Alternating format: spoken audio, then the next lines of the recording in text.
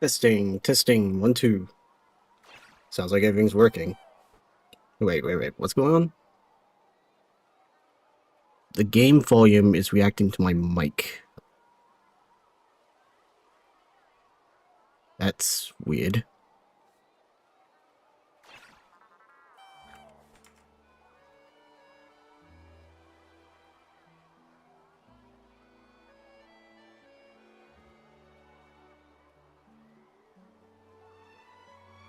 Testing.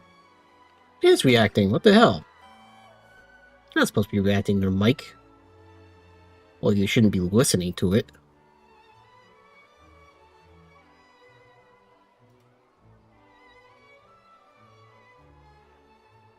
Oh, that happened. You're not supposed to be listening to OBS, you idiot. Sorry, it knows what the Elgato software. For some reason, is listening to it. Still is, even though I just turned it off.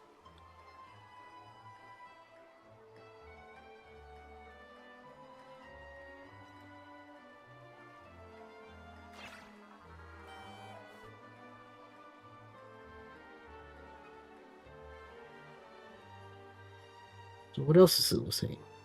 Ah, fixed it. How weird. That's never happened before.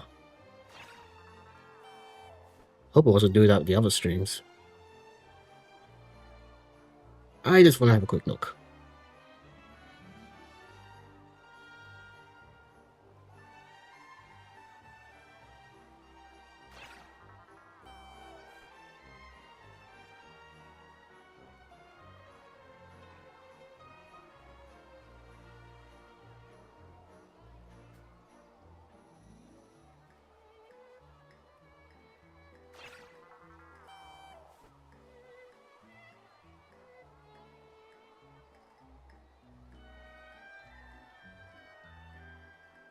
Okay, good. It wasn't doing it when I was live streaming Metaphor. I don't know why. Sometimes the labeling software can be so finicky. Like, one day you just turn on and suddenly the game is listening to the mic when it shouldn't be.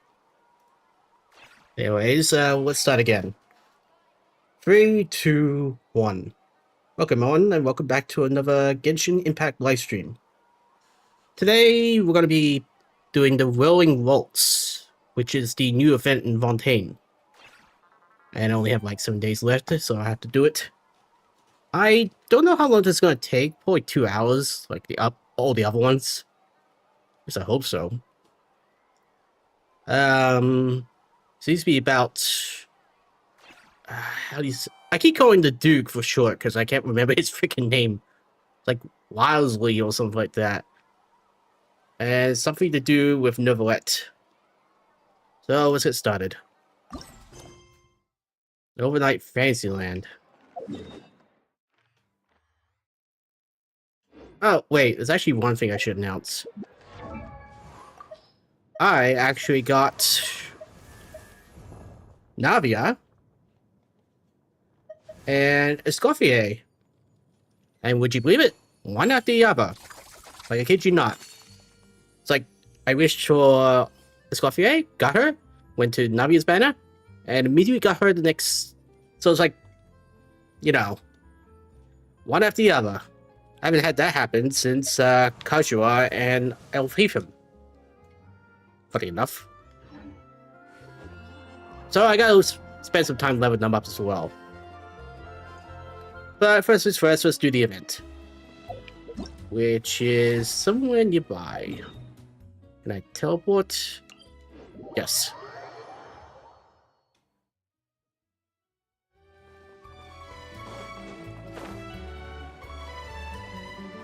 It's good days when you can get 2 characters at once, especially one after the other, and not like, you know, like freaking 80 pools, like I have been the last few gachas. Stand over there. Want to grab a copy of the Steambird? No, Paimon. We know our Fontanian friends love a little drama. There's no way they let their readers down. Oh, fine. Isn't that Charlotte? And standing next to her, surely that can't be Kinich? How about... Lost treasure resurfaces at last. Behold the beauty of the Remurian teacup.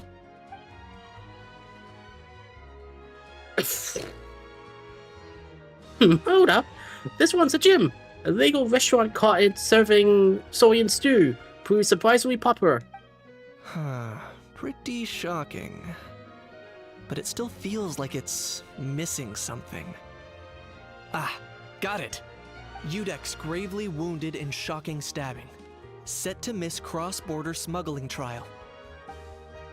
My oh my, that can't be for real. Ah, fine. I hate to admit it, but you won this one. Huh? What? Did Paimon hear that right? Neuvillette was stabbed and gravely wounded? Yeah, a miracle, considering he's a dragon. No, surely that can't be right. Can it? It is well toast. Ah, I thought I heard familiar voices. Well, but isn't Samoas and Paimon? What up?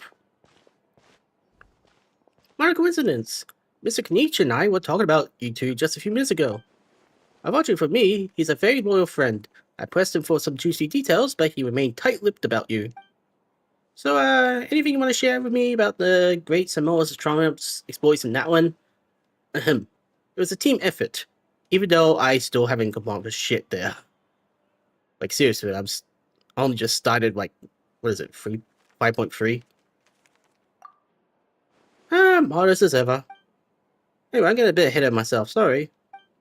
Let me backtrack a little. Hi, you two, it's been ages. What brings you back to Fontaine? Hey there, you two. Fancy running into you here. What a pleasant surprise. Yeah, that, and also a less than pleasant shock. What the heck was all that about a Saurian meat restaurant and the Udex getting stabbed? Please say you weren't being serious. Oh, that? We were just trading tabloid headlines. Is that what you're just talking about? Trading tabloid headlines? Yeah. Charlotte and I were having a little contest to see who could find the most ridiculous fake news stories. Either I got lucky, or I have a knack for honing in on the most outrageous material. Ah, I'm sorry you had to see such an unflattering side to Fontaine, Mr. Kinich. These third-rate tabloids write the headlines purely to shock and scandalize. All they care about is grabbing your attention to boost their sales. The ones who still got a shred of integrity will, at least, clarify the truth in the main body of the article, although the misleading headline is still an underhanded trick to draw readers in. But others, like the one we just reading aloud, has no qualms about making outright fabrications. If I had to quantify it, I'd say about 1% of what they write is the truth. That's pretty lenient of you, Mr. Kinich. Huh? Him? Lenient? Oh, you gotta be kidding! Ah! And he's here too. Don't get me wrong. I'm not trying to give credit to these so-called news stories for occasionally including a grain of truth. All I'm saying is, even the wildest leaps of the human imagination are always rooted in reality.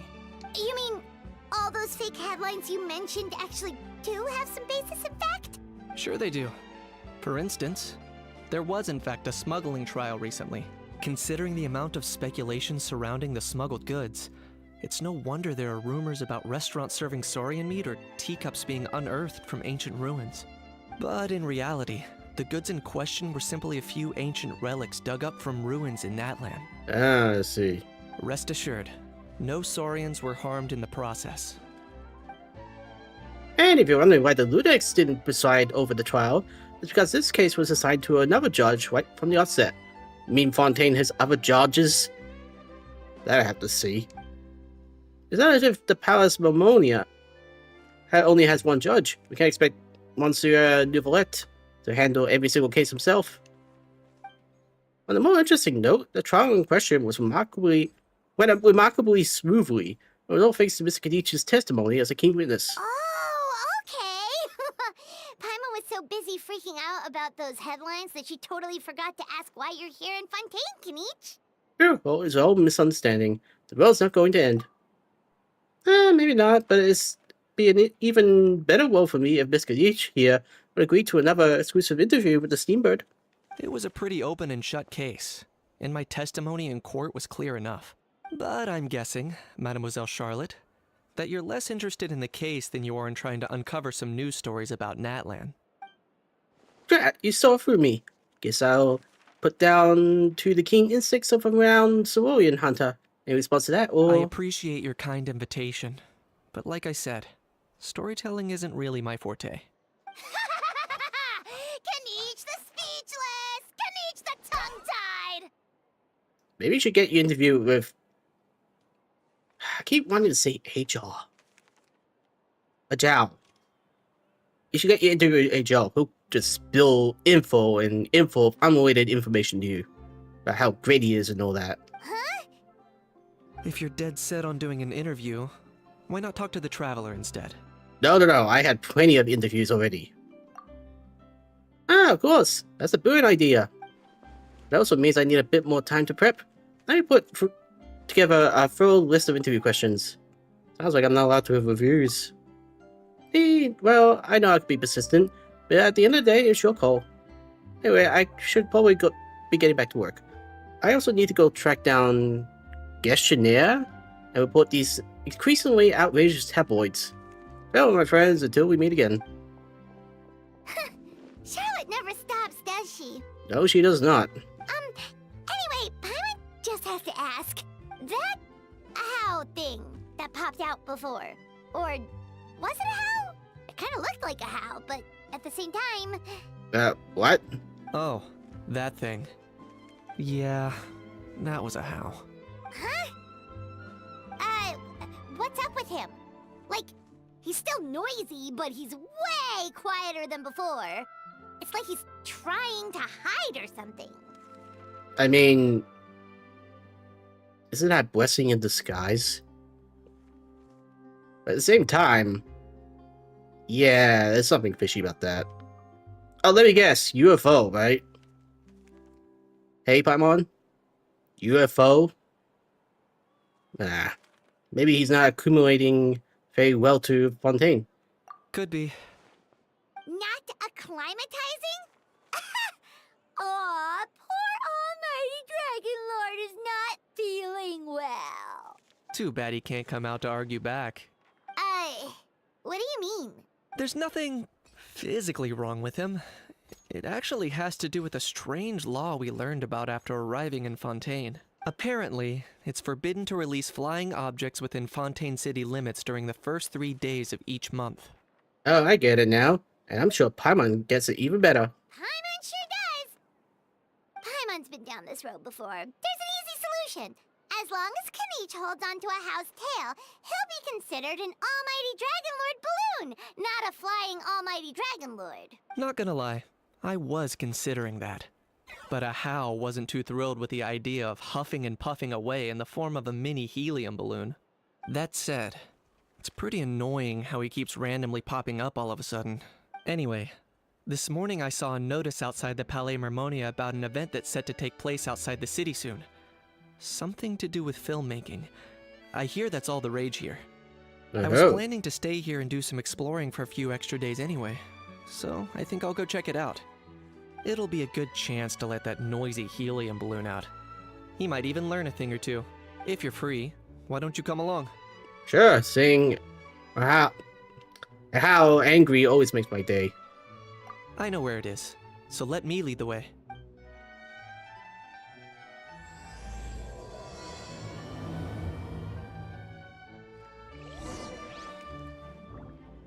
Yeah, I think I know where it is.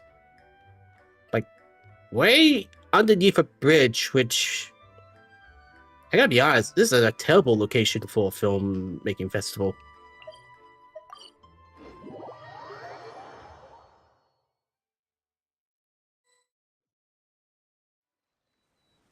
Looks like I remembered correctly.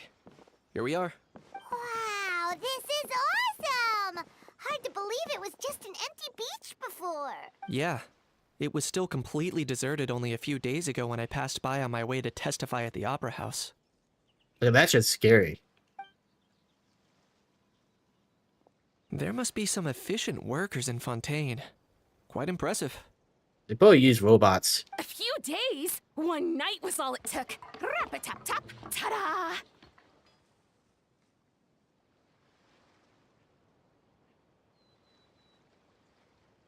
You're a robot, aren't you? But is this all it takes to blow people away? Oh, no, no, no. Given my past experience, I can't let myself get carried away. Something oddly familiar about the way you talk. Well, I can't believe you actually remember me. It's me, Lepine Pauline. That's right, the unlucky one. I don't remember you. Good to see you again. The prototype lens has come. Oh, wait, now I remember. Came in handy right away? Of course! How else would we have managed to build Fantasyland in a single night? By fantasy? Fantasyland? At least that's how I like to think of it myself. A magical land of fantasy, the stuff of film buffs' dreams. I know it sounds like I'm laying it on thick, but that really is the goal here. As you can see, the theme of this amusement park is Fontanian filmmaking, a place for all film lovers to come together and co-construct a world of dreams. Well, it's a nice start, but I don't see anything remotely to do with filmmaking here. Co-construct? Well, that's a relief. Sounds like you're sharing the cost this time rather than pouring your entire life savings into a single project. Nope! I might be inviting others to help fund this, but that doesn't mean I haven't thrown all my life savings into it too! Okay, you're stupid. Huh? You've got to be kidding. Ha! Look at you, puny little humans. Recklessly betting your entire future against some stupid vanity project. If you're expecting even an ounce of sympathy from the almighty Dragon Lord, dream on! Mockery is all you shall get, straight from the heart! Sorry, just ignore that little gizmoid. He likes to butt in occasionally. Do go on. I'm surprised she didn't say anything about that. Gizmoid? Who you calling Gizmoid? You're the Gizmoid! You're the Gizloid. Wow! That's quite a nifty mecha you've got yourself there. Is it some sort of smart personal assistant? You ought to let Miss Charlotte see your cool gadget. Who knows? Maybe you could even look into mass production. Mass production? Ugh, insolent, vulgar, and disrespectful! I, the almighty Dragon Lord, am one of a kind! There has never been another like me, nor will there ever be! And another thing, smart is the understatement of the century! I don't know, that seems like you should be taking the compliment. No one else would ever say it ever again. I shall have you know that I am Kahulahau, forebear of ancient wisdom! I lived for eons long before any of you were born! What? Heavens above! I beg your pardon, forebear of ancient wisdom. Please, I meant no offense. Idiot meets idiot. What's all the fuss?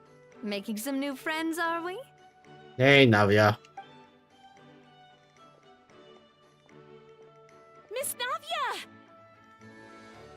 Allow me to introduce the star behind all the work that's gone into this venue.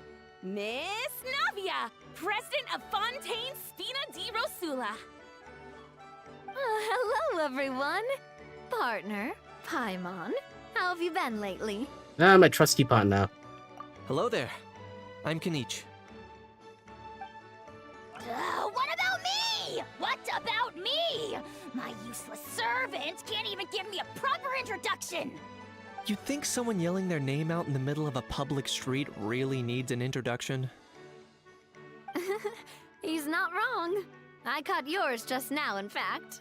So, you must be the almighty Dragon Lord, Mr. Ahau. It's a pleasure to meet you.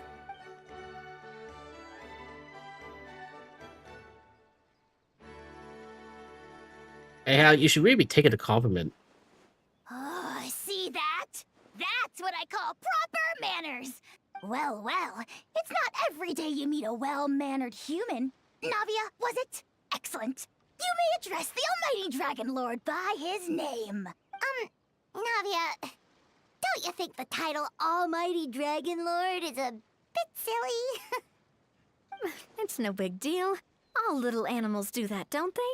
I mean, try to puff themselves up to look more impressive. And now you're removed from Hal's Christmas list. How totally being treated like a little cuddly pet. Anyway, it's all thanks to Miss Navia and the Spina di Rosula that Fantasyland's gotten up and running in the space of a single night. Honestly, thank heavens! After all that paperwork and endless waiting, the event and venue finally got the green light. I couldn't wait a moment longer. The second the approval came through, I reached out to President Navia hoping she could lend a hand. After all, who else but the Spina di Rosula would indulge such impulsive demands? This is getting depressing. Sorry, traveler. Miss Lapine Pauline sometimes gets a bit overwhelmed by her own excitement, as you can see. I'm guessing she hasn't gone into much detail about the event yet, so let me fill you in. In short, the Cheval Moran Film Fantasyland is a fan convention that's open to film enthusiasts from all over Tevat. Miss Lapine Pauline is hosting this event, and also providing technical support. Huh? Cheval Moran? That's right, the one and only Surintendant Cheval Moran. After much persistence and many solicitations, I finally obtained Lady Farina's permission to use the image of her close friend. Okay. Not only is our adorable mascot drawing in fans by the minute, but she's also boosting her own popularity. And that was always the goal, a win-win arrangement. And she agreed to Escoffier to be the restaurant host of this event. I just saw her. It's been a while since we last met, but still, it's a surprise to hear Lapine Pauline coming out with such sensible ideas. By the way, Miss Lapine Pauline, have you decided to switch careers and go into film tech? Not exactly. By chance, one of the prototype lenses I developed caught a photographer's eye, and it's now being used for the latest cinematic productions. Thanks to this unexpected opportunity, I've had the chance to invent various film-related equipment and props. That's right. So don't underestimate Miss Lapine Pauline, our resident engineer.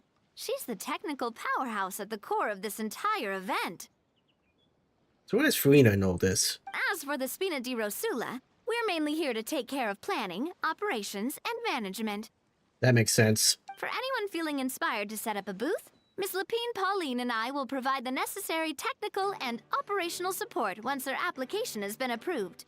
By the way, traveler, are you at all interested in taking part? I mean, if it comes with Primo Gyms, I'm all in. It would be a chance for you to earn some extra income. Plus, with your skills, I'm sure you could bring something special to the table. Sounds like a lot of fun. Paimon would be even more tempted if you were to, say, throw in one of those fancy feasts she's seen in those gourmet food reels. You mean the fake ones? With plastic in it? Well, as it happens, that'll be a piece of cake. Everyone needs to eat, whether they be tourists or the stall owners themselves. So thanks to Miss Navia's help, we've managed to invite none other than the celebrity chef, Miss Escoffier, to run our theme restaurant. Look over there! What? You! Yes, you! For the last time, the ingredients have to be in the right ratio! Get it right next time, or you might as well just lie down on the chopping board yourself. Same as always.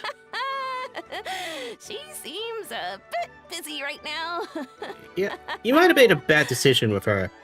Because if you're hosting a theme park, they're not going to tolerate a chef yelling at her co-workers. Well, I'm sold. I think I'll make a How go be her assistant. Oh, that would be a challenge. You little... What's your game here? Demoiselle, sorry to bother you, but there's an issue over here that requires your personal attention. Apologies. Looks like it's back to work with me. Please feel free to take a gander at what we've got. Anyway, if you're interested in taking part, come find me later. Sure thing.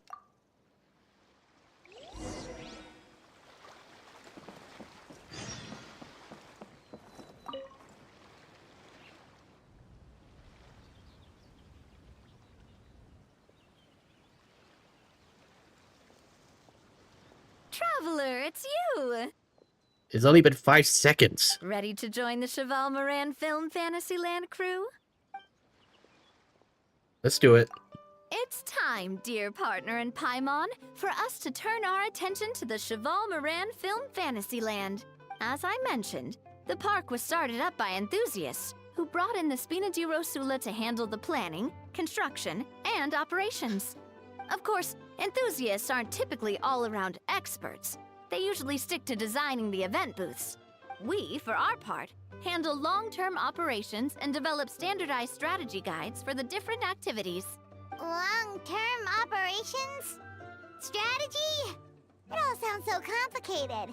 We spend most of our time adventuring, and we barely have any experience running a stall. Do you think we can handle this? Not every big boss went to business school, you know. That's more like it. You've seen it all before, haven't you, partner? I'd even go as far as to say you've shaped some of Tevat's biggest business ventures. I guess. Anyway, first things first. Let's get an overview of how the whole festival's gonna be run.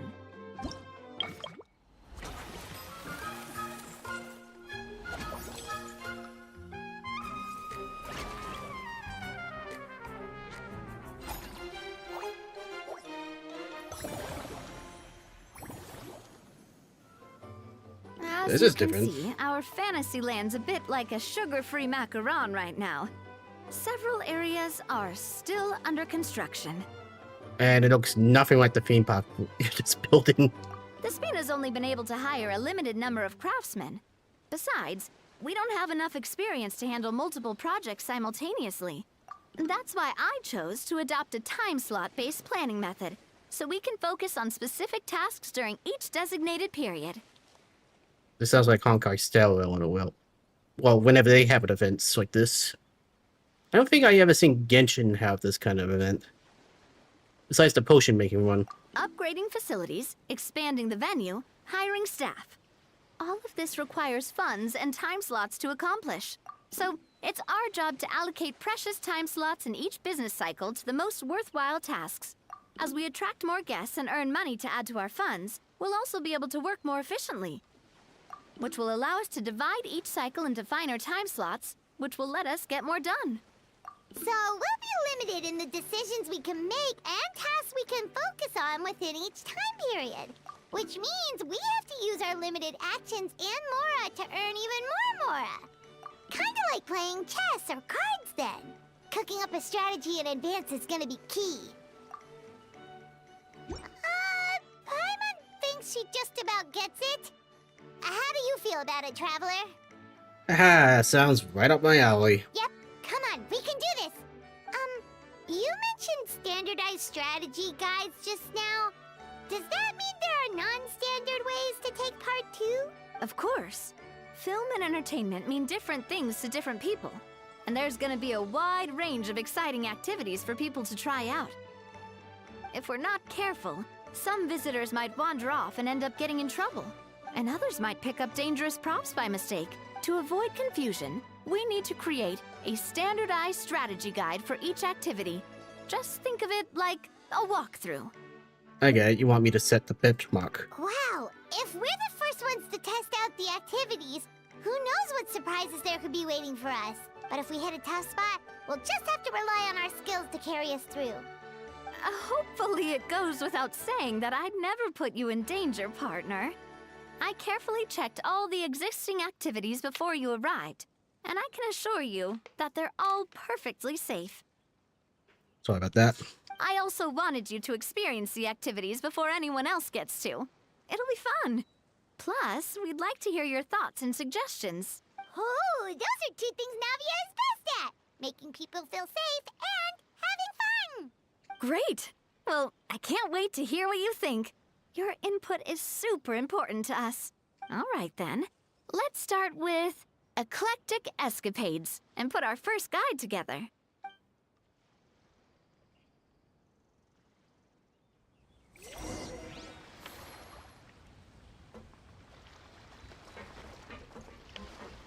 And apparently I can talk to her as well. Alright, let's see what I'm dealing with. Greetings. Apologies if you overheard my harsh words just now, but I assure you it is entirely necessary. You're in a theme park. You shouldn't be yelling like this. The sheer lack of standards here will be the death of me. Do you have any idea of the kind of customers I'm gonna get with how lax things are at the moment? The ones that leave their guns behind by accident, and then come back to collect them later bringing ammunition with them. Jeez. Yeah, that's the kind of customer you wouldn't forget in a hurry. Oh. Wait, has that happened before? No, it's just the mention of guns reminded me. Someone did actually leave their gun nearby. That's stupid. Huh? Just before we started setting up, as we were cleaning up the site, someone stumbled upon a mysterious locked box. It didn't look like something from Fontaine, though. It had more of a Natlanese vibe. Aoife? Oh? Do you think a foreign tourist might have left it behind? That's what I assumed at first. But the box was buried beneath a pile of wooden planks, rocks, and whatnot, so it seemed like someone deliberately hid it there. Oh, someone's planning to assassinate someone? But I didn't see much point in speculating, so the best thing I could think of was to hand it over to the authorities. I trekked all the way over to the Palais Mermonia just to hand it in.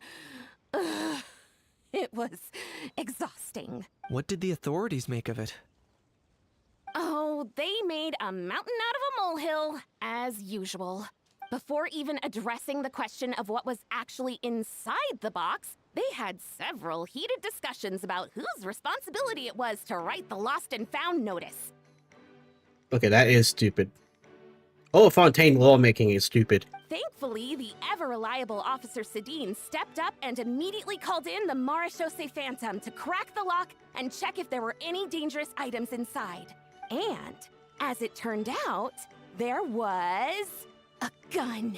Wow, that's a dangerous item, all right. Mind if I ask what kind of gun it was?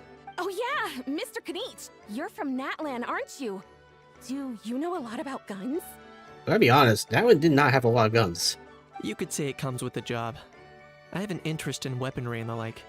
Ugh, such a spoiled brat. What, are the toys I gave you not good enough for you anymore? Yep, got sick of those long ago. You little... Don't dare you turn your nose up at my gifts! Why, Time for a timeout, old-timer. Why were you giving Kanich gifts? Sorry, where were we? Oh yeah, do you recall what the gun looked like? It's a bit hard to describe. If you ask me, it didn't even really look like a gun.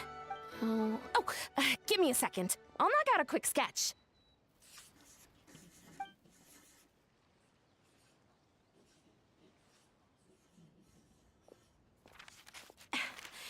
Something like this. Hmm. Whoa, it's so neat and precise. Sketched by a professional engineer, after all. It's nothing. Sorry. Is something wrong with my drawing? I know it doesn't really look like a gun, but I assure you, this is exactly what it looked like. And it certainly could shoot as well, too. I confirmed that with the officer from the Marechaussee Phantom. Sounds like the weapon discharged when you were holding it. No, quite the opposite. The features are very accurate, and it is definitely from Natlan. Please, don't mind me. I'm just taking a moment to admire it. What? Thanks a lot, Lapine, Pauline. I should be the one thanking you. Thank you, and everyone else for your support. Don't mention it. Besides, we haven't really done anything. Not at all. The buzz and excitement you guys bring is exactly what this event needs. Oh dear, I'm starting to feel a bit guilty watching everyone else toil away. Guess it's about time I got back to work too. Yeah, I got a good question. How is that who you're gonna bring tourists here? Because the only way I can imagine is by boat. The bridge is useless because it goes up to the mountain, and then you expect the tourists to climb down to the beach level. That's not gonna draw in a lot of people. But just before I go, one last thing. Traveler, it's wonderful to see you. Here's to a successful collaboration. Bye. Alright, Kanish, what did you want?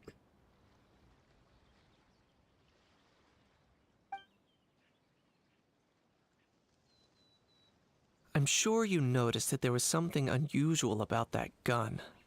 It looked ancient? Correct. It's most likely an old weapon dug up from some ancient dragon ruins. Based on my experience, it might be more accurate to refer to it as a hand cannon. But in Fontaine terms, it's not wrong to call it a gun. Given why I came here, don't you think it's curious that an ancient dragon relic of unknown origin would turn up like this, out of the blue? I suspect this gun might have something to do with that smuggling case. It might have slipped through the cracks. Time is of the essence, so I'd like to head over to the Palais Mermonia to verify my suspicions. I think I'll join you. Perfect. Then we can head out right away. Or, if you want to catch up with your friends first, I can wait. Alright, let's try this business thing. You got anything to say? The fresh vegetables from the new batch are exceptional quality. I just wish I could say the same about the new staff.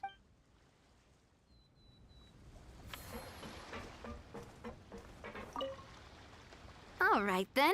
Time to try out Eclectic Escapades. I'll leave the strategy guide to you guys.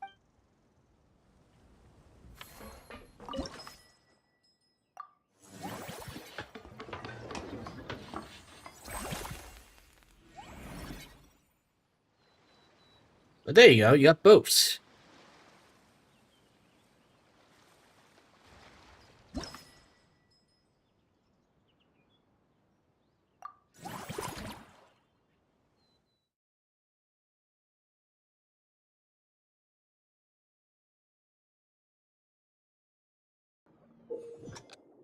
Wait, what?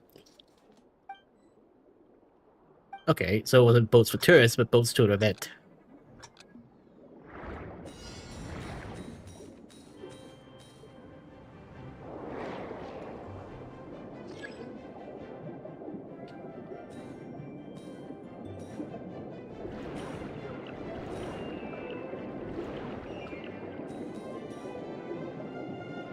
Oh, great, there's barriers here too.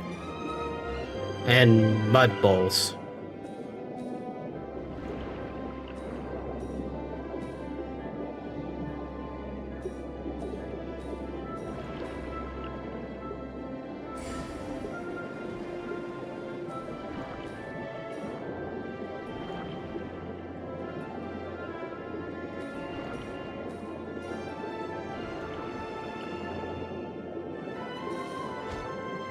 Oops.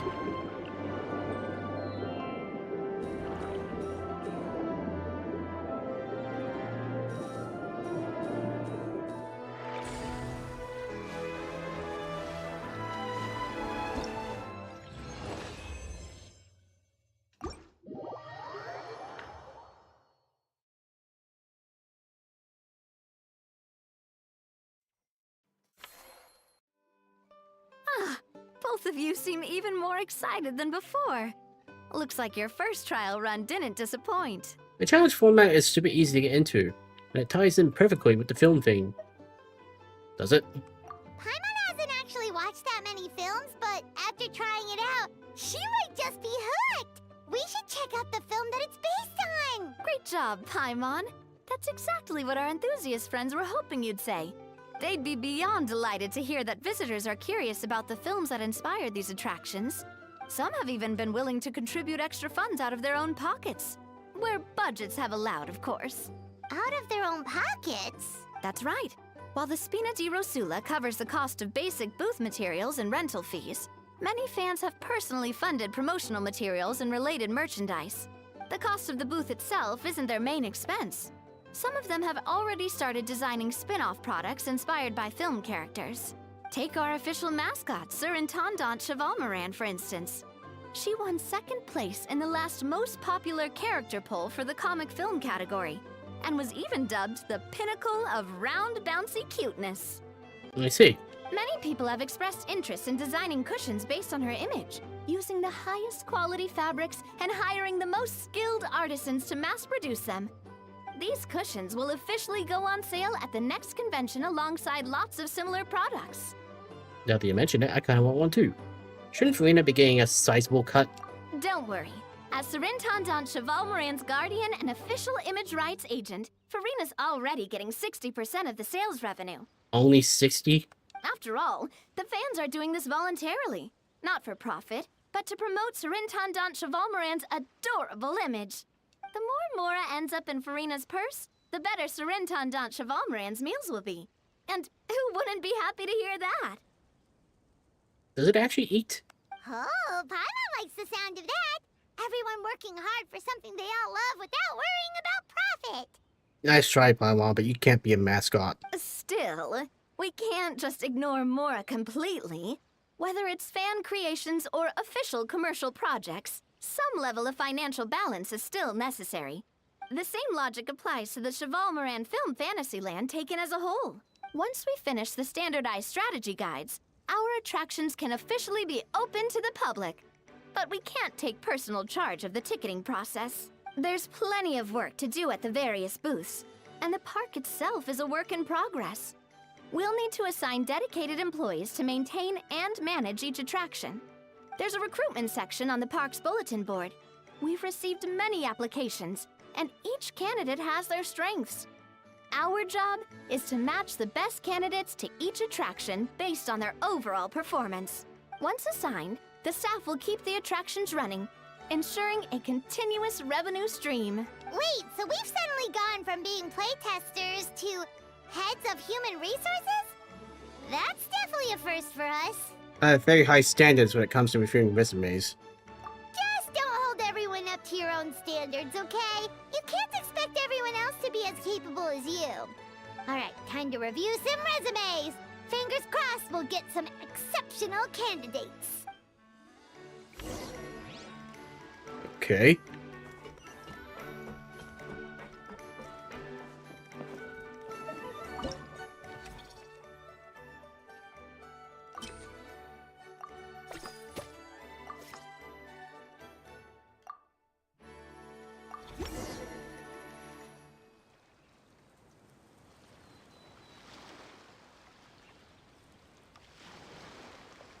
Looks like this particular employee is really getting into their role. You should then success the job. You're both doing great. You sound more like bosses than I do. Well, I'll be quick to fire her as soon as someone I know shows up. In any case, with this, the Cheval Moran Film Fantasyland is now officially open. Running a theme park is a long-term project. You won't make much if you try and rush it. We're just about done with our current work setup, so let's take a short break and wait for this cycle's revenue report to come in.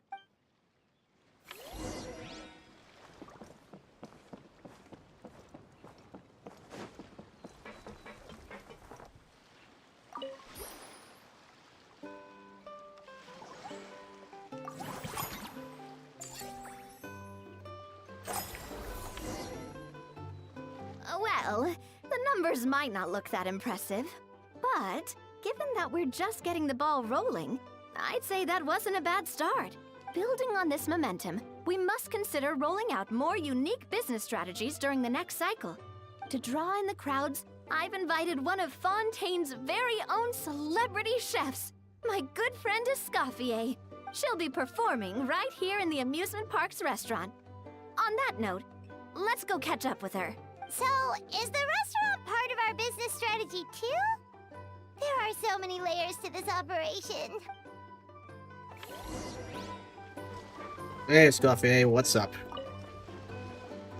The restaurant is up to standard, and the waterside location will make for a unique dining experience. The beautiful scenic reflections in the water create a stunning backdrop, lifting diners' spirits and allowing them to truly savor their meals. Or at least they would.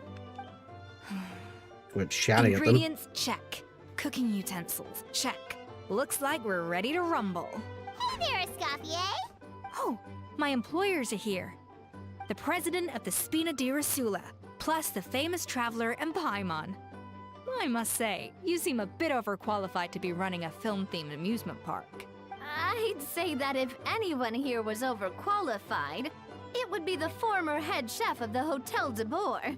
Wherever you walk, the aroma of fine cuisine follows in your wake. Let's get back to business. I'm guessing you want the traveler to help me decide the theme dish for each cycle, right? Theme dish. This is the business strategy I mentioned earlier. Using Escoffier's top-tier dishes to attract more visitors to the park. But this isn't just about attracting visitors. Her culinary masterpieces will surely have other surprising effects. Just imagine, Paimon, if all you needed was a single ticket to enjoy all the attractions and taste all the legendary food.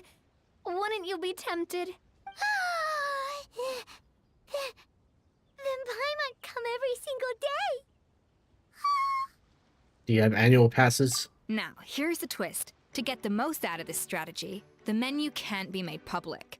Based on research by a certain food branding consultant, many restaurants have started offering a special chef surprise dish. So give me some inspiration every few business cycles, and I'll decide on our next theme dish. Oh no, I don't want to be cooking. Now then, give me your hand. My hand?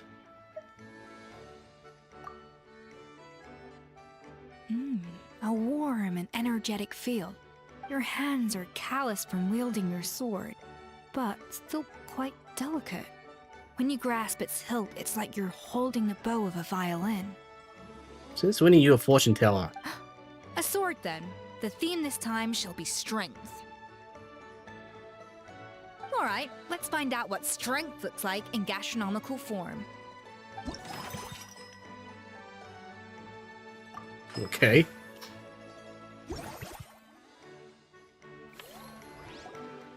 I've refined the sauce for these barbecue ribs. It's a richer flavor than the classic version, but not at all greasy. The mint extract in the seasoning leaves a refreshing aftertaste, perfect for indulging yourself after a fun-filled day. But if you ask me, I'd say the artisans need these more than the guests. The artisans? As I'm sure you've noticed, this park isn't quite finished. A serving of these barbecue ribs should help the artisans replenish their strength much more quickly. As their bosses, you have an obligation to provide meals for them. So why not invite them to dine here?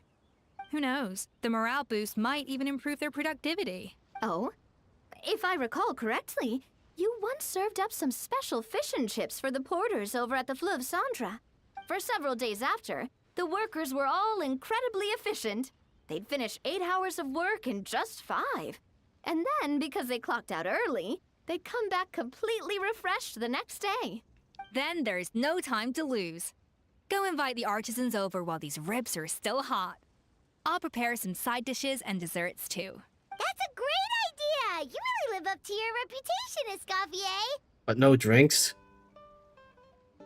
Looks like these themed dishes are gonna make a huge difference after all. We'll have to make sure we check in with you regularly. The artisans are pumped and ready to roll thanks to that themed dish. And perfect timing, too. Let's take this chance to take the facilities of our eclectic escapades to the next level.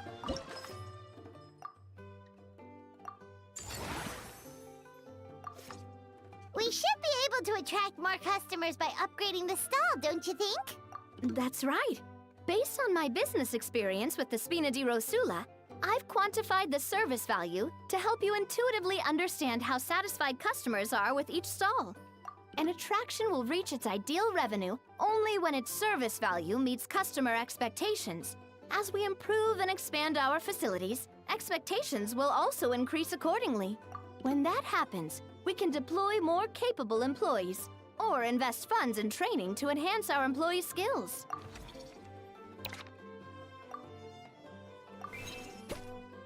Yeah, she's maxed out.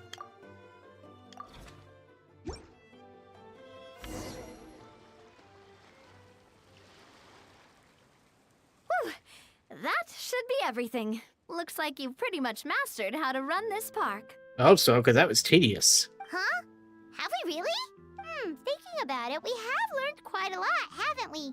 Could have done it with obvious guidance. Oh, not at all. I wouldn't say I taught you much. Your intuition's been guiding the way mostly. I imagine long-term operations sounded like a scary prospect the first time I mentioned it, huh? But don't let that scare you. Just break things down into smaller steps and tackle them one at a time. Even if you're not a genius or naturally gifted, you'll get it done in the end. Whoa, seeing your own progress has really got Paimon fired up! Actually, she's gonna jot your words of encouragement right down. From here on out, we'll be running the Cheval Moran Film Fantasyland together.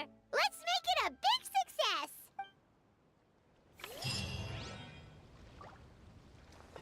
Alright.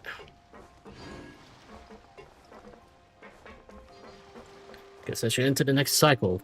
Oh, wait.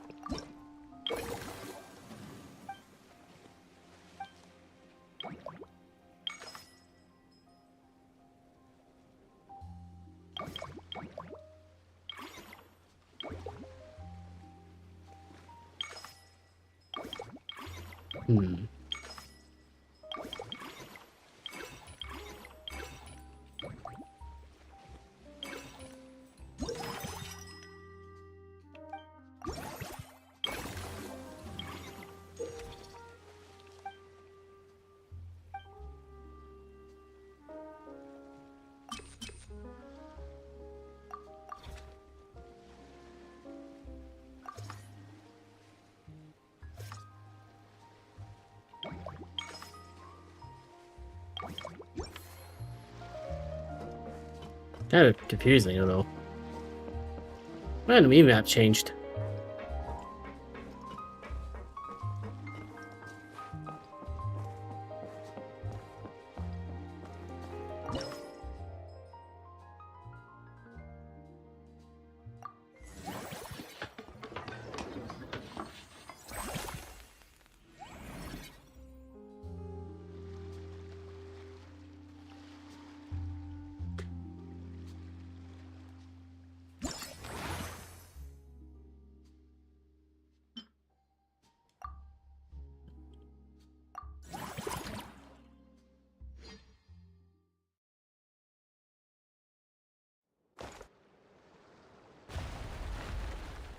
Please don't tell me it's a battle. No, it doesn't move yet. Uh-oh.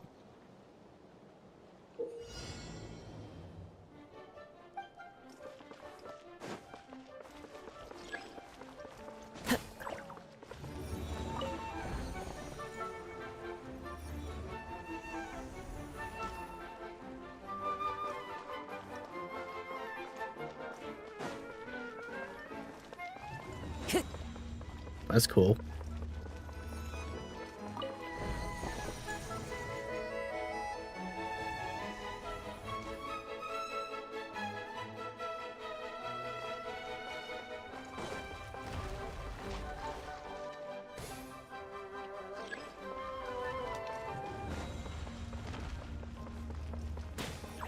Ow.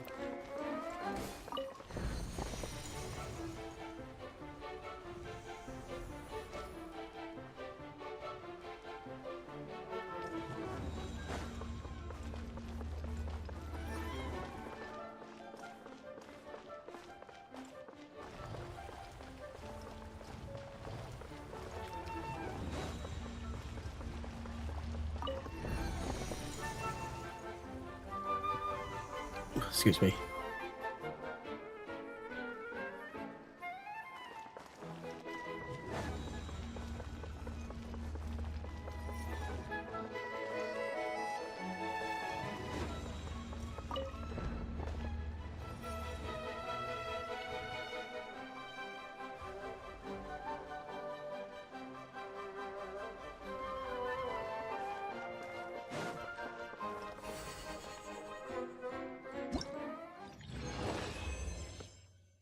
Not bad.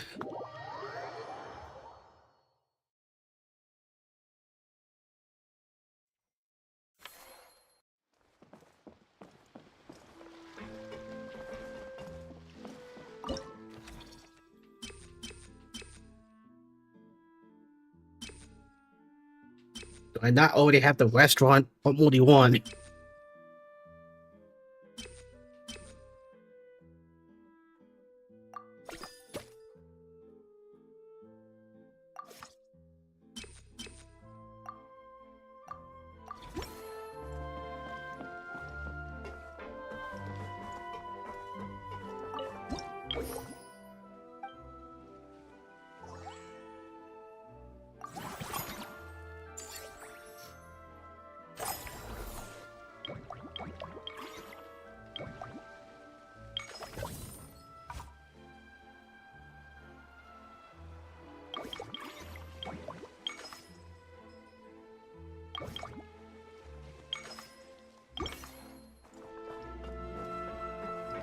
Let's try to unlock everything first.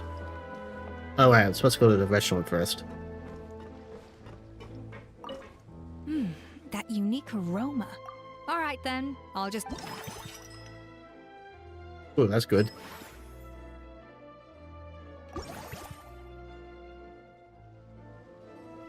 Bit slow.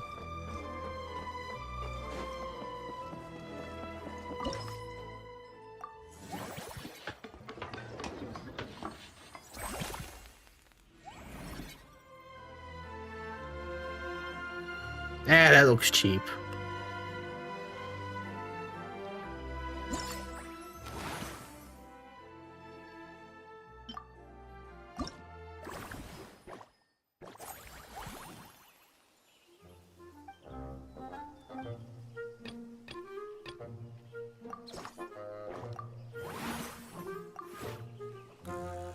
Interesting.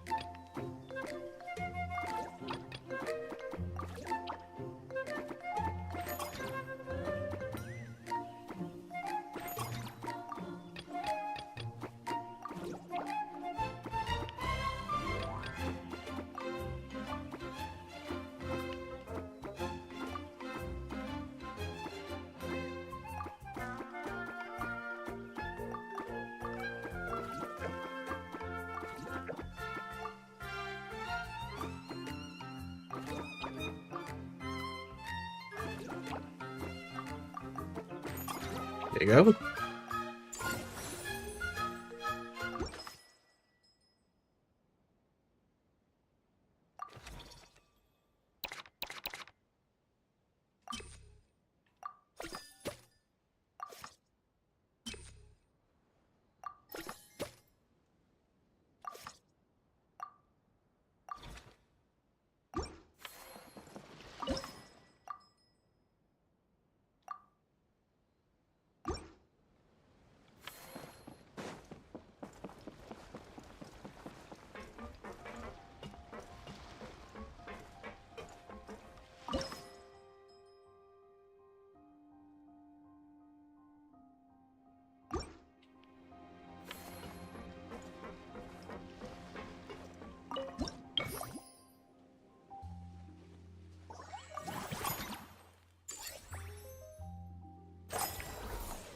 We got a lot more now.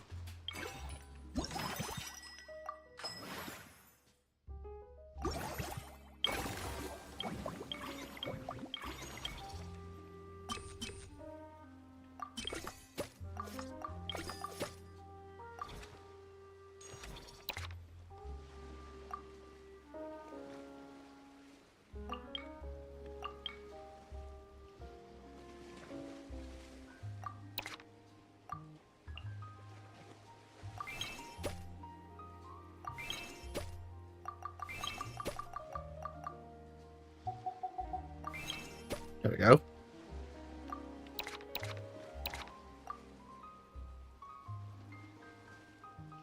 The rage is higher, but the service value is higher.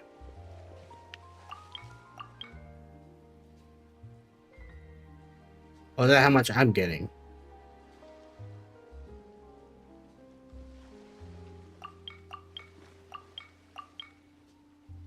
That seems to be the case.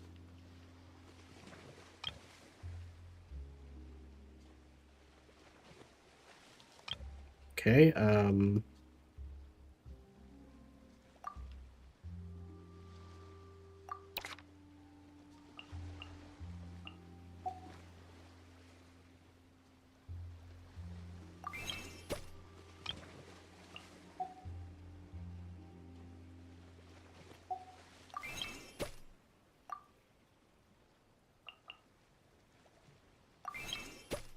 there we go.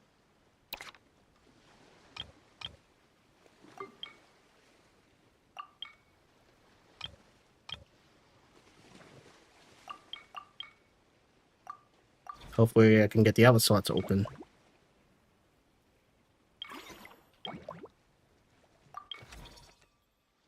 Ooh, I can get a bow with this. I'll grab everything later.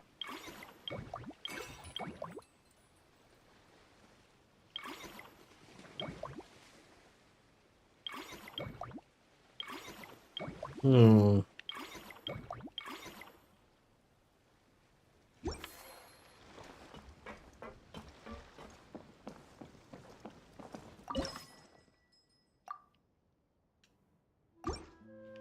Can't spend, but oh well.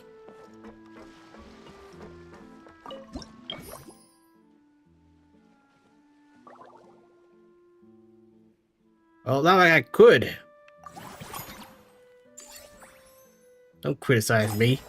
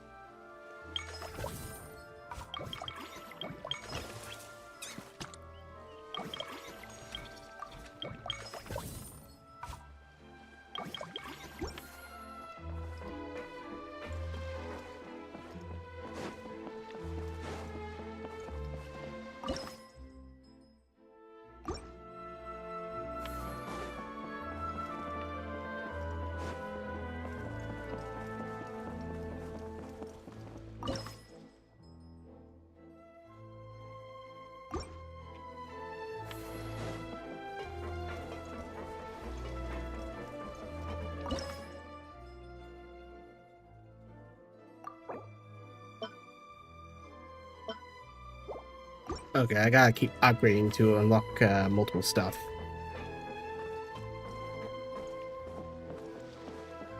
I feel like the action points are a bit useless in this case.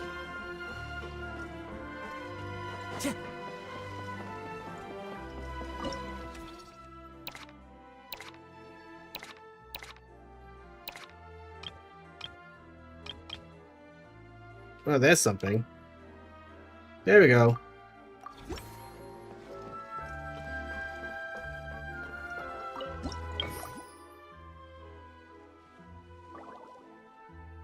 Well, what am I supposed to do when I can't spend them?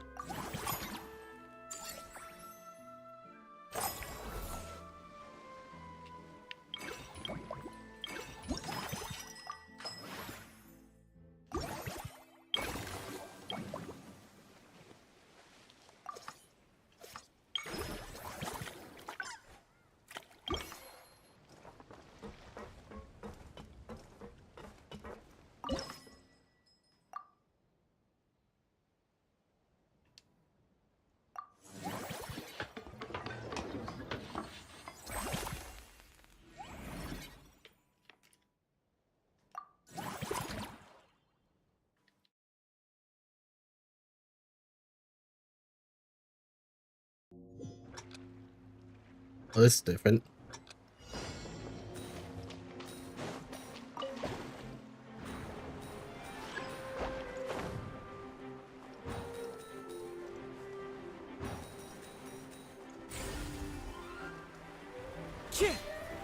Time to go.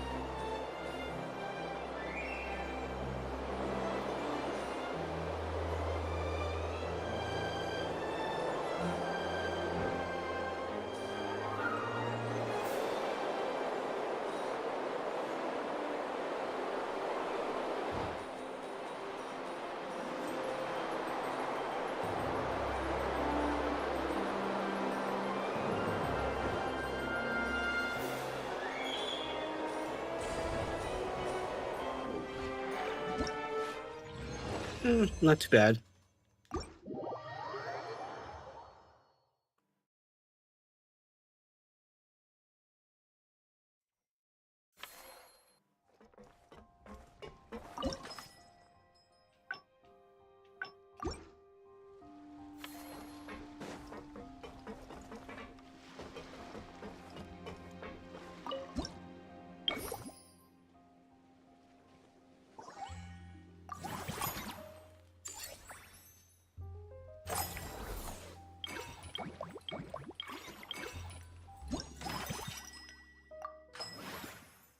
Okay, gotta upgrade that next.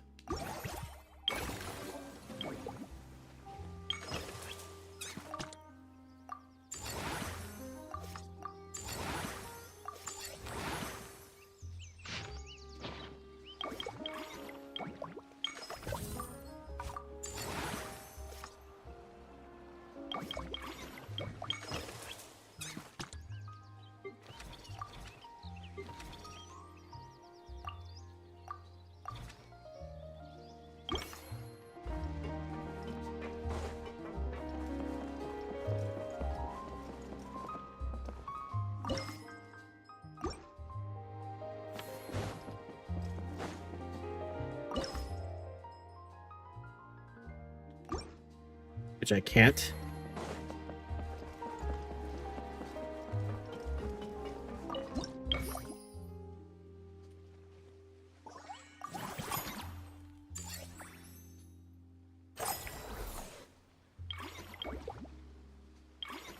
Let me guess, movie masterpieces? Oh, guess not.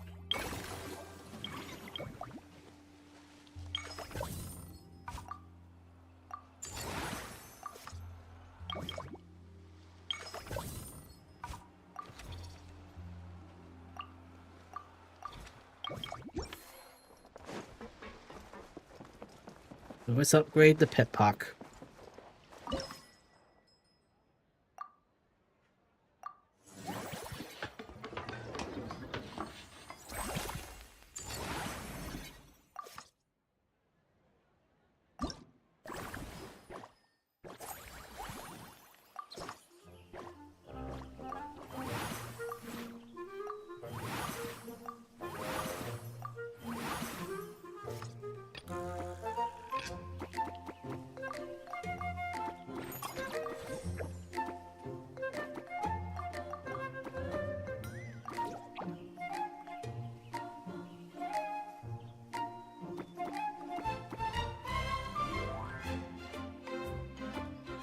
I don't have any other unique, so yeah.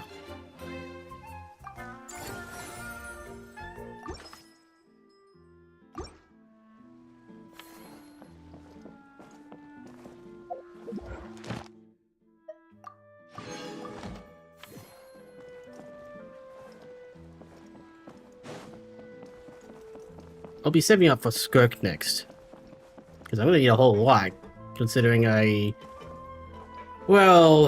considering that I don't have 50-50. And I got lucky with Navia, so extremely lucky with Navia.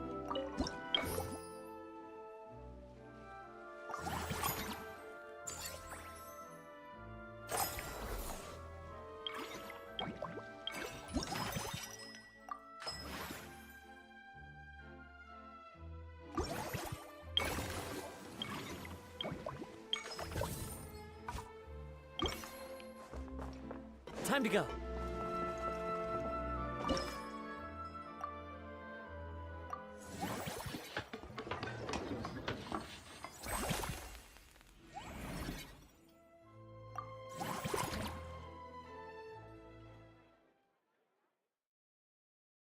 I need a second.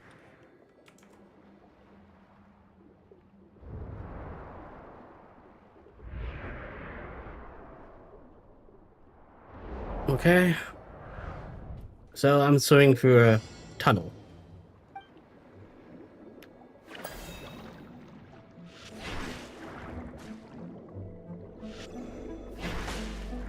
Okay. Oh. Bit misleading.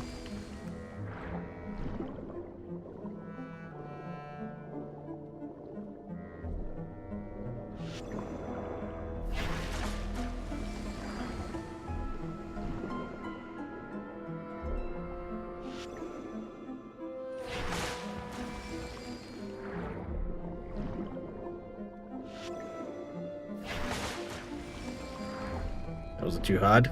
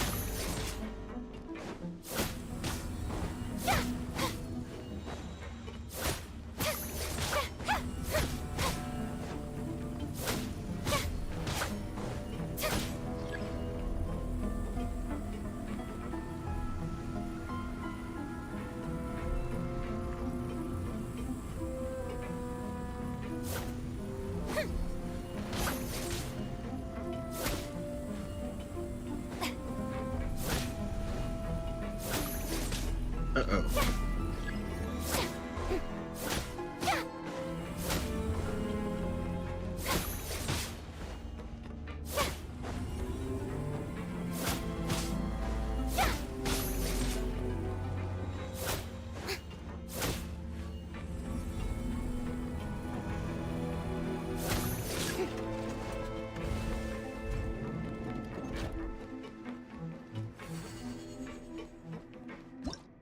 Cool.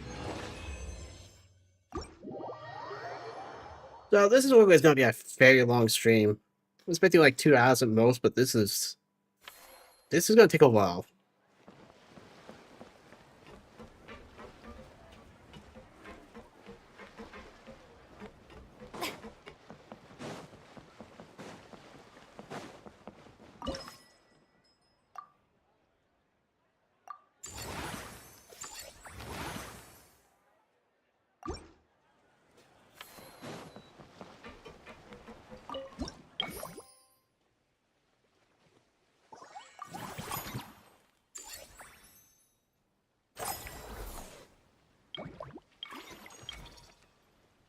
Okay, we can hire new people.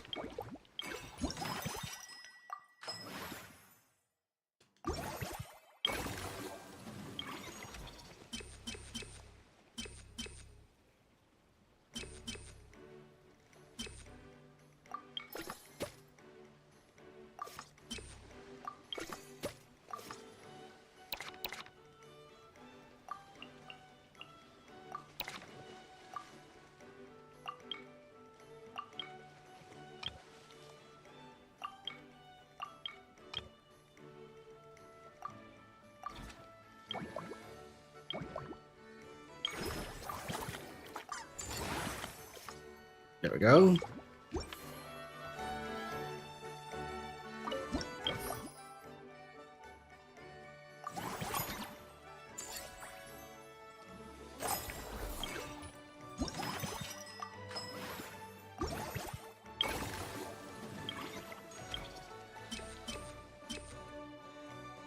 Hmm.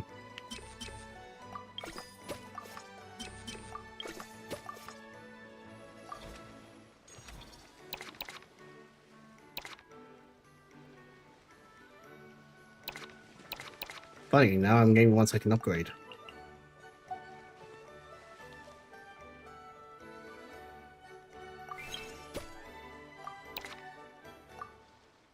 Sorry, Marine.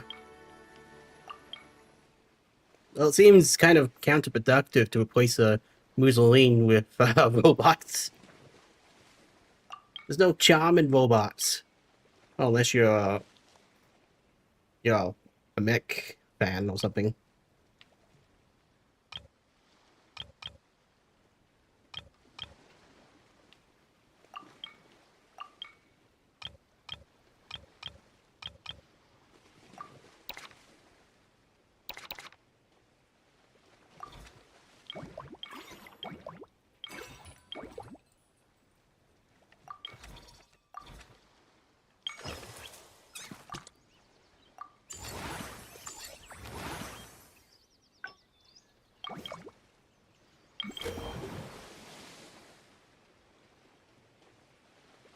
Now you tell me.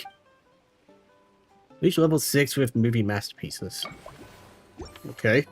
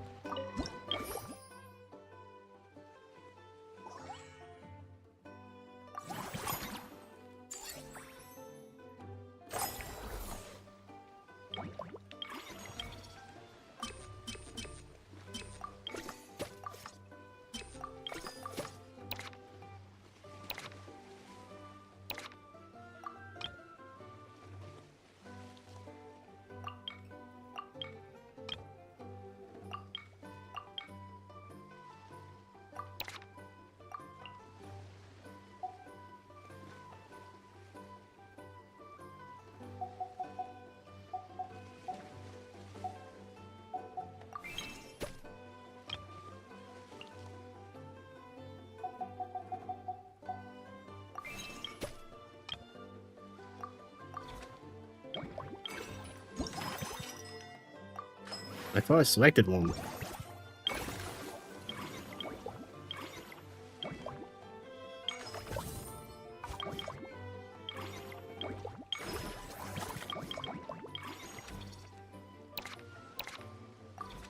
Tea parties are a must for the...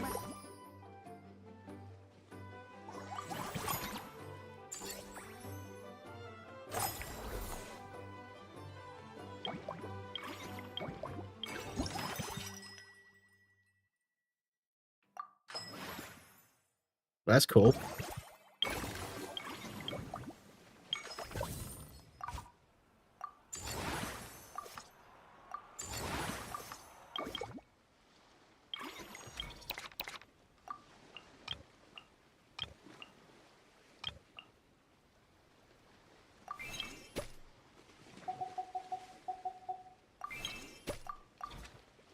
Mannered. If you'd like to learn the proper etiquette, I'd be happy to teach you. Didn't mean you do that.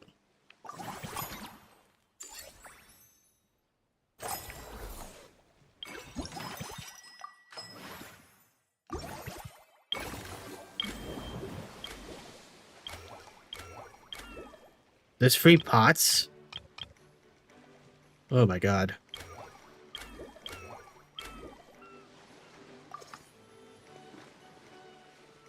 I got 14 points now.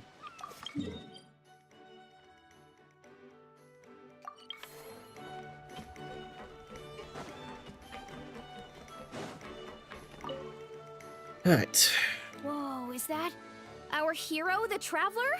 And Paimon, too! Hello, Vanessa. Oh, I guess I shouldn't be too surprised. Mrs. Coiffier already told me you were the big boss here. And it figures you would come to her. But when I saw you just now, I forgot myself for a moment.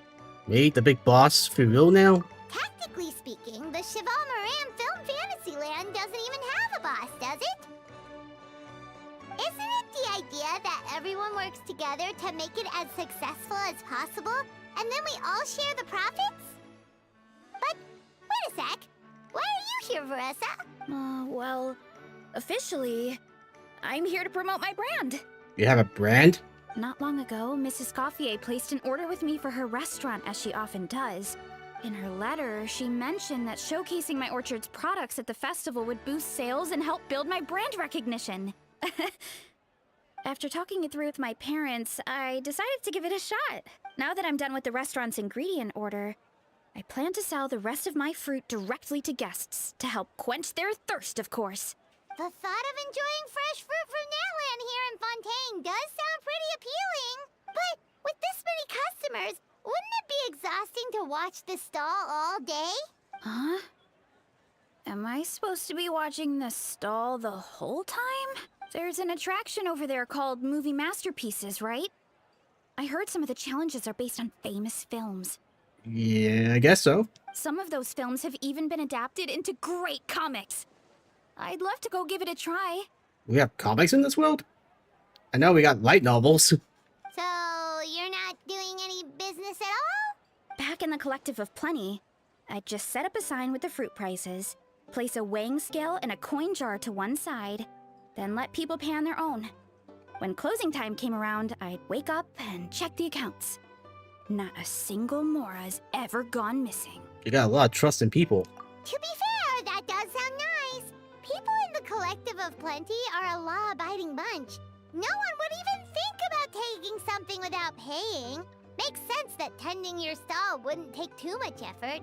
Fontanian customers are no doubt trustworthy too, but let's just say they're not used to self-service shopping. Plus, if you just leave the stall unattended as a Natlanese merchant, people here might think you're gone for good. In that case, I'd better start acting the part. But I'll need to buy some things in the city before I officially open for business. I promised to bring back some Fontanian clockwork mecha for Kochi-an-san. Oh, and I also wanted to try a few rounds of movie masterpieces. After that, I should be able to focus on my business without getting distracted. We're a talented pair of shoppers. We might not be locals, but we've explored Fontaine quite a bit. We know our way around pretty well. In that case, give me a moment to get some extra fruit, a price list, and my coin jar set up. I get to go shopping with the Traveler! Nice. Glad you're happy.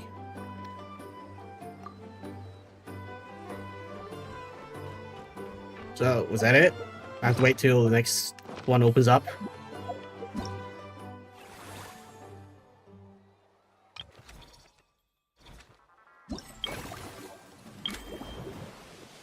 Yeah, I guess so.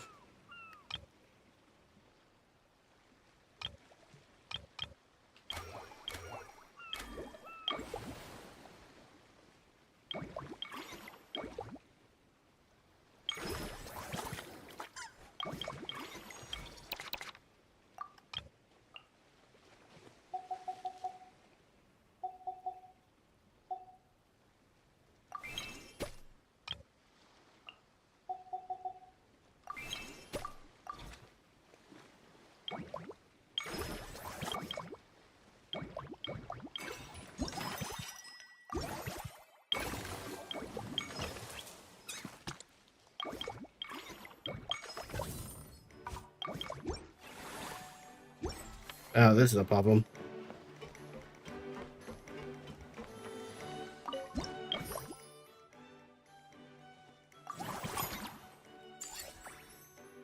Don't blame me for the lack of action points if I can't afford it.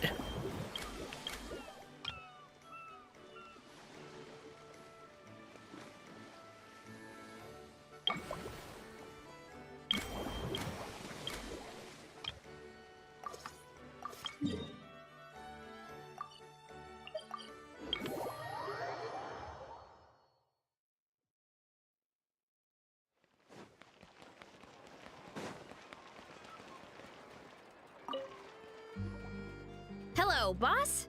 I'm from the Collective of Plenty. You might recall receiving a letter from us requesting you to design some components. Wait a sec. Why does Ian-san need clockwork mecha? Is she planning to build some kind of robotic personal trainer? Nothing like that. Our coach just wants to fine-tune her gym equipment so people can target different muscle groups more easily. Just 1 second.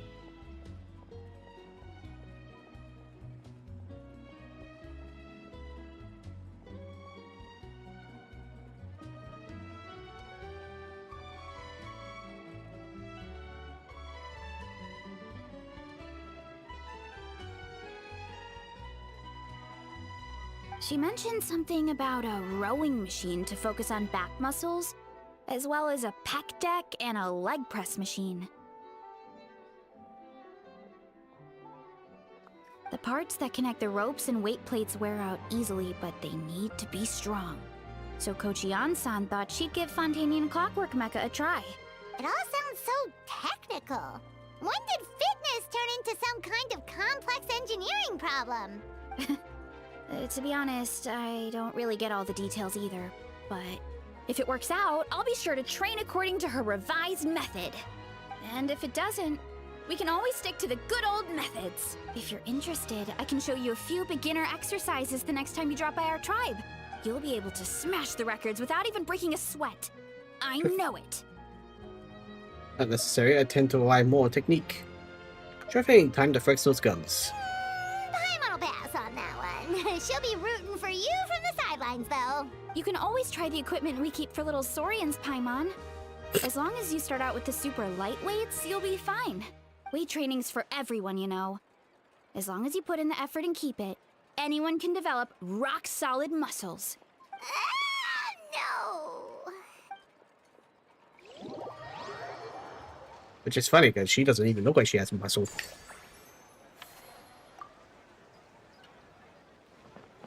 Okay,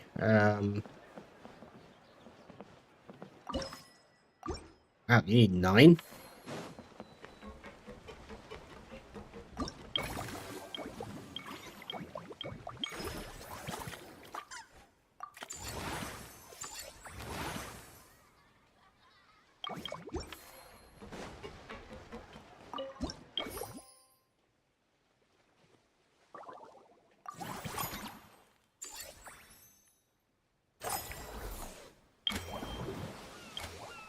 Oh, there we are.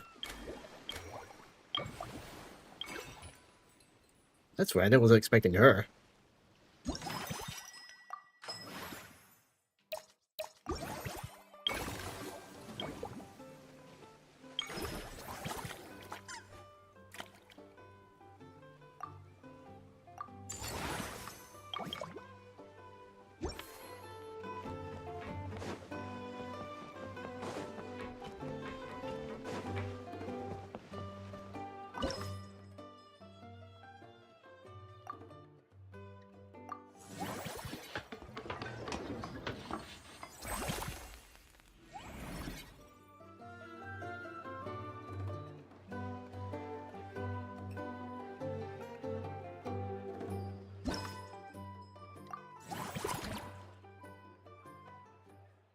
Right now, I think the event doesn't really do a good job between revenue and action points. So I'm being belittled every time I miss it. Or I don't spend. Which is kind of hard when you don't have money to spend. It's like I get in trouble just for trained workers. Oops.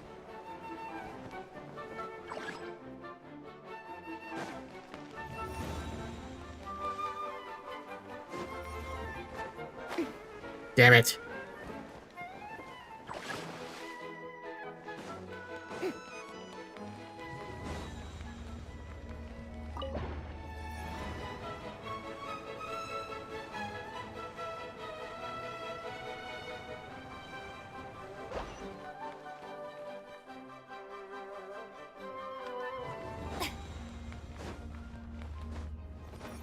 What?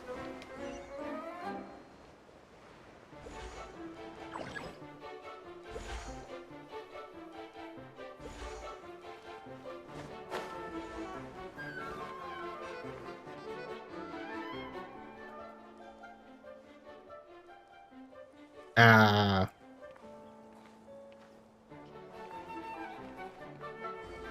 was gonna say, how long am I supposed to wait for?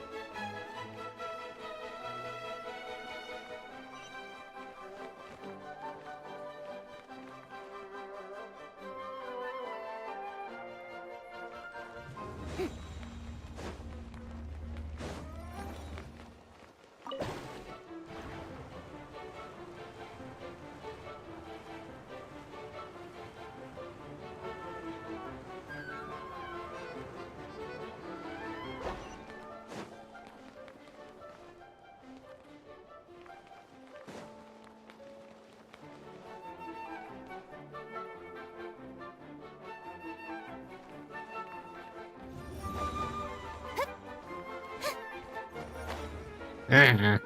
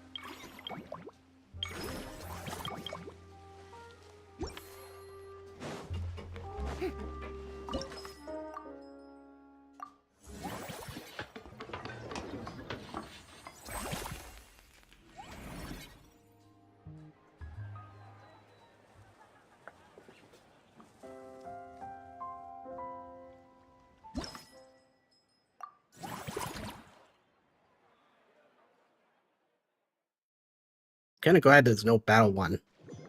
That would suck.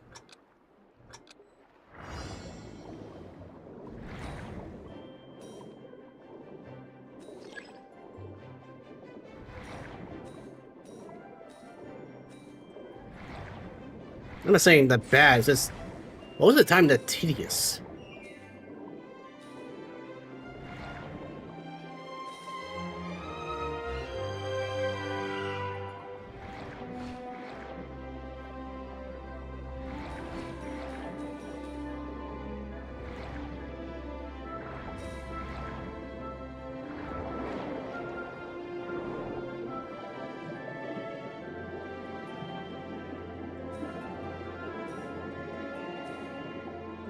This is a bit chunky for some reason.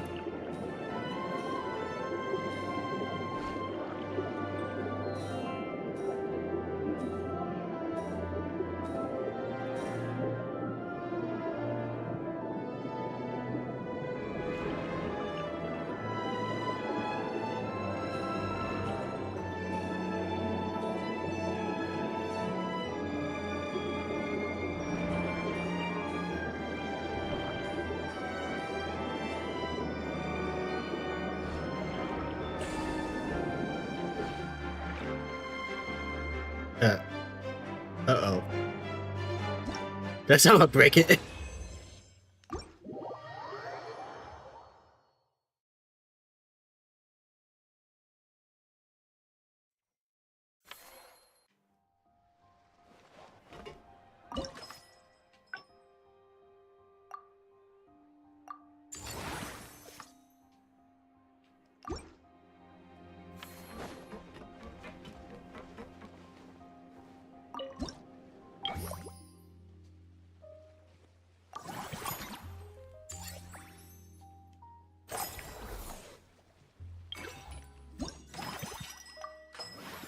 Okay, so I have to do that.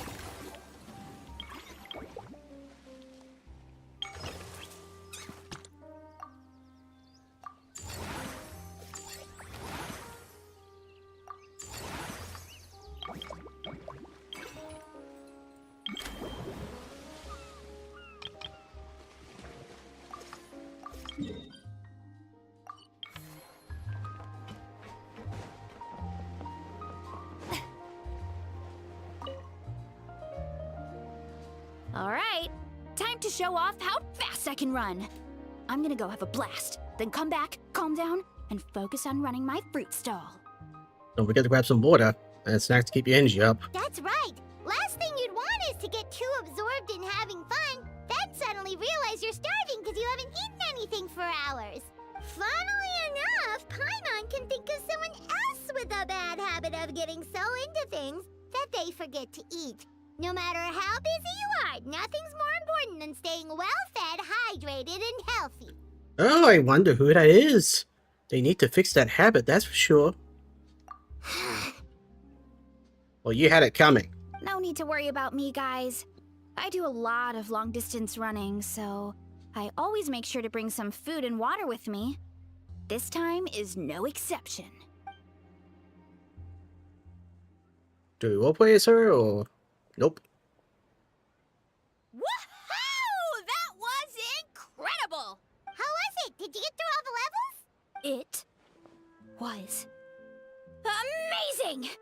Not only did I get a super high score, but I also checked up on every homage to the original films, and even recreated several iconic scenes starring comic book superheroes. I'll focus on doing business this time round, but if there's ever another event like this, please let me know as early as possible. I want in! It's a deal, superhero special Limo. Yep. You know what?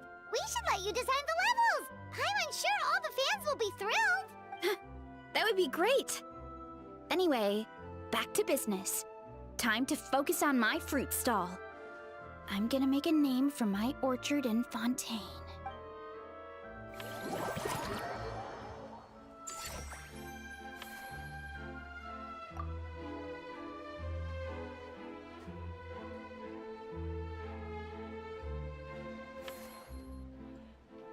I was gonna say, wait, is that Reina? Seeing how happy everyone is here. I can't help smiling myself. Would you like some fruit? Feel free to take some.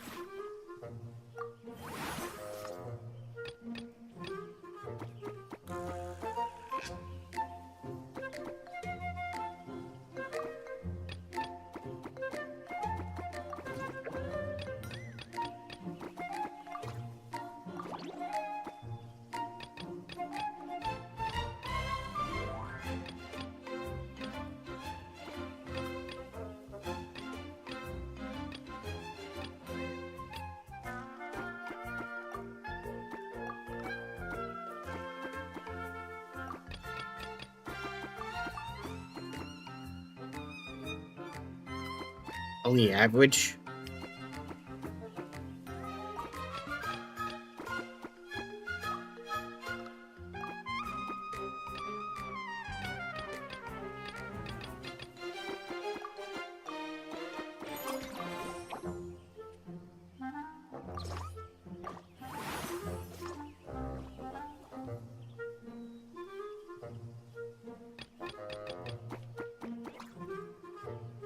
Wait, seriously?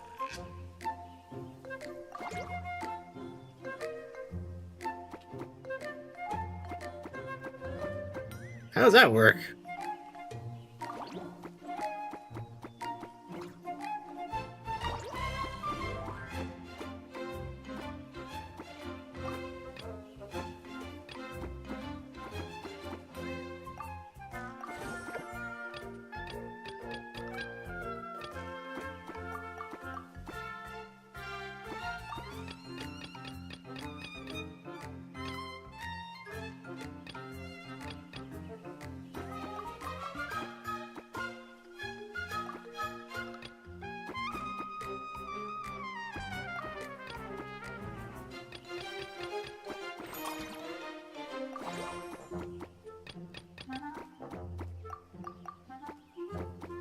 There we go.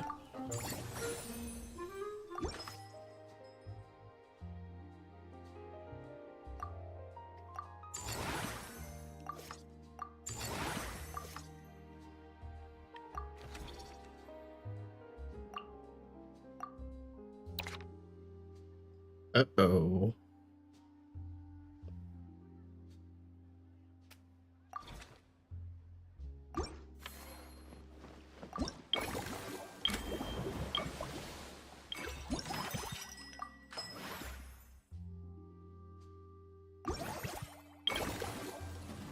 Oh, that sucks.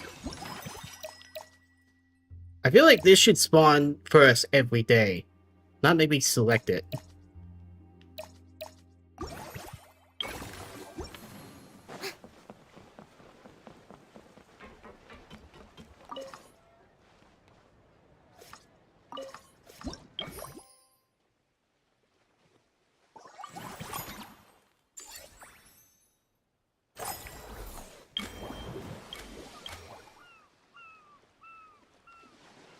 Hmm.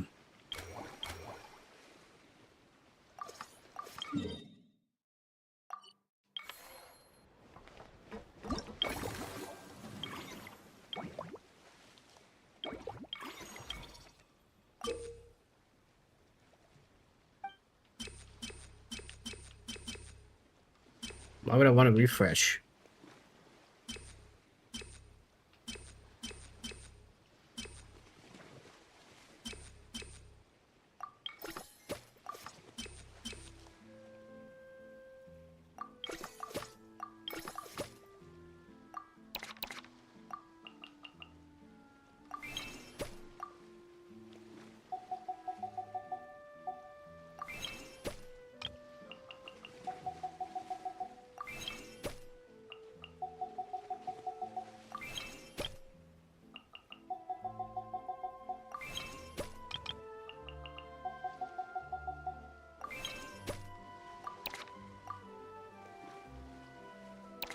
Okay, we'll replace Jala with King of Grilled Fish and Meat Sauce. And I need to upgrade for the rest of them.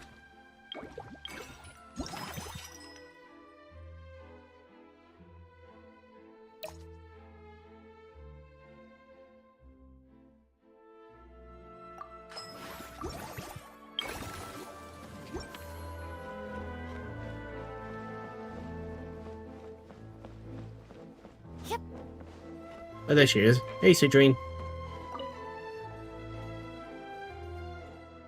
Ah, no voice. Like her. Hey there, Samoa's. Hi, Mom. Hey, Seedween! Welcome to the Cheval Moran Film Fantasyland!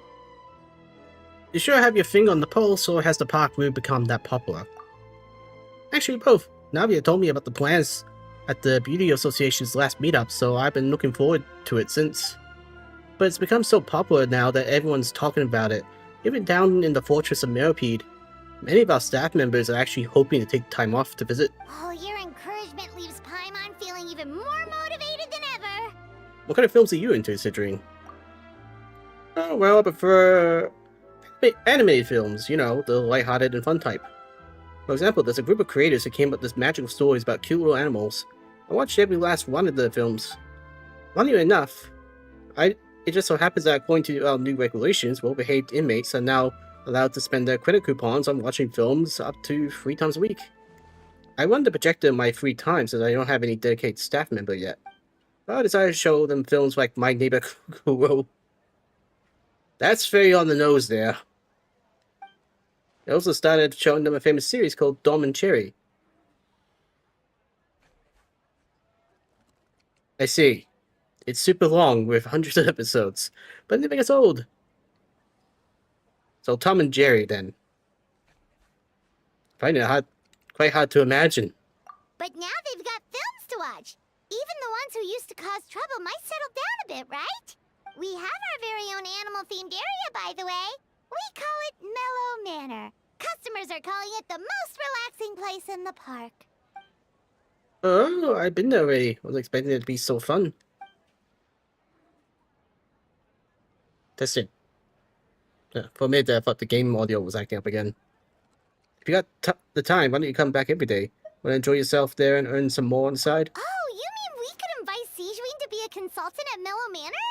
Now that you mention it, that sounds like a great idea! Sejuin's great at caring for people, and she's so warm and gentle. Looking after animals should be a piece of cake! Consultant? Yeah, like someone who gives advice and tells the park staff how to do their jobs better. The workload won't be too heavy, but it's important work. Besides, you'll mostly be playing with the animals. That sounds like a lot of fun. Sign me up. As it happens, things aren't that busy at the fortress right now. Had I known you were recruiting for this position earlier, I might have even applied myself. But before I start, I have to make arrangements for the medical team in my absence, borrow some related books for my doctor friends, and last but not least, prepare gifts for the animals. If it's not too inconvenient for you, why don't you meet up again at Margaret Station sometime soon? With Sejuin on board, Mellow Manor's gonna be even better than before! Paimon has a feeling our revenue's gonna shoot through the roof! Okay, so we're using her adorableness to spend more money. Okay.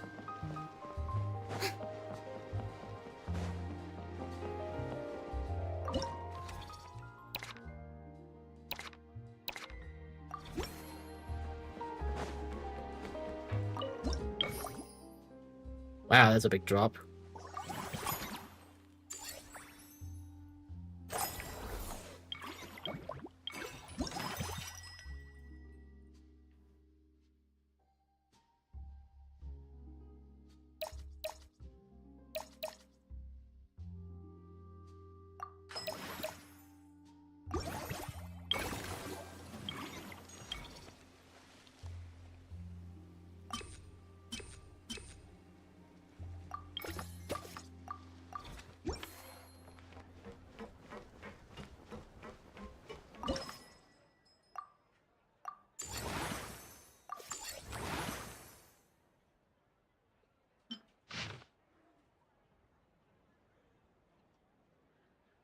Cool. I'm guessing Dialogue is now available.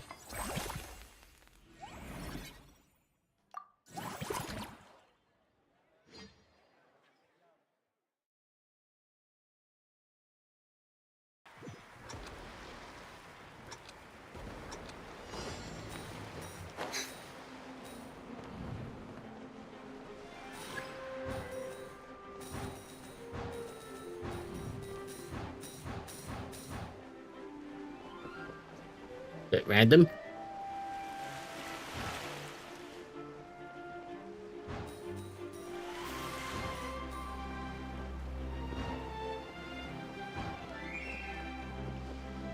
Okay, now just free roaming. Oh, this guy sucks.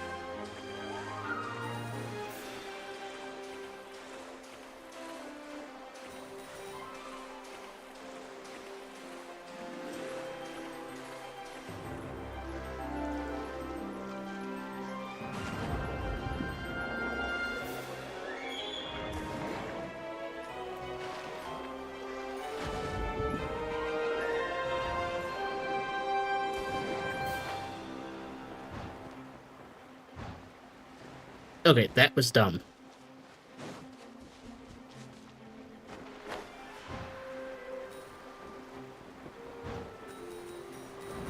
Thank you.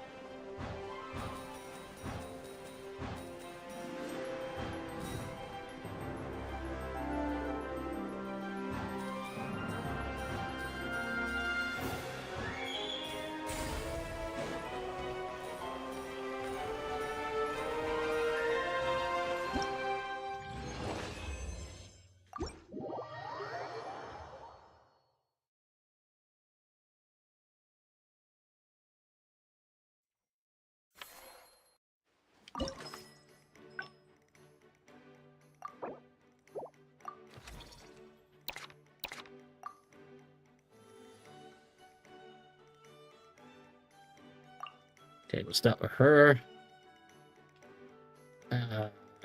Review, place review. Still need to work that one out.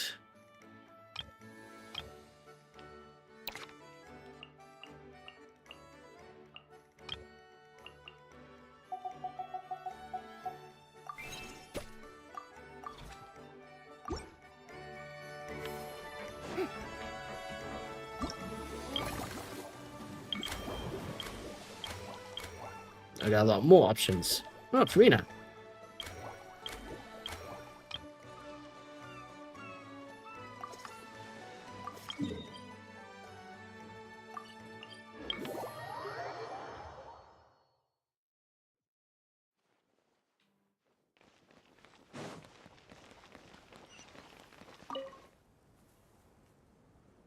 Yeah, I prepared 2 boxes of books about animals.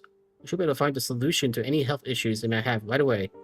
That's reassuring. Forget health issues. Paimon wouldn't be surprised if she could actually chat with the animals once she's done reading. Oh, wait, head nurse, please don't go. Phew, boy, am I glad I caught up with you. Hey, don't steal our potential mascot. One of the inmates has become obsessed with those magical mouse munchies from the animated films you've been showing them, and tried making some himself with 3 days' worth of welfare meals. He ended up giving himself food poisoning, with symptoms we've never even seen before. Please, we need your help. No, he dug his own grave. We warned them not to take those films too seriously. If you chase me all this way, things must be pretty serious. Very sorry, I'll have to ask you to help me take my luggage to amusement park for now. Before you arrived, I was thinking through some emergencies that might occur with the animals. I even started putting some suggestions together.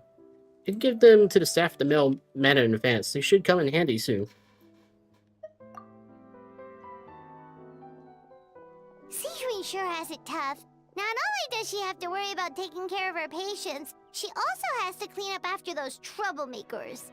Yep. Why don't we prepare something tasty for her? It might help lift her spirits.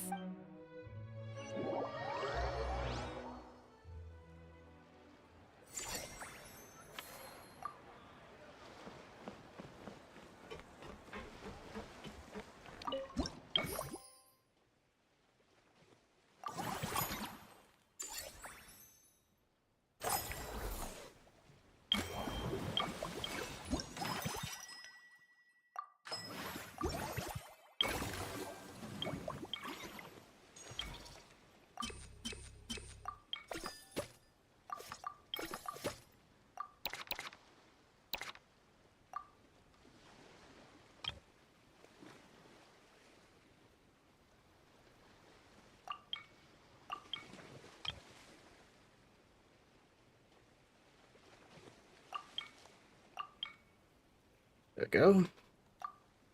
More money in the pockets.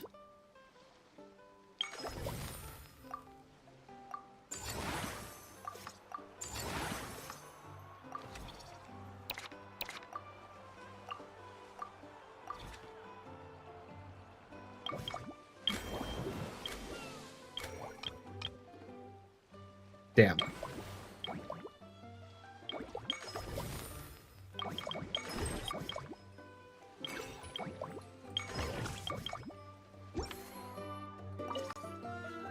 Got no choice.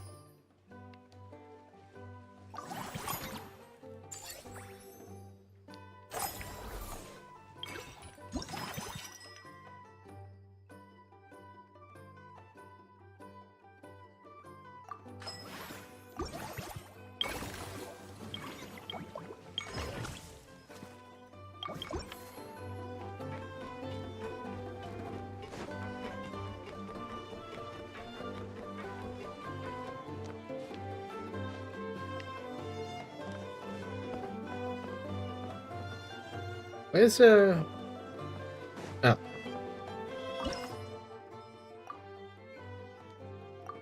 Damn, I missed it.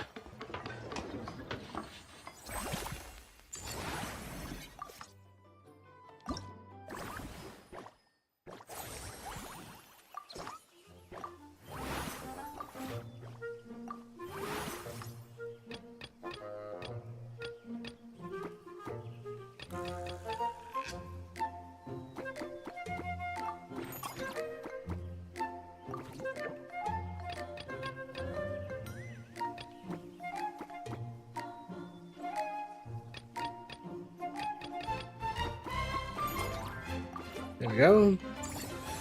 Have to do for now.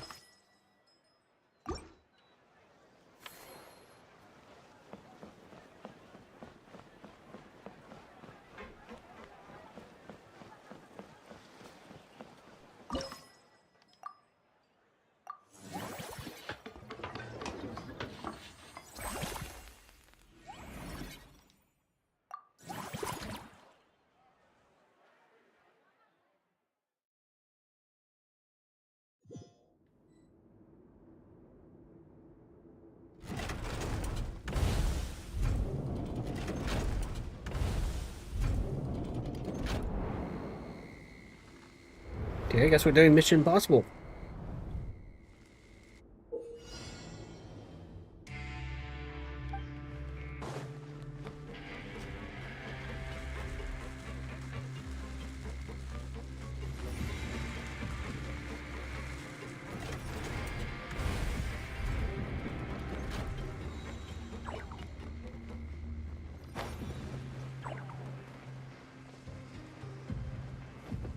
That's not good.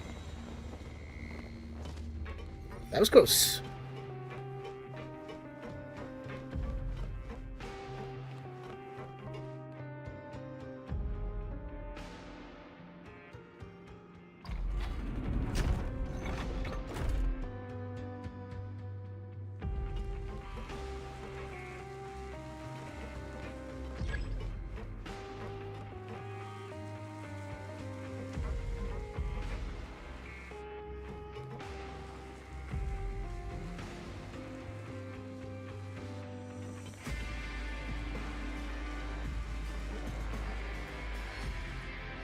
Uh-oh.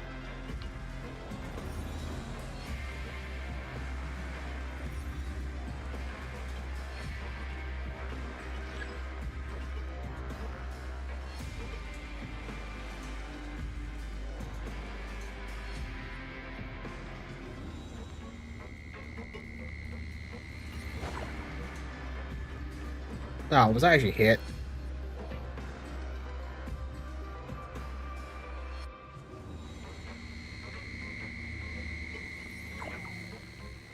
Mm.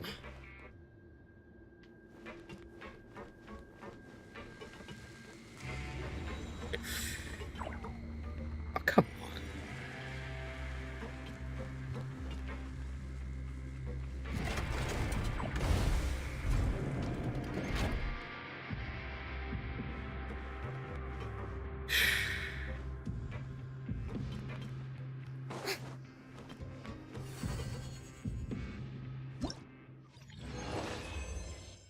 I look like an amateur doing all that.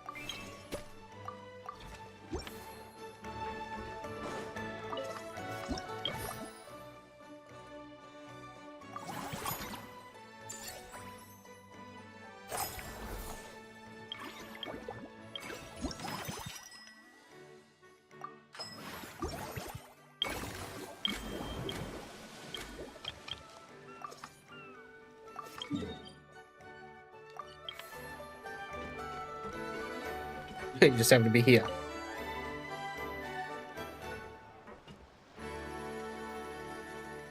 Yeah, problem solved at last. Sorry about that, Samoa and Paimon. The patient's condition was a bit tricky, so it took a while to deal with. And here's a special snack, too! Hope it gets your strength back up. Oh, wow, thank you. To be honest, though, things like this don't really tire me out. It's more that I can't wrap my head around it. The start of every children's film, they clearly state all events and products in this film are purely fictional. Please do not try to imitate them. And yet, fully grown adults end up doing just that. Yeah, because most people are idiots. Is it because they aren't paying any attention when they're watching? Or is it some rebellious mentality? Whatever you tell me not to do, I'll do it just to prove you wrong type of thing?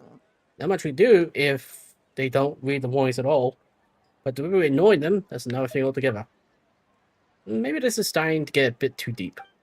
If I get the chance, I'll speak with His Grace and Monsieur Devrette and see if we can think of a way to prevent such issues. Now let's focus on Mel Manor instead. I might be late, but I'm here now.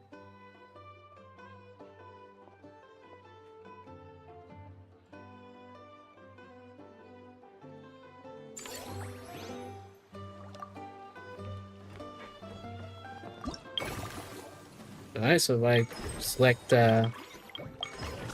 Yep, she's there.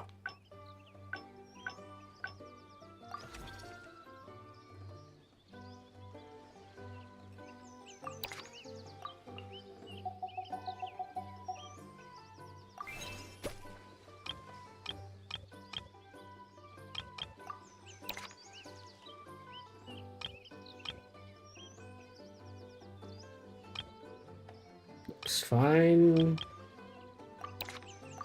Cool. That means no matter what, the profits will be maxed out.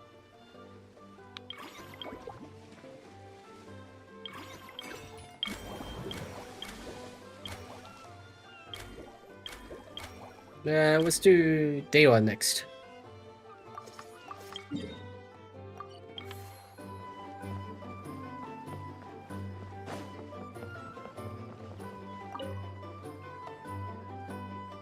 Hey, Samoa's Paimon.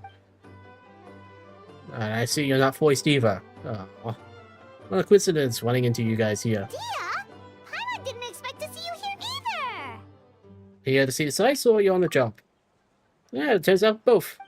I brought back myself and some other members of the Blazing Beast were invited over to star an adventure film here in Fontaine. The film was pretty well received, so as soon as the director heard about this event, we were invited here as guests.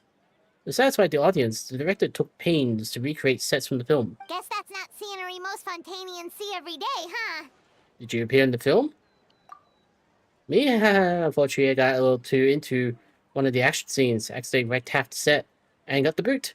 I ended up doing some odd jobs instead. Wait, aren't fight scenes supposed to be as realistic as possible? Surely the more punches that land, the better.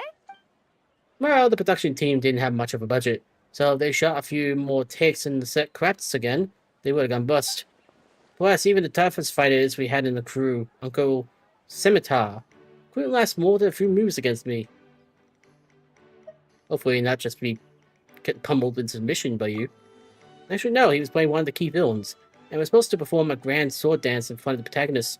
If things had gone how they were meant to, it would have been an amazing fight scene. But the lead actor, exhausted from working all day, was so hungry and in a rush to wrap the scene that he improvised and pretended to shoot him with a gun instead. After thinking it over, the director decided to keep the scene, and to our surprise, the audience loved it. Even turned Uncle Scimitar into a bit of a star. Okay, so you're doing Indiana Jones. I thought I'd seen the guy somewhere before. In a little while, he's going to be busy signing autographs for fans. Something I should really be helping out with, actually. But now that I run into you guys, how about this?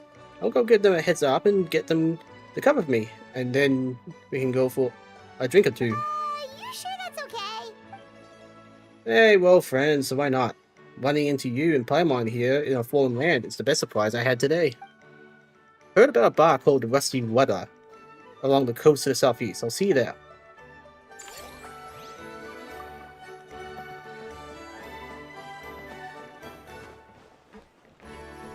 Right.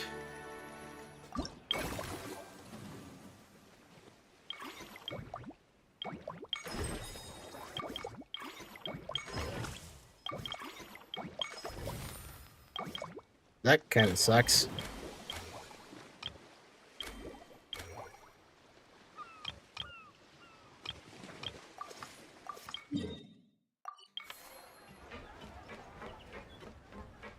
Hey, Annette. Are you voiceless too? Detected the arrival of my two most esteemed friends. Activating chat mode. Okay, is this seriously a bit or are you actually a robot? Oh, Annette. Were you invited as special guest too? Yes, a director we know invited us to come here and unwind. Just as well, so an opportunity to recharge. Us? Wait, but Paimon hasn't seen Lenny anywhere. Well, that's his own fault. We've been working with this director a lot lately, so my brother took it upon himself to familiarize himself with their style.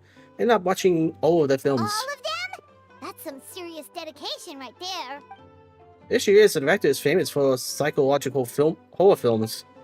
And then he got into the plot twists that he didn't sleep properly for 3 days straight, and now completely missing all his sleep cycle. Paimon had no idea Lenny was so into horror films. He tends to get very absorbed in his magic shows, so he probably finds it easy to relate to the characters. The way the director used psychological suggestion is quite similar to how we use it in our shows, after all. My brother is still over the actor's residence.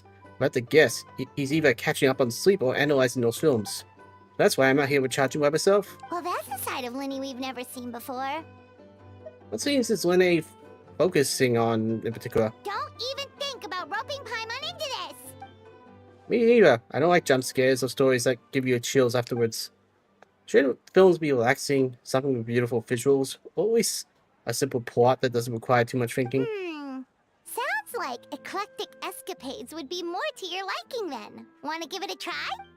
Thank you, I actually done so already. I really liked it. But maybe watching others would be even more entertaining. Is that really that entertaining? Still, if you're interested in the attraction, why not become a consultant? That way you'd get to see more of the visitors' reactions too! I do not give out money. Sorry.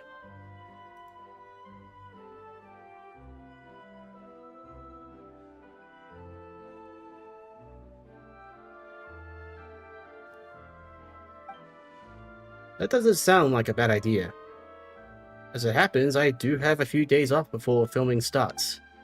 But first, I need to help Lene pull something together. I know there's an attraction nearby called Malmena.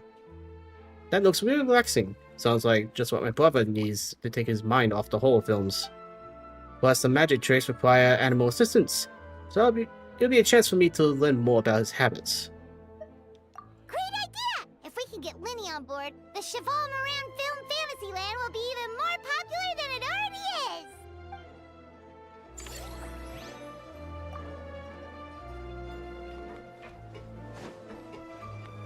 Alright, what else can I do?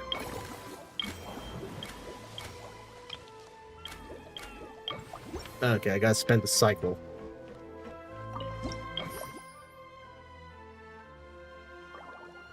Paimon, shut up.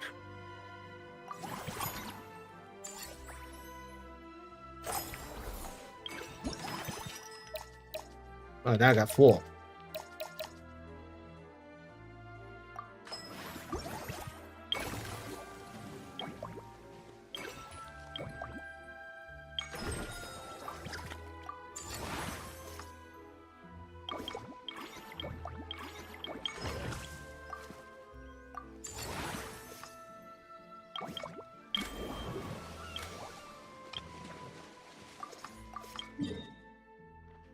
Wow, that's a bit far.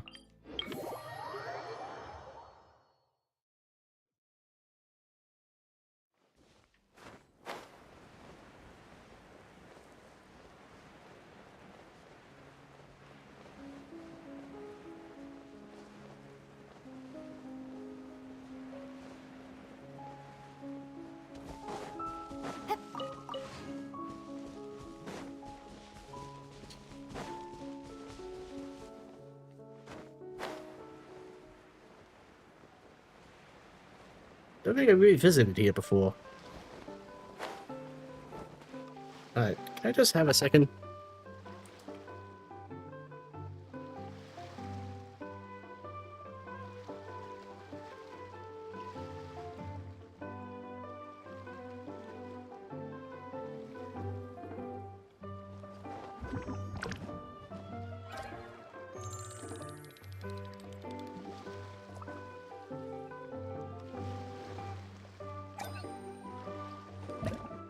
You know, it's not every day someone comes to my stream and asks for Primo Gems. I didn't even know they were giftable. Either way, I don't do that. I mean, I could in the future, but not like I'm making money myself.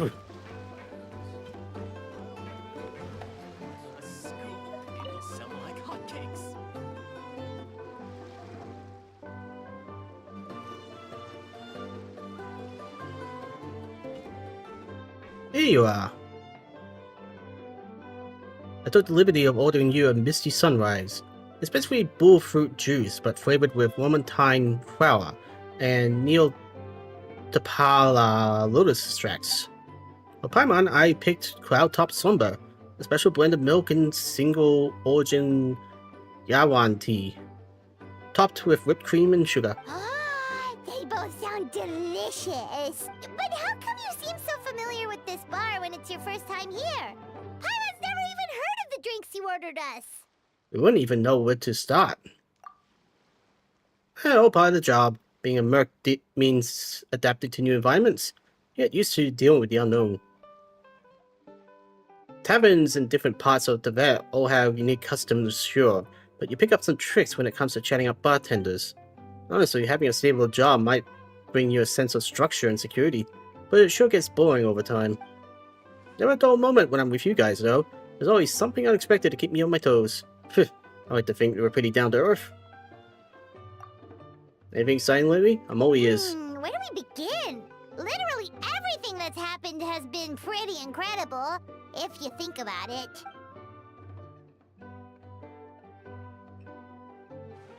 Yeah, the jobs you've taken on are no joke. If a merc was to price them, anyone would be worth what some merchants make in 6 months. Which reminds me, have you ever thought about part-timing as a hired sword? Every now and then, the Blazing Beast receive commissions from some really far-flung places. If you guys were on board, we wouldn't need to cut deals with outsiders. Huh? So we could become mercs too? Sounds like a pretty cool title. Who says you can't be both? You're also an honorary Knight of Mondstadt, right? As far as I can see it. Every new title is a new opportunity. A foot in the door wherever you go. Besides, with your skills, who dares to push the task on you? If it suits you, take it. If not, just turn it down. You'll be the one calling the shots. That actually makes a lot of sense. When you think about it, it's not all that different from adventure commissions. Who knows? Maybe we'll find jobs where we can help a lot of people while also bringing in a nice chunk of Mora. Wouldn't hurt to build connections with Dia's Aramite friends either, would it? Finders of the Blazing Beasts. I like the sound of it.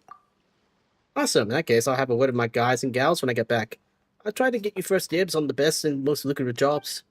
We need to figure out which areas we'll be assigning you commissions for. I'll talk that over with the others.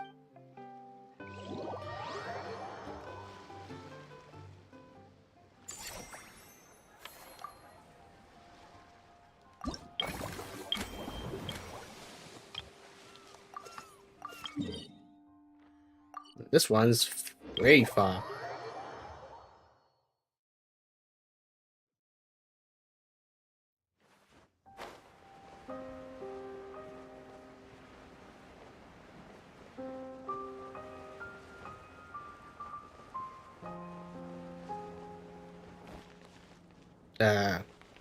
Oh.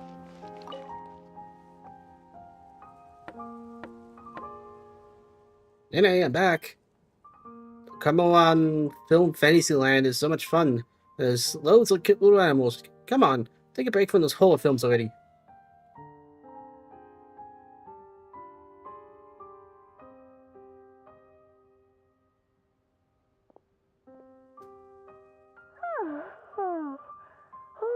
Delighted to hear that you've been enjoying yourself, but I need to concentrate on this film for now. Those animal assistants will have to wait. Yeah, you actually talk. I just need a little more sleep.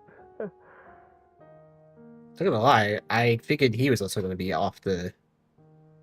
well, on strike or whatever. Every time I close my eyes, I keep thinking of new tricks. So tired. Can't sleep, but can't get up either. There'll be cute animals to play with. That's right, Lenny. A change of pace should stop your mind from wandering. Wait, Traveler? Paimon? You two are here as well? Didn't imagine it's the doc. And I'm about to become a consultant for one of the attractions too. In that case, count me in. Not just for my own sake, of course, but to support my friends. Just give me a moment to freshen up. If there's one person Lene can't say no to, it's you, Samoas. You're in league of all your own. That's my style. I'm not exactly sure how long my brother meant by a moment, so why don't we meet back up at the venue? Sounds good! Getting Lenny to cheer up and visit the amusement park's surely our greatest success yet!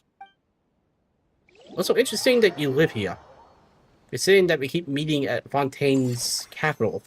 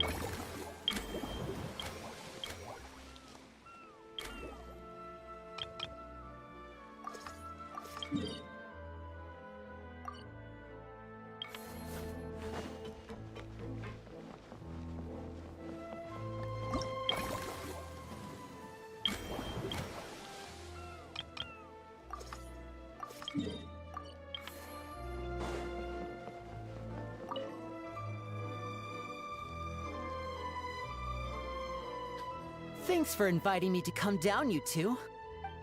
I must say, I feel like a new man after visiting the park and seeing all those adorable animals.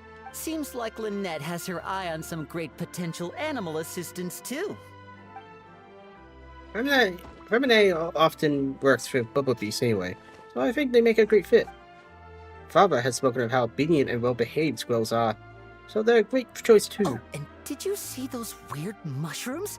Can we take home a few of those as well? That might not be possible. These fungi have been specially trained, you know? They're like the stunt actors of the elemental world. A nice fluffy cat would fit the bill too. Okay, now wait for you to bring us a little kitty. Are you sure about that? Paimon's pretty sure we've never seen a cat anywhere near as big and as soft as a fungus. I don't know, have you tried Inusuma? I feel so much better after seeing those animals. They're all so carefree. The other two attractions were great too. In fact, they've given me a new idea. An interactive magic show with a moving stage. We'll start working on it as soon as we've finished filming.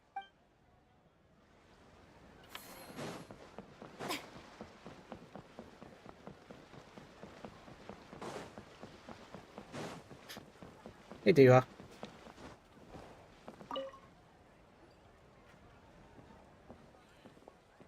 Samoas and Paimon, good news. I spoke to my crew.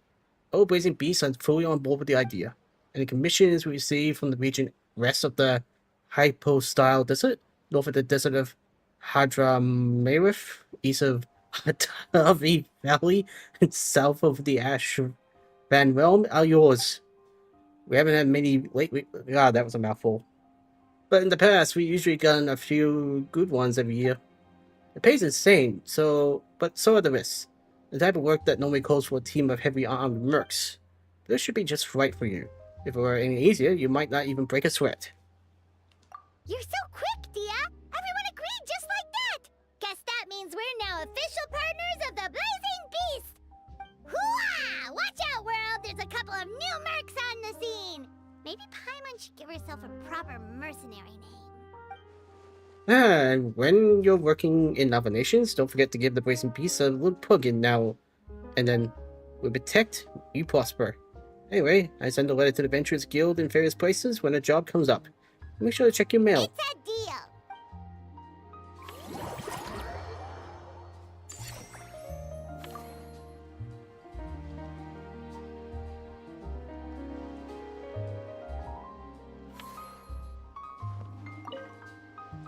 You know what? I haven't felt this relaxing in quite a while.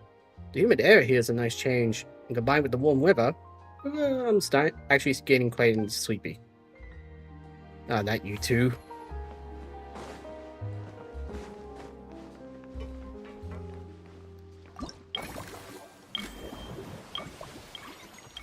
Is everyone leveled up? No.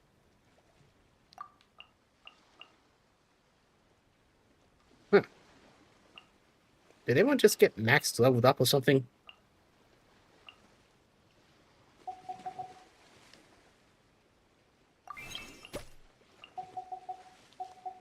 Yeah, they did.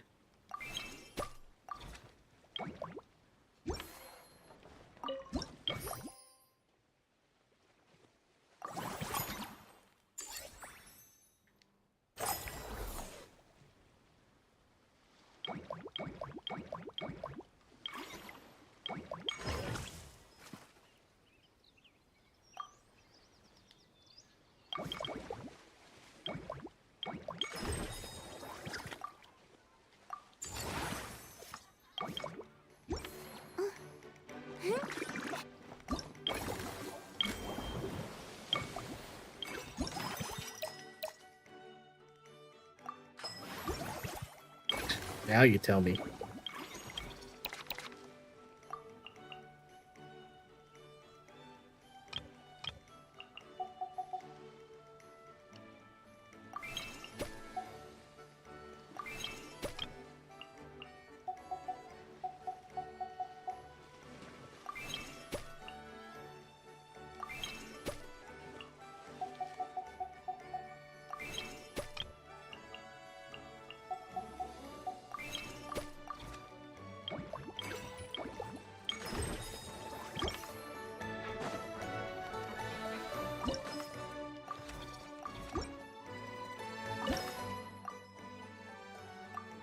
That should be the last one.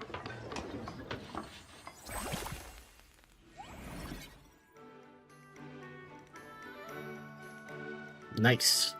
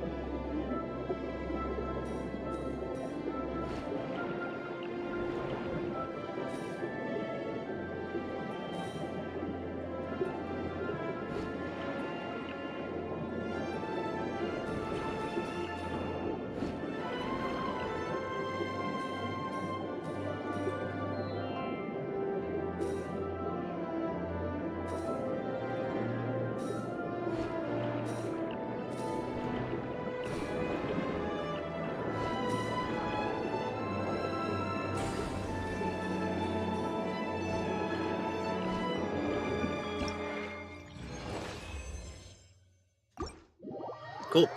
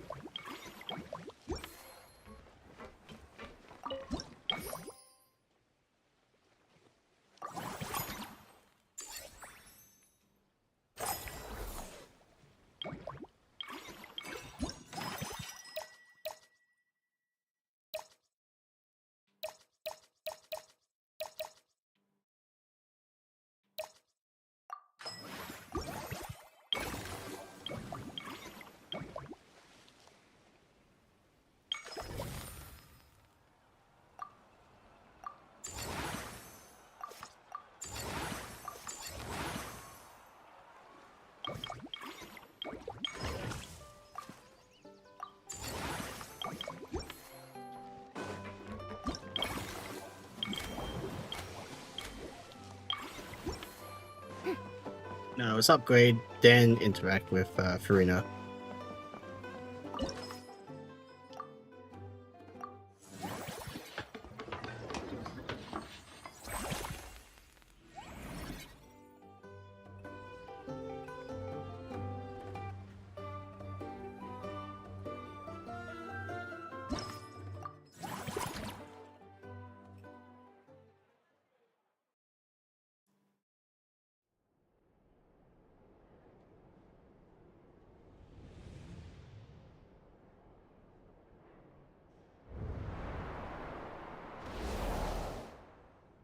This one. The Return of the Maze.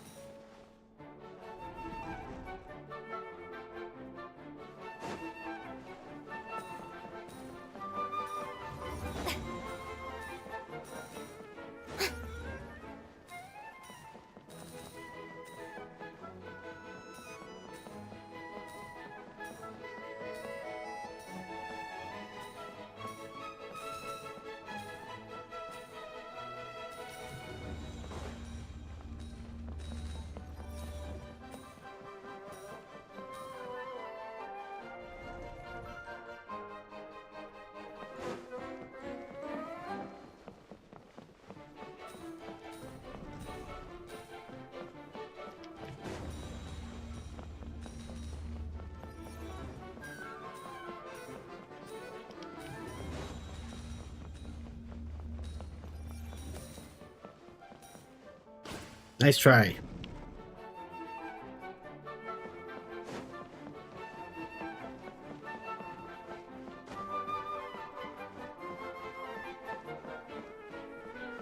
Huh?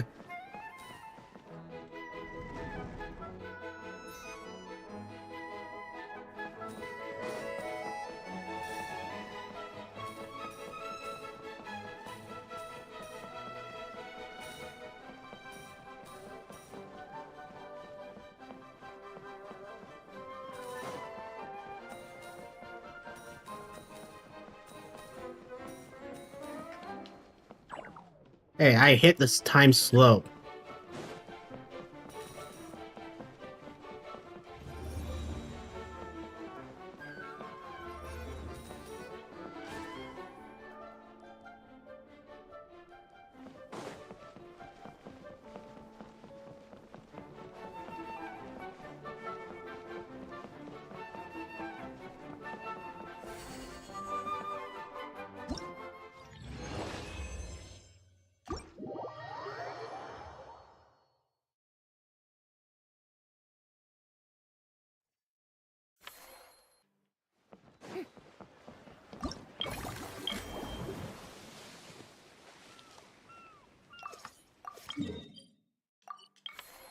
Alright, Farina, can you speak?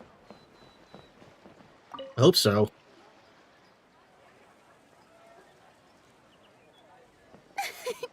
Why, hello there, traveler. Paimon.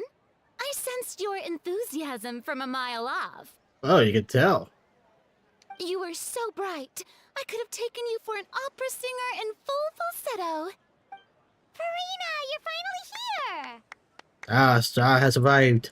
And now the moment we've all been waiting for. Thank you, thank you. I am just as thrilled to be here as you are to have me. More seriously, I'm not the star this time. That's you two, alongside all the creators sharing their passion for film with the world. Honestly, when I was first asked to approve the plans, I thought this would just be a small event. I never imagined that the Cheval Moran Film Fantasyland would expand to this scale so quickly. Yeah, thinking back to when we first arrived, it really has all come together in no time. At this rate, who knows? Someday it could become as iconic as the Fontanalia Film Festival itself. And we have the two of you to credit for much of that. I've suggested to several renowned directors that we award you the title Pioneers of the Film Industry. Okay. In contrast to the Farina Award, which is more of a public honor, this title is a mark of true recognition from within the industry itself. A reflection of both outstanding achievement and hard work. Great recognition comes even great responsibility. Wow, even you're getting serious now. It was hard not to be when Farina's around. Come now, no need for any of that. Just relax and enjoy the moment. Speaking of which, I've actually been preparing a little survey. How about we randomly select some visitors to give us feedback about the park? Did Paimon hear that right? Farina carrying out a customer satisfaction survey? Well, given that it bears the name of my dear friend Surintendant Cheval Moran, isn't it only natural that I conduct a bit of research on her behalf? Besides, the more famous a star becomes, the more important it is to stay in touch with reality, no? Plus, it's amazing how much you learn just by listening to other people's take on films. Paimon always assumed celebrities just get their assistants to handle everything for them. But it sounds like it's actually pretty hard work. Then again, maybe Farina's just an outlier.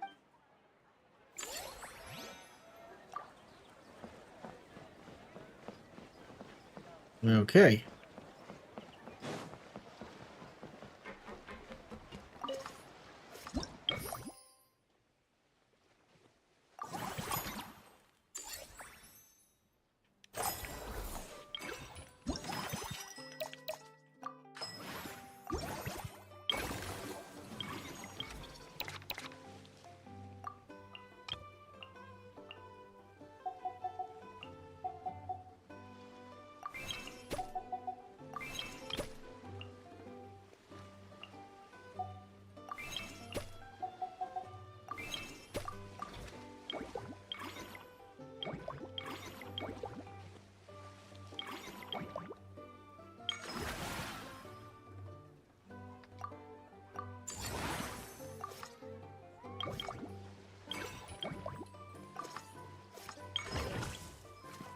Oh, right.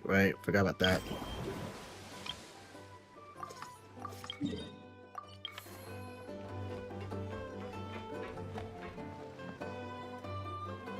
Here. No, wrong one. There we are, all set to go. Now, let's take take a stroll nearby and randomly pick out some visitors to ask a few key questions.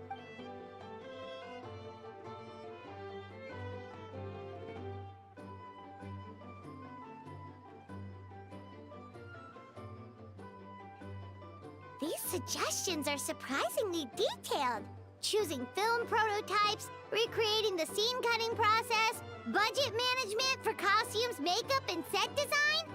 Oh, Paimon's head is spinning. Why is everyone so professional? Also, nearly every single person we spoke to said they wanted to see Lady Farina perform. Your popularity is off the charts!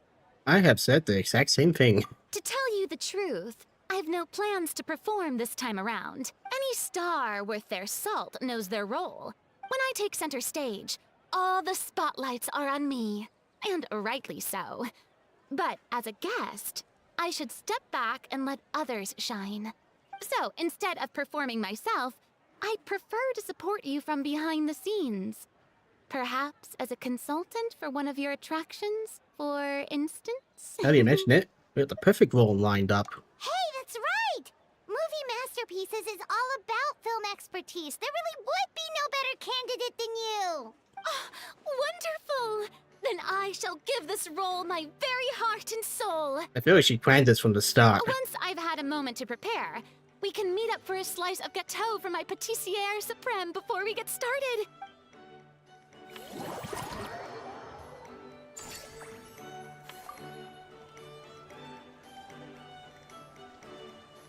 And she built a stage.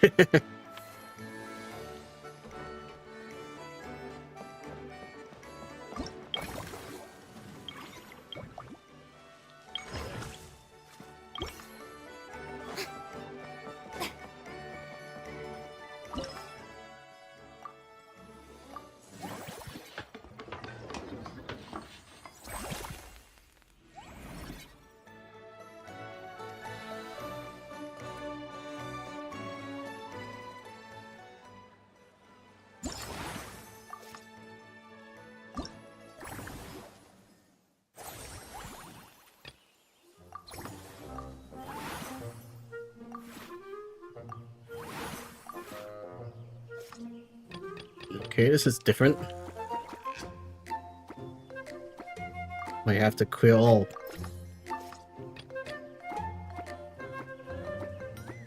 Let's see, put one there. Put one there.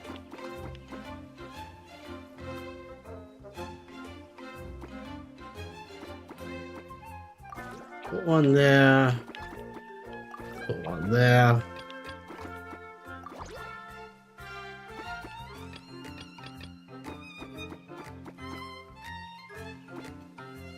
Cancel for a sec.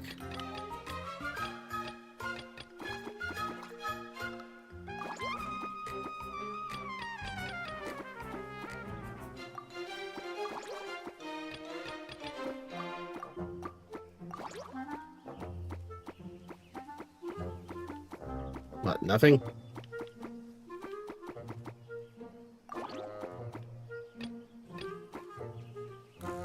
Actually, no. Cancel. Cancel and cancel.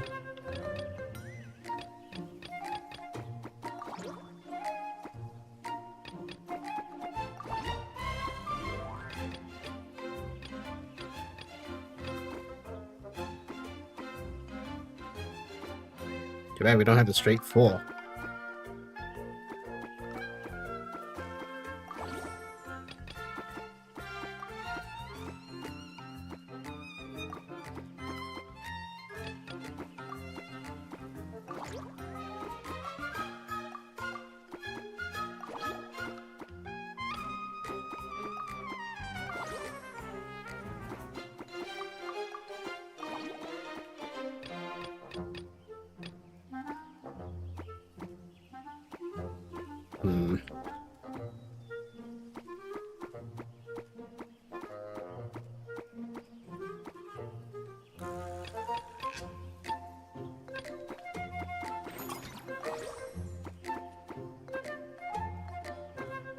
It'll do.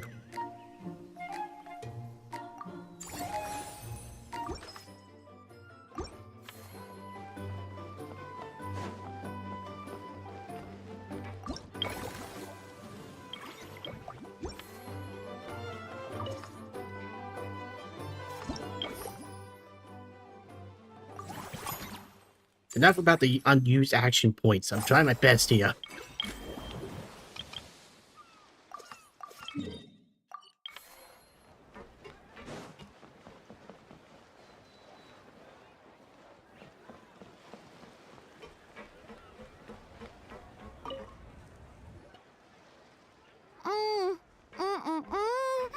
Simply exquisite. As amazing as ever. Escoffier, have you ever considered starring in your own film? I can see it now. Val's en cuisine. A riveting tale about the art of extreme cooking. I'm sure it would be a hit. As it happens, I'm already doing something similar. A brand consultant has been filming my training sessions with students and incorporating them into films about Fontanian cuisine. Oh, no. No. A documentary won't do. I'm talking about something with a bit more drama. Your experiences as a chef could be turned into a scintillating story. In fact, I'll even write it myself. Before you finalize it, please let me review the culinary terms, especially when it comes to how ingredients are handled, the timings and the quantities. Great!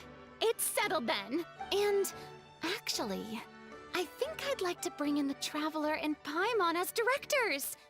Something tells me that the three of you working together would really get the creative sparks flying. We could create something truly magical here. No problem. That said, now that we've been granted Director Farina's approval, we'll really have to step up our game. Okay, that is a bit silly. Let Farina show us the way. Excellent. I believe in you both. The gâteau was sublime as ever, Escoffier. Now, about time we got to work. I'll start drafting the script on the side, while serving as the consultant for movie masterpieces. Wish me luck!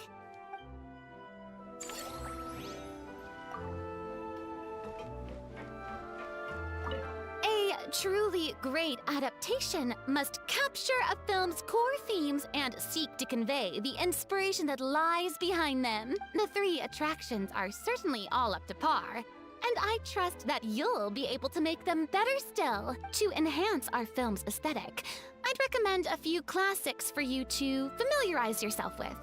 Or, if you have the time, maybe we could watch them together? Sure. If only the game will let me. Hell, we don't even have like a movie theater. Oh, dang.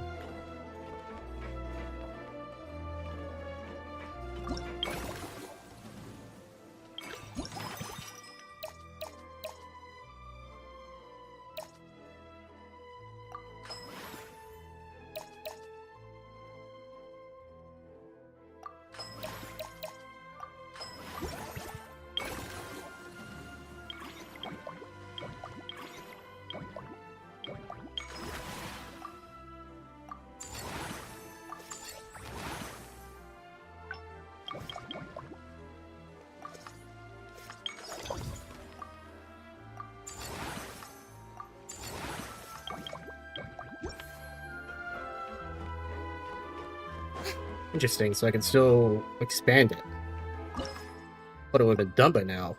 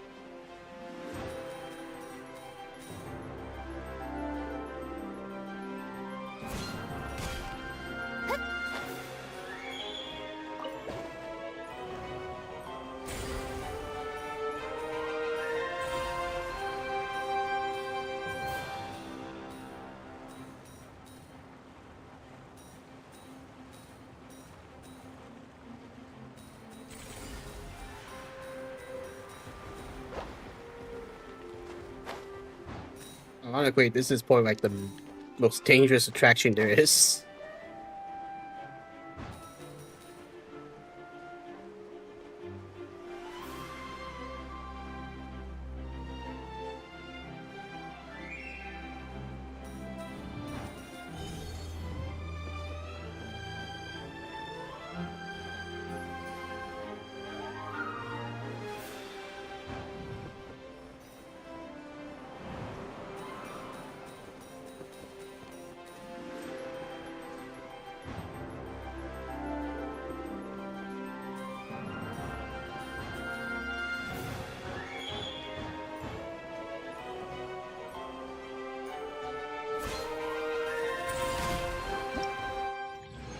And then Farina just fell off the building.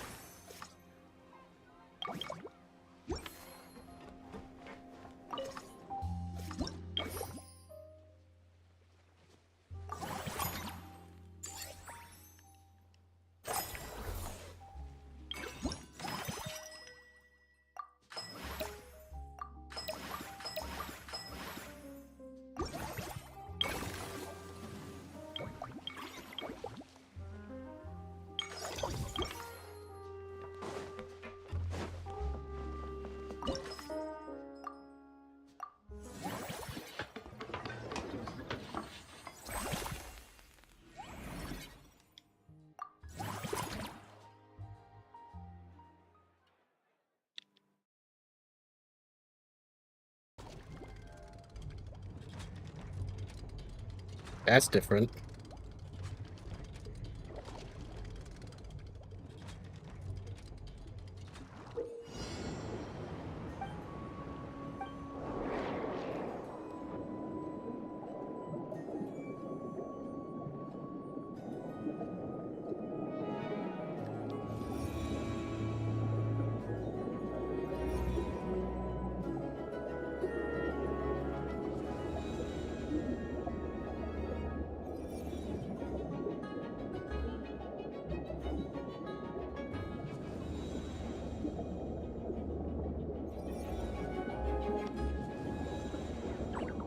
Aww.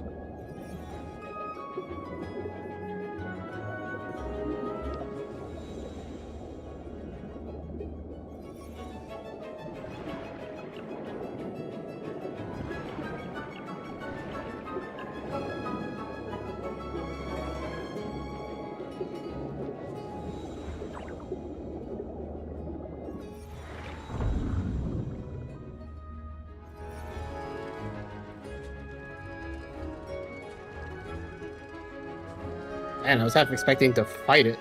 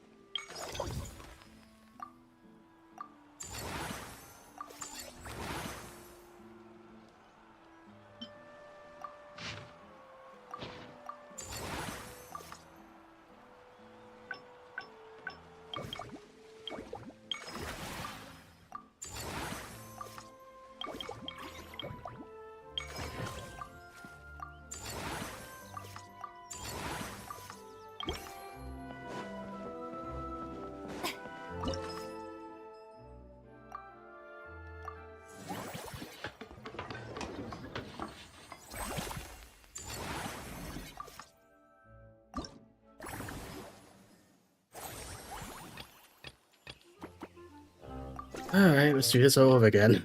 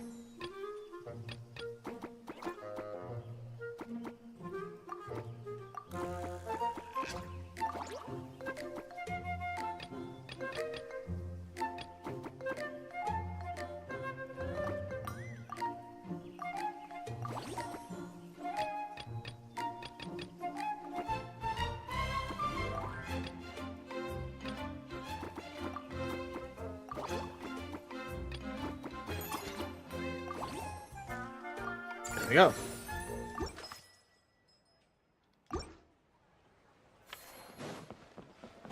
Just one more and that should do it.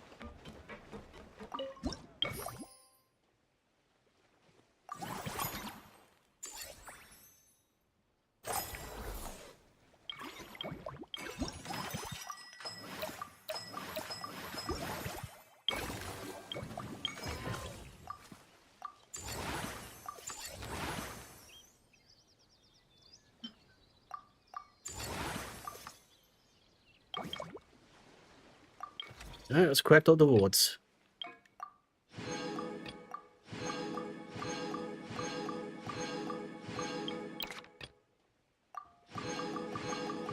I wish I had a claim all button.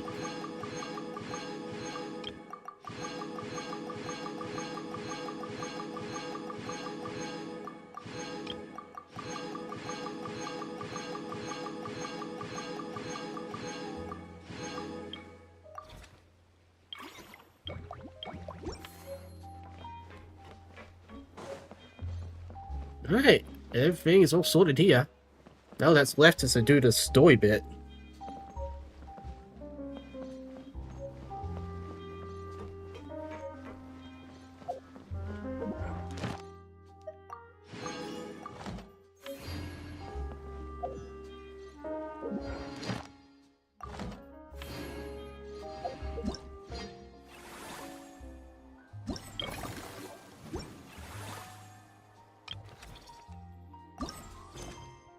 Apparently it's for press.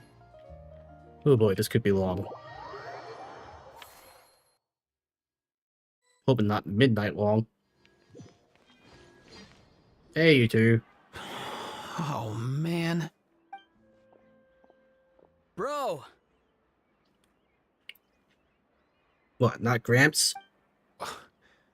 Are you mimicking me? Now's not the time. Come on. No, I mean, one of our buddies is here, for real. Quite a few of them, actually. Aurora and Aoife, what brings you to Fontaine? Huh? How come you're...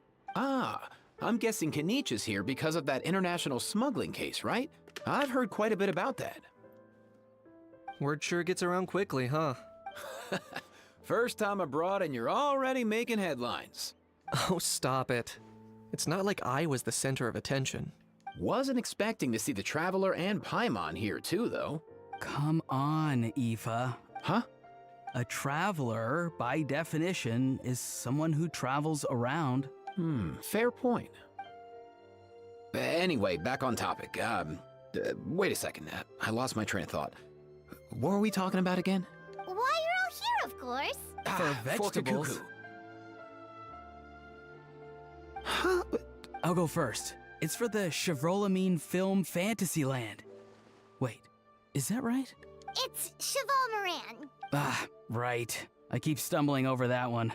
Guess I owe Cheval Moran an apology, even if she's not here. It's okay. Anyway, long story short, the festival restaurant urgently needed fresh vegetables from Natlan, which is why Aoife and I are here.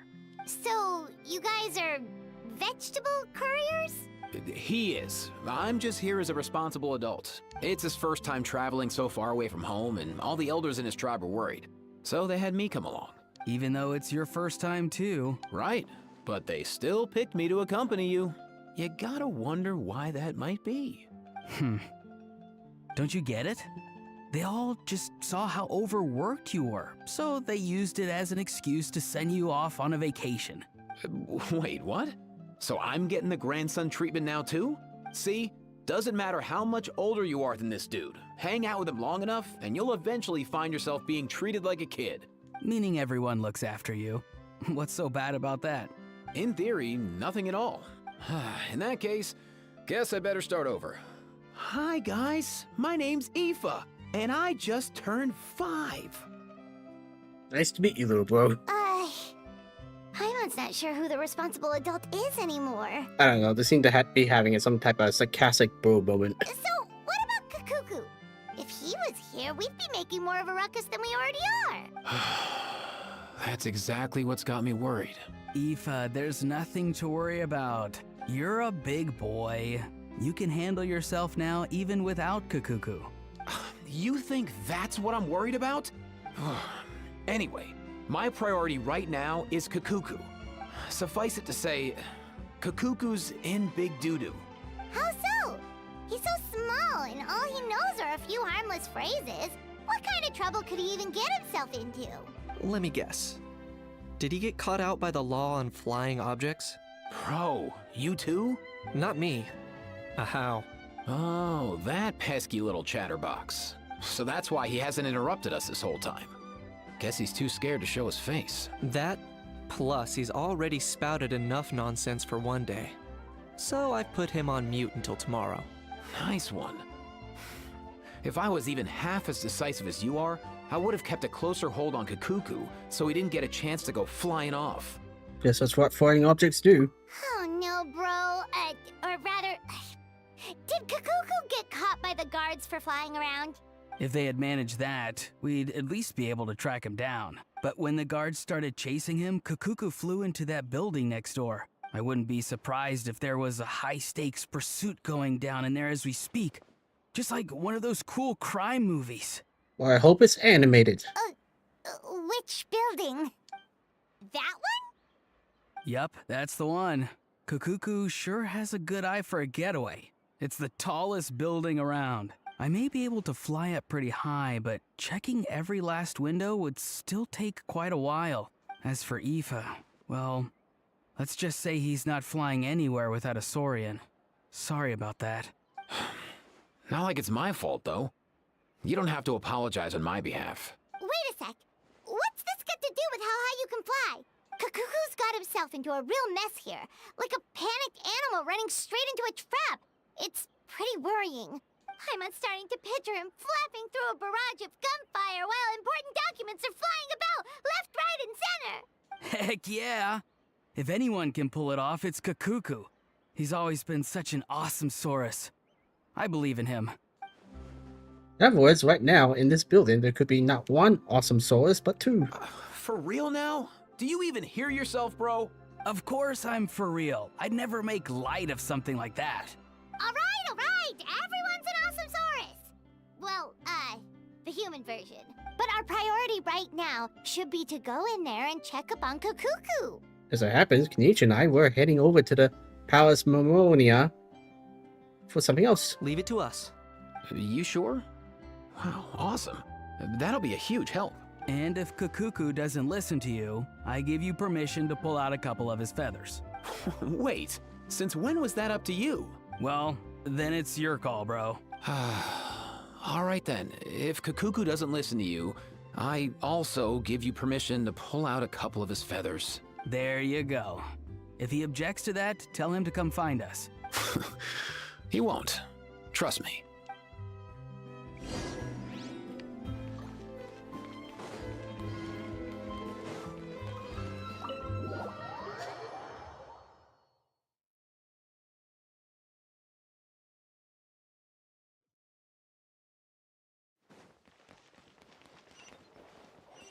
Nothing new there.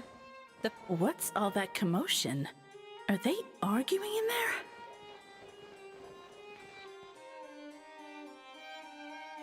Oh, you're in that voice? That's sad. The strange sounds coming from Monsieur Neverlet's office. Do you think we should go and check on him?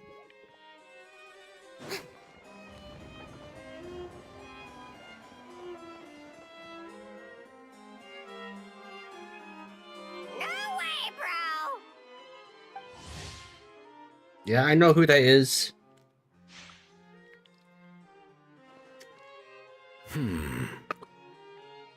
Don't really need a recap. Did he say he came from Natlan? No. Get out of here! I can understand his words, just not what they mean. Oh no. For real now. He keeps repeating the same things over and over again. Oh, you know one another. He's a bro of a bro. He's a friend! Yeah! A saurian friend of a human friend! Great. Well, that was easy. Looks like we've tracked down the owner. Guess that's one less lost and found notice for you to write, Monsieur Neverlet. For real? Traveler, Was there something important you wanted to discuss with the Udex? I'm just about done with my business here. Need me to step out? Stay and hear them out first. Perhaps it will have some bearing on your own work. If I'm not mistaken, you are the same Mr. Kanich who served as a witness in the smuggling trial? I take it there's been a further development in the case. That's right. Very perceptive, Mr. Udex. So you've met Nervalette before? But wasn't the trial overseen by another judge? I've seen his photo in the papers, but as for this other gentleman... Allow me to introduce you to Mr. Wriothesley, administrator of the Fortress of Meripede. Or in layman's terms, Fontaine's prison warden. Please, feel free to share anything about the case. There's no need to keep anything from him. Pleasure to meet you. Pleasure to meet you! Wow, that sounded just like me. But should we really discuss official business in front of the Saurian? Oh, wow! Oh, no! I believe he said... Or rather, I suppose he meant that he'll keep this to himself. Though I should mention, Mr. Kukuku, that we will have to ask you to sign a confidentiality agreement. Sure thing, bro! This is all a bit strange, but they really are a great pair of awesome Sorai. Let us return to the matter at hand. Mr. Kanich, was there something else you wanted to discuss relating to the case? Yes. Let me fill you in.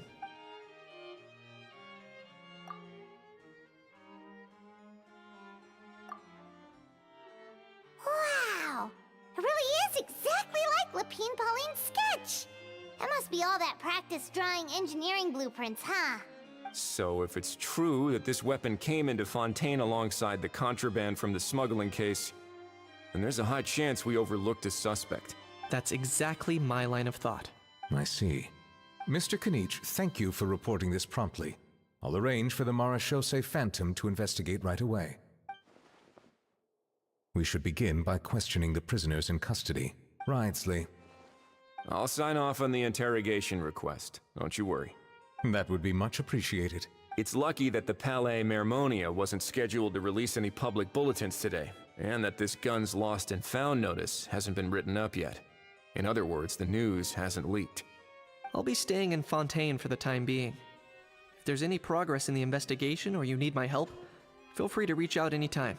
That goes for me too. Yep, we were just about to go help out with Lapine Pauline's convention.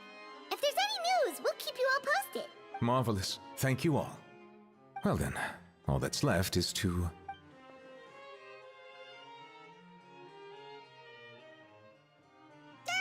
You miss me, bro? He really does come out with the most unexpected things. Who did he learn it all from?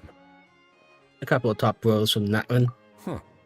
Well, it's pretty extraordinary. Anyway, according to due process, we must first determine whether Mr. Kukuku qualifies as a flying object. And, following on from our conversation just now, he also needs to sign a confidentiality agreement. I gotta be honest, it's a bird.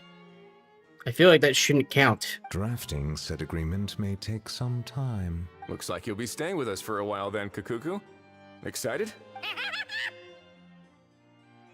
I can help pass a message on to his friends. That would save us a lot of trouble. Many thanks. Don't mention it. All right then, we'd better get going. No need to see us off. I know you mentioned a while back that people from Nadland would soon start showing up all over the world.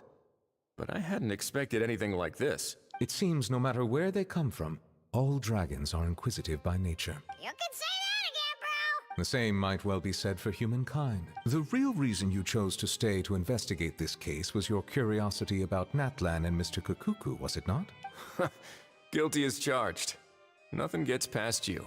So, how about we take this opportunity to chat a little more? We've got the world's best translator on hand after all. Sure thing, bro!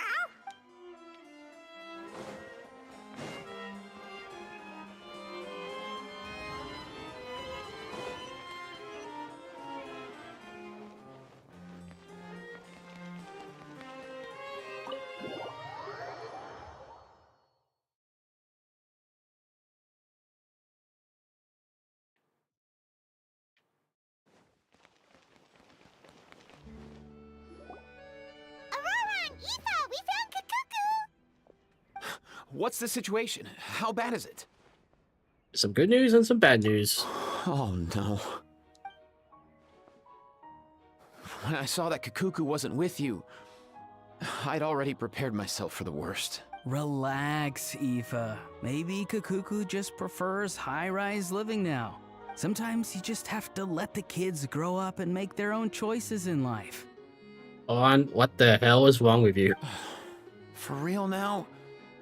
Do you even hear yourself, bro? It's not that bad. Kakuku's fine. Still very much alive and kicking for starters. He hasn't been arrested either, so no jail time. Even had an interesting chat with some veritable VIPs. See? You're not exactly reassuring me here. As for the bad news, well, it's really not that bad. Kakuku accidentally overheard some top secret stuff, so he has to stay at the Palais Mermonia for a while to sign a confidentiality agreement. But there's no need to worry. The person in charge of looking after Kakuku is super nice, so he'll be absolutely fine. You just have to wait a bit longer. All right. That doesn't sound too bad after all. Wow, hearing that's put my mind to rest. But based on my understanding of how things work here, the ban on flying objects should be over by the time Kakuku actually gets out. What a shame. Oh well, I guess we'll just have to go have some fun without him. You don't look disappointed in the slightest. Anyway, Auroron and I will be staying in guest rooms upstairs at the Hotel de Boer for the time being. Feel free to drop by if you need us. Alright, bro. Hey, problem solved! Alright, let's catch up another day.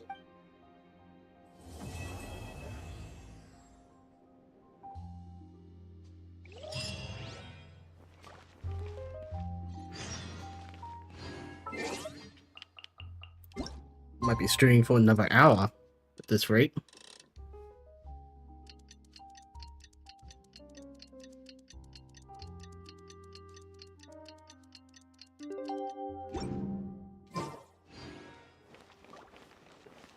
The day out. Oh, come on.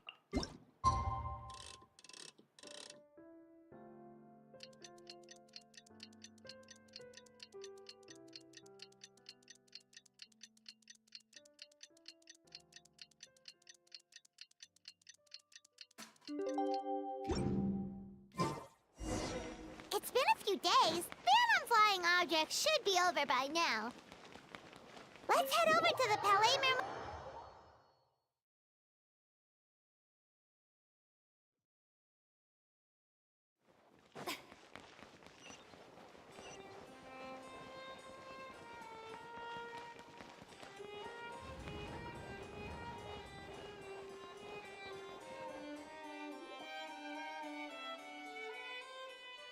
Hey everyone, we're here! Oh hey, my little dudes! Good morning! Morning, little dude. Oh wow, Kakuku's learned a new greeting! Is that good news or bad news though? Sorry, I did everything within my power. But so far, I've only managed to teach him how to say good morning.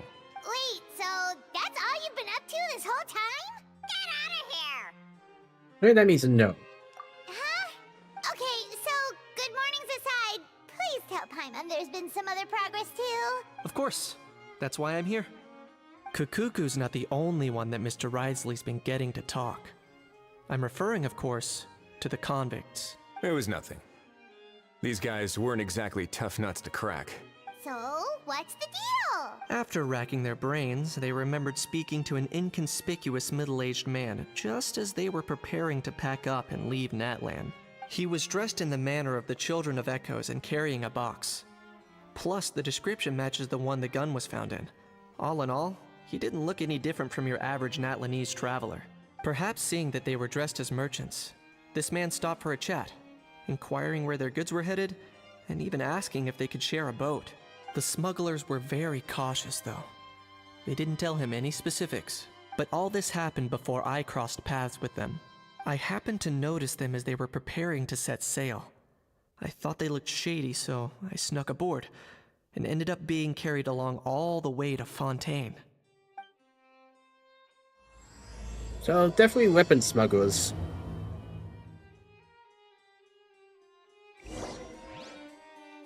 Wait, what the? Why are you there?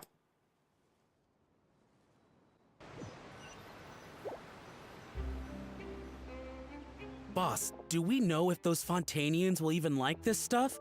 What if we can't shift it? And that's why we call you a rookie. It's all supply and demand, kid. Supply and demand. Natlan's foreign trade is just starting to lift off.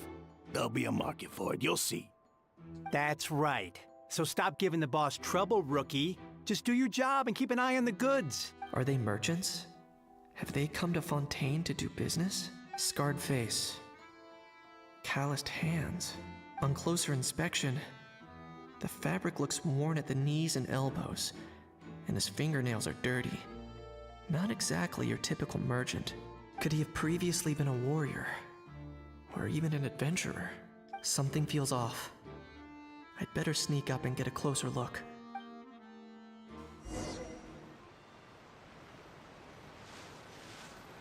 Nice thinking, boss. This tourist tub's been fast-going and smooth sailing. Plus, no one's been asking us what we're up to. That goes without saying. Big cargo ship would have been too slow, whereas the smaller ones would have been faster but way too bumpy. If we ended up damaging the goods by accident, all these months spent grafting away would have gone up in smoke. Seriously? But there's hardly anything here. Would it really have taken them months to prepare? And why would they need to transport it with such care? Could they be secretly smuggling precious items out of Natlan? I'll need to find a way to get to the bottom of this.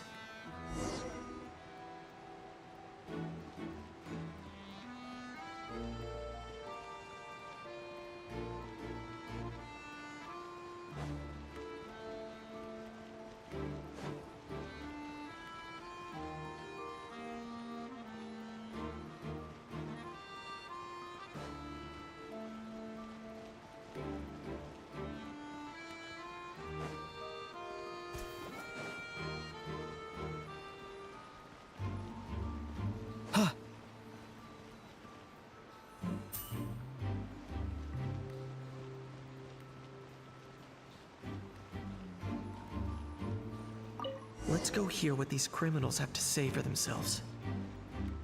Sure enough, there are relics inside the box. It's illegal to smuggle such items outside Natlan. Hey, why the long face? You're abroad on business, and you get to do some sightseeing while you're at it. Sounds like a pretty sweet deal to me. You better cheer up if you know what's good for you. I guess you're right. I was just worried I might have messed up with the packing, or that something's gonna go wrong along the way. Oh, pull yourself together. Tons of foreign tourists come traveling to Fontaine. I bet their luggage is full of all kinds of weird stuff. If someone insists on checking it all, just show them the purchase order we had drawn up. Those Fontainians can't get enough of their legalese, so I've heard. They can look all they want. Aha. So their aim is to smuggle in contraband after all. Looks like I've gathered enough intel about the smugglers and their contraband. Time to inform port security.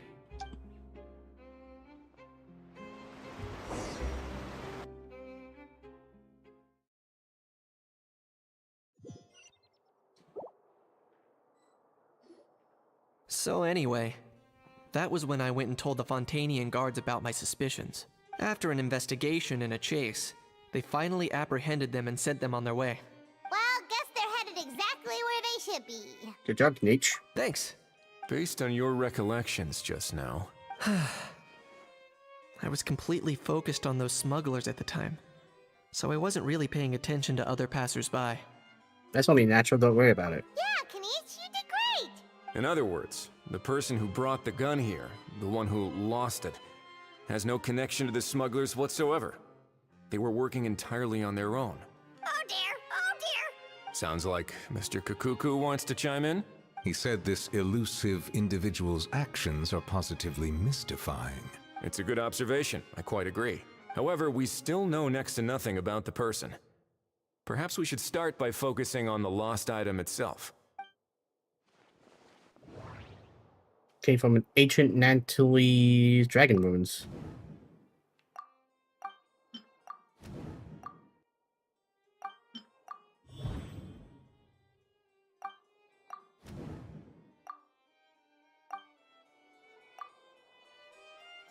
It certainly seems like it was the bait in some kind of trap. The only question is, why wasn't the bait made more conspicuous? Has something sprung to mind? I just remembered a film I watched this one time. Huh? Oh, wow! No way, bro! Hold on, let me explain. Just now, the traveler speculated that this box might have been placed there on purpose, as if the intention was for someone to come pick it up. That got me thinking about those films about kidnapping cases. When they demand their ransom, the kidnappers tell the victim's family to leave money or valuables at a designated spot for someone to come pick up. That doesn't merely happen in films. There have been similar cases in real life. In fact, if anything, it's probably the real-life events that inspired the films. Sounds plausible. Wait. This raises the stakes to a whole new level. If the gun really was some kind of ransom, then since we took the box, the kidnappers never got their payment, so does that mean they executed the hostage? Paimon, stay calm. I agree. I don't believe we have a kidnapping on our hands. Selling off stolen goods is extra work that most kidnappers would want to avoid. Unless they're after something very specific, they tend to just ask for cash. Could we be dealing with a kidnapper who's dead set on getting their hands on an ancient dragon handgun? It's not impossible, but the likelihood is very slim. We can discount that possibility for now. And speaking of selling stolen goods, don't you think this looks more like a transaction?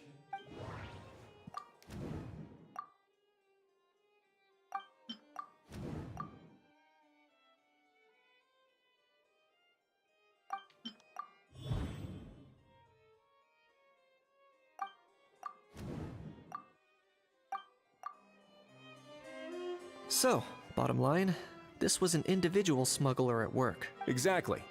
And it was the location itself that caused the deal to fall through.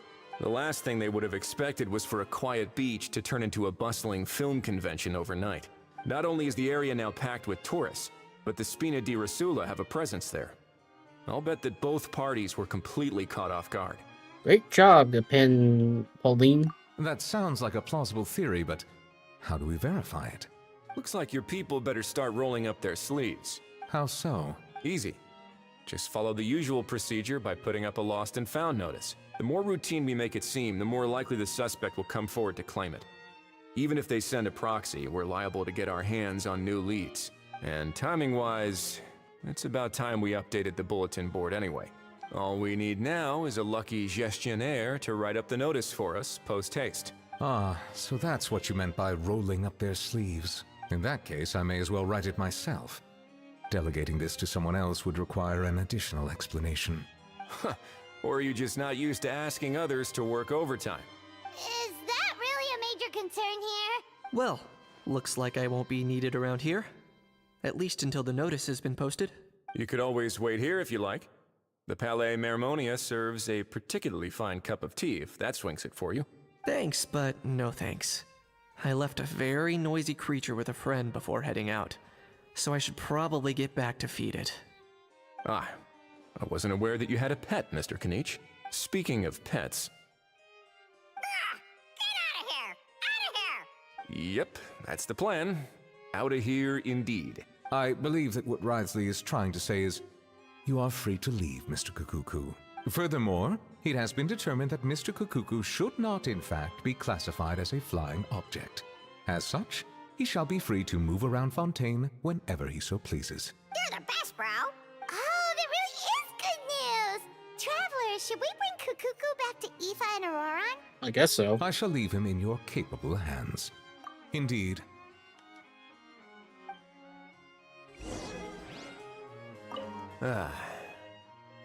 You know, all this has made me realize that I'd quite like to have a pet. If that proves inconvenient within the fortress of Meripede, perhaps you should consider finding a place in the court of Fontaine. That actually sounds like a good idea. In the past, I always dismissed the idea of buying a property in the city. The prophecy about the floods meant it never seemed like a worthwhile investment. But now... This might be a good time for you to re-examine the documents I gave you regarding your title as Duke. Huh? Citizens with honorary titles are eligible for certain benefits when purchasing property in the court of Fontaine. Really? How about this? You read through your documents from start to finish, while I write up the lost and found notice. It's like Deuce buying himself a house. Or even a manor with his kind of influence.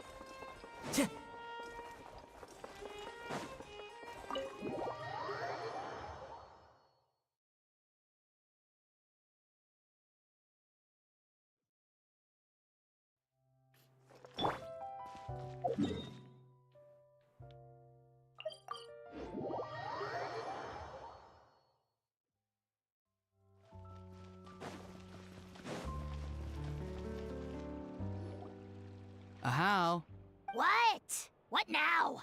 let's shake hands. Fine by me. Get ready for a knuckle sandwich!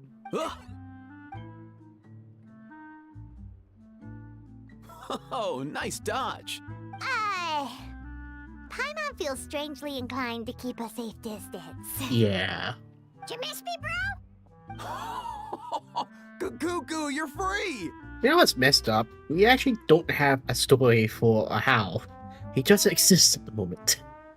Well, besides the terminal thing, where if Kenichi dies, he inherits the body.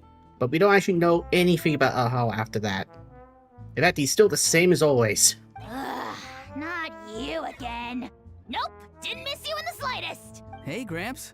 And hey, Paimon and Kenichi. It's good to see you all. Thanks for bringing Kukuku back. Get it away! Get it away from me! Nice to meet you, bro. Who are you calling bro? Say that again to my face. I dare you. If you've got the energy to argue this much, you're clearly not hungry yet. Let's go find something to eat while Ahau lives his best life. Sounds good to me. Poor Ahau. He spent all day being tormented by Auroron, only to discover that the suffering's just begun. Eva, as a Saurian vet, how can you just sit back and watch our little dragon bro suffer? Huh? How am I the bad guy? Even hear yourself? Doesn't anyone want to hear how Kukuku got out of jail?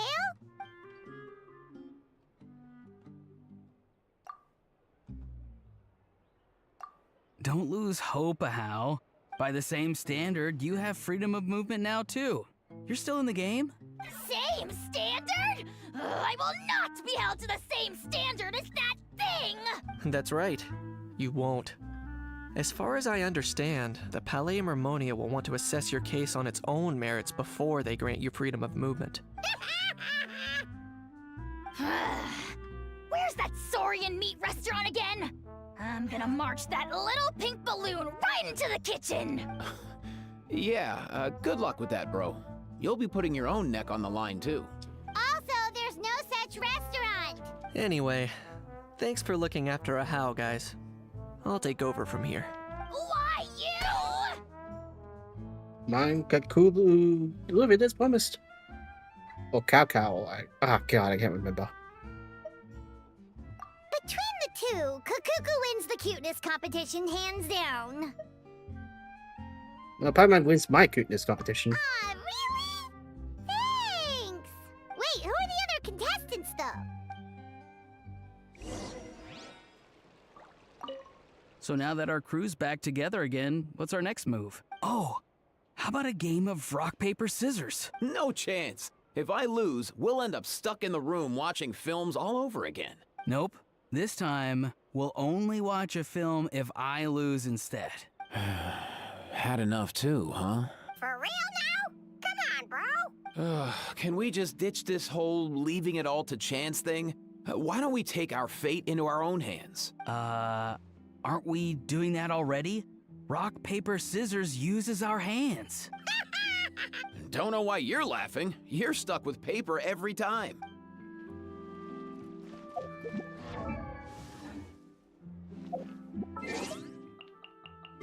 Okay, another day skip.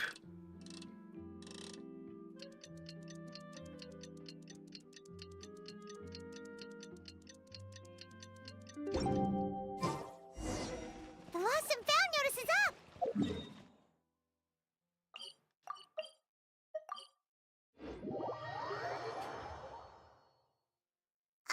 Maybe we should go hang around the Palais Mermonia to see if anyone shows up to claim it.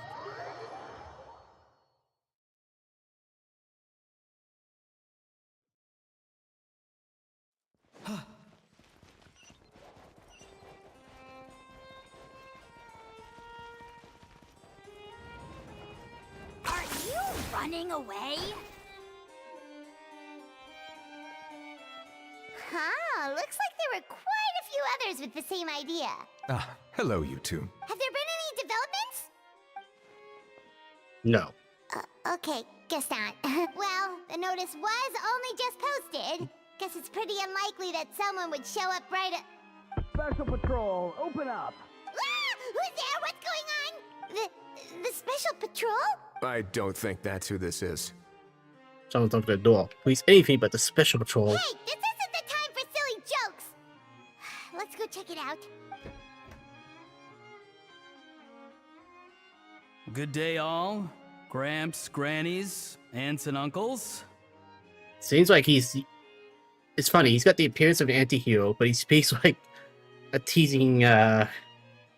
What in the Tevet are you doing here, Auroran? Oh, he must be the one you mentioned. Kukuku's owner? No. One of his owners. Kind of. But, bro, what are you doing here? I'm here to claim a lost item. I can't tell if he's being deadpan or deadly serious. Is this the person you saw on the boat, Mr. Kinich? Somehow I highly doubt that. For starters, he just addressed us as Gramps and Grannies. And unless this is the youngest looking middle-aged man in the world, I don't think he's our guy. I apologize for my grandson bursting in like this. Huh. Was there something wrong with my door knocking etiquette?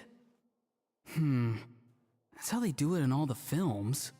That's not door-knocking etiquette. That's the Special Security and Surveillance Patrol doing their job. Completely different things. Oh, I see. I figured it was just a polite way of requesting entry to show the people inside you had something important to discuss. Oh, sorry about that. I totally goofed that one up. Give me a moment. I'll go back out and try again. Let's just get down to business. So, Roran, you said you were here to claim a lost item. What did you lose? Yeah, so basically...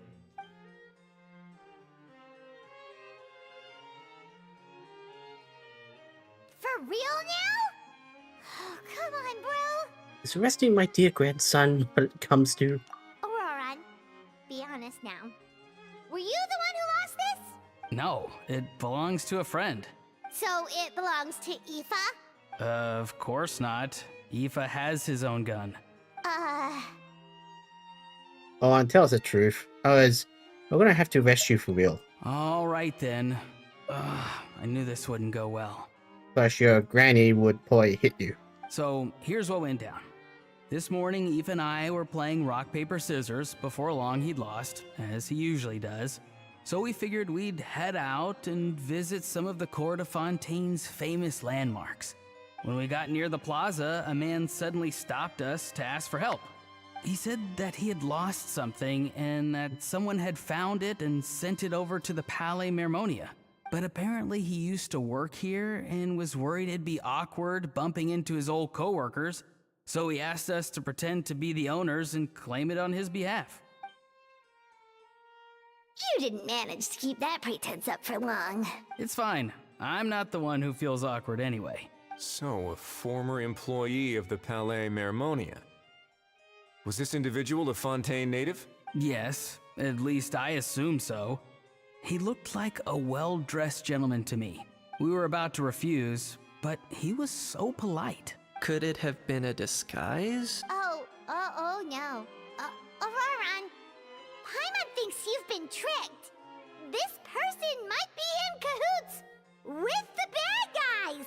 Oh, maybe he already took off and escaped as soon as your mission went pear-shaped. No way. I'm not that dumb. Huh? He's not going anywhere. Aoife and Kukuku are keeping an eye on him over at the plaza. Keeping an eye on him. I like the sound of that. Nicely done, bro. In that case, let's hurry over to where Aoife is. Also, can we just stop switching between bro and Gramps? Time to catch that con man and find out what's really going on here. Wait a minute, I have a question first. Traveler, Paimon, you're pretty famous in Natlan, right? Yeah. Oh, we're basically household names. But why do you ask? No, it's not just us. Kenichi, Oran, and Aoife too. Would that be a problem? Remember when I said that the seller might be watching in secret? If so, then picking Auroron to do their dirty work was a careless mistake on their part. It suggests that the person who got Auroron to claim the item might not be fully in the know themselves. There are plenty of unanswered questions, but standing around racking our brains won't help. However, I still suggest that the famous faces among us, meaning the Traveler and Kenichi, oh, and of course, Monsieur Nivelette too, stay here for the time being. We'll empty the box, give it to Auroron, and then he can claim the item as if nothing happened. I'll follow to check if anyone is watching. I doubt anyone would recognize me anyway, so I shouldn't draw too much attention. I don't know about that. Being okay has its advantages. I think this plan is worth a try. I shall leave it to the pair of you. So, I have to go undercover again, right? Well, not exactly undercover. Just drop the special patrol persona and be yourself instead. Roger that. Over and out.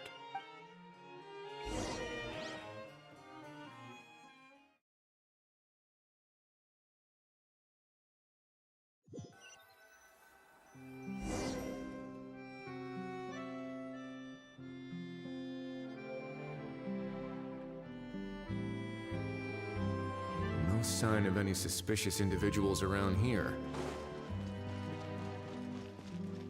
Auroron has entered the elevator as planned.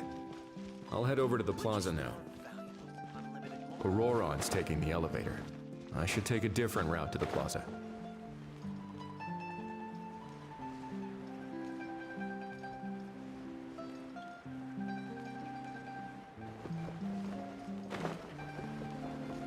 Yeah, you could be Batman.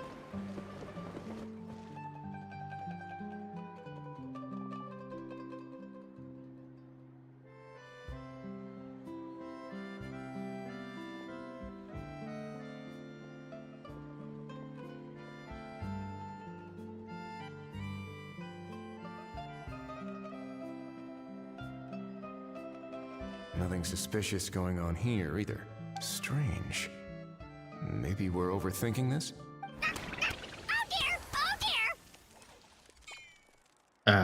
Stop with the pecking! Stop with the pecking!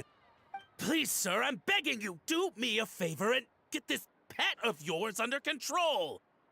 The heck are you on about? Sorry, but he's not my pet. He's my coworker. And I should warn you, he's not too happy with how you're talking about him. What the? This thing has a job? So in Natlan, they just dish out jobs to any old thing. Uh-oh. Kukuku's not too big on being called a thing either. You're on your own now. I'm sorry. Please, Mr. Kukuku. Master Kukuku. Lord Kukuku. I meant no offense, I promise. All right, Kukuku. That'll do for now. Let me ask him some questions first. Sure thing, bro. Auroron actually looks pretty serious this time. Was he just pretending to be clueless earlier? Interesting. Think I'll sit back and see how this plays out. You actually got it?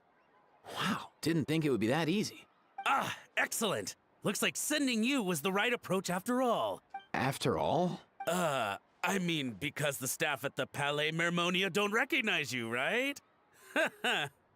You're terrible. So, I got it. But I don't remember promising I'd hand it over. Huh? This thing's pretty cool. I've taken a bit of a liking to it. Oh. Please don't do this, my good sir, my master, my lord. My very life hangs in the balance. His life hangs in the balance? If this means so much to you, what are you gonna offer me in return? Are you trying to get him to say my life? How'd you know that? Because I watched that film with you. You should drop the act. We don't want a real misunderstanding in our hands. You're probably right. But honestly, I don't know what else to say. Sorry, this is the most myself I can be. Is that enough? Enough. More than enough. Who's this dude? Just think of me as a staff member from the Palais Mermonia. Now, if you don't mind, I have some questions for this gentleman about that life or death treasure you were just discussing. Truthful answers appreciated, of course. Oh no, I'm toast now. What's that supposed to mean? You don't think the Palais Mermonia has the ability to protect our citizens? No, I mean, yes, of course they do. Please ask away. I could do that. But I'd rather you just tell the whole story, from the beginning. I suppose I only have myself to blame. Such a rare antique, I couldn't resist. I'm a collector of antiques. Nothing excites me more than rare, old relics, and to be completely honest, if someone's selling, I'm buying. I don't care to ask where they sourced their goods. As for the seller of this particular item, well, I've never met him in person. We've had some prior dealings, but always under the cover of coded ads in some shady tabloids. Lost and found notices, missing person ads, that sort of thing. As long as I took care to hide a time and place somewhere within the text, then slipped some mora into the envelope before submitting the ad, it would get published. And that was that. No fuss, no trace. Simple, right? Normally, everything goes off without a hitch. But this time, I arrive at the pickup spot expecting a discreet in and out, and instead, I find a whole construction crew at work. That was not what we'd agreed. But I couldn't just let it go, so I reached out to him again the same way as usual. He replied, and do you know what he said? He told me that the item's now in the Palais Mermonia. Well, he wasn't lying about that. He insisted that it would be inconvenient for him to make an appearance himself, but said that if I could somehow find a way to retrieve it from the Palais, he'd give me a discount on the price. Of course it wasn't the discount that swung it. Do I look like I'm strapped for cash? Feeling smug now, are we? Feeling smug now, are we? No, please go easy on me. Go on. Where was I?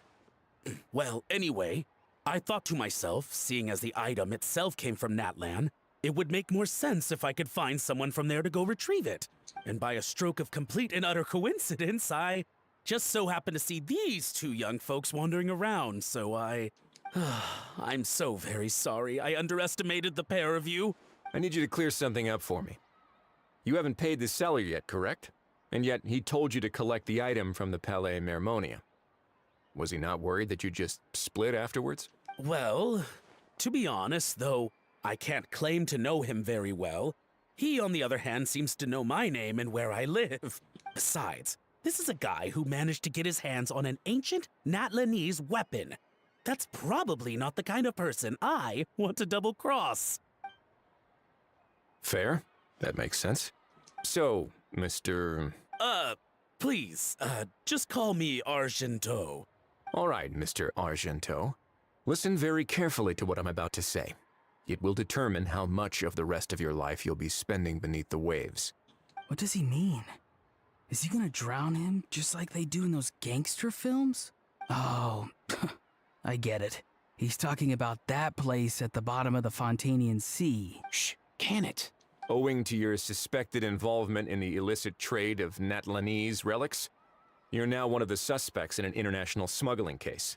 A trip to the Opera Epiclese seems unavoidable at this stage, but on the bright side, you still have one chance to make things right. Okay. Do I really? Please tell me what to do. It's very simple. Just reach out to your seller in the same way as usual, arrange to meet, bring the money, and make the deal. Just be sure to let me know all the details. I'm talking time, place, the whole lot. If we can catch the other party by doing this, you'll have gone some way toward redeeming yourself. Understand? Oh, I see. I understand. You shall have my full and unadulterated cooperation. Good. Don't break the law, and don't even think about making a run for it. The Palais Mermonia will be watching you and ensuring your safety. All right, take the box, but leave your ID and other documents behind. You can go now. As for you two, protocol dictates that I should take you both back to the Palais and have you sign a confidentiality agreement. But that would take a lot of time and effort. Such a castle, bro! See, Mr. Kakuku knows exactly where I'm coming from. So, I was thinking, since you're all friends of the Traveler... I understand, sir. We got dragged into this by accident, and it has diddly squat to do with us. And out of respect for the Traveler, we won't say another word. Oh, I know this part. We better keep our mouths shut, or we'll both be sleeping with the fishes in the tailor-made pair of cement shoes. A guy who lives in a cave, you suddenly know a lot about movies. In that case, I understand completely. Not exactly what I was going for, but if that's how you want to understand it, then be my guest. Then it's settled. Thanks for your help. Boy, am I glad that's over. That's enough work for one day. Time to head back.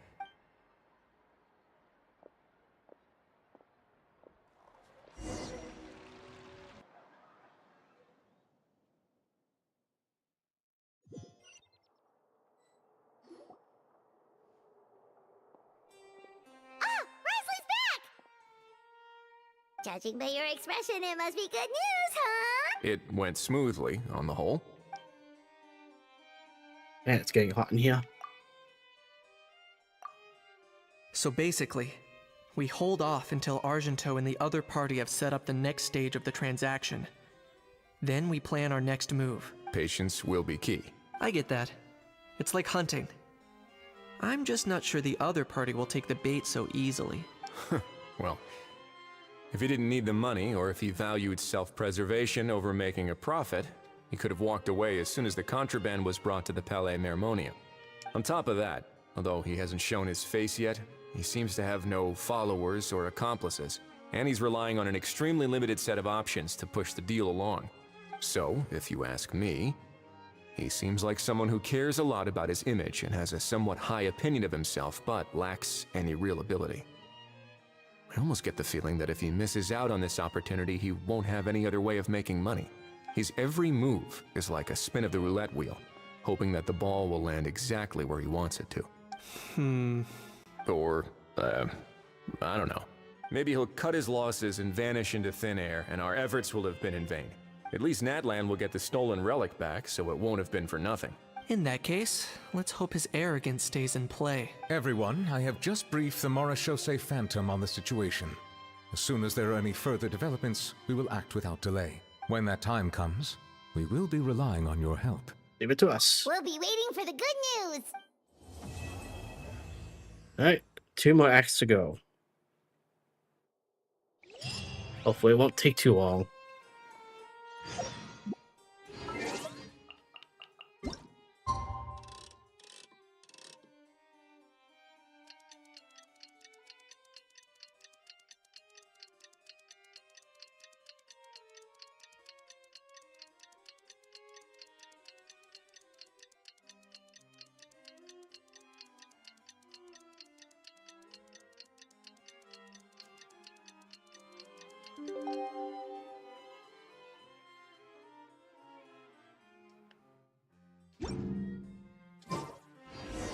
Novelette sent someone to contact us this morning!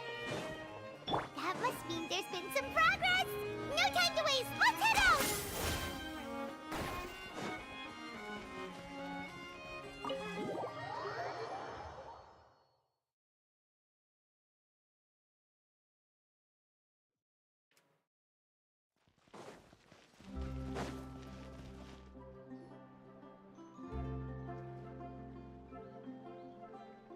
Hey, everyone!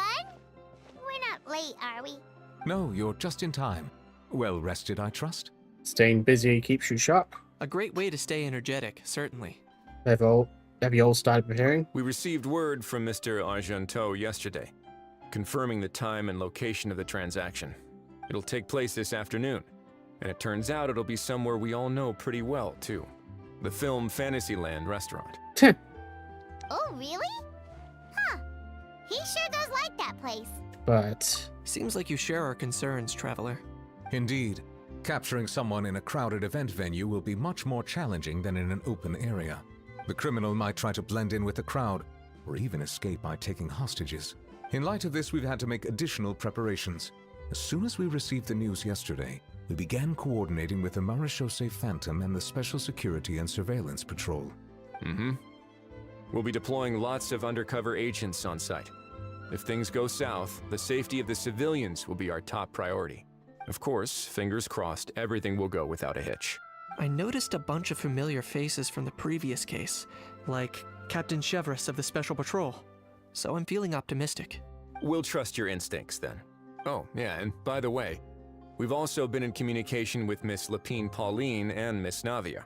The Spina di Rosula will provide support within a controlled scope, so there's no need to worry.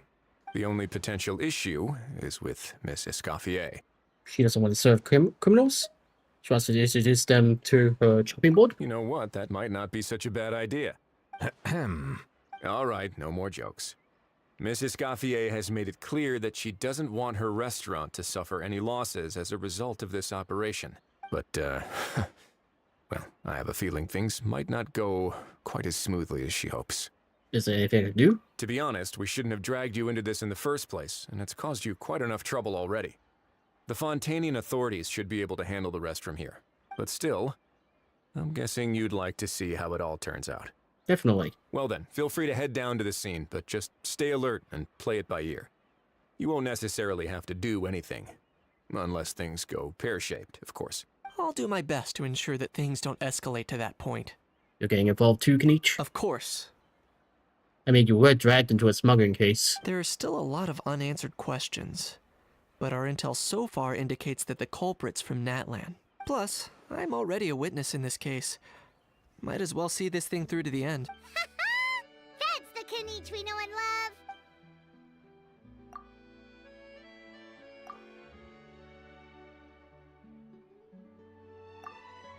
Well, that's enough of the small talk. The operation's scheduled for the afternoon.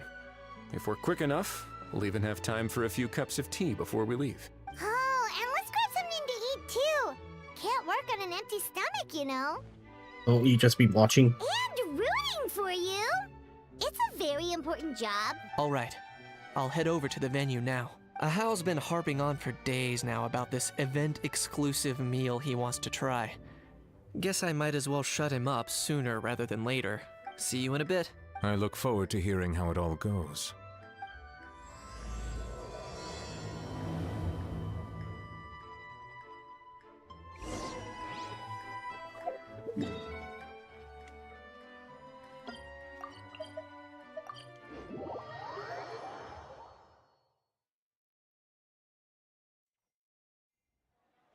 This beach seems to be getting livelier by the day. Thanks in part show it to the undercover agents. Traveler, Paimon's getting kinda hungry. Let's go check out the restaurant menu, shall we? Guy with a case, that's got to be him. Alright, it's business time.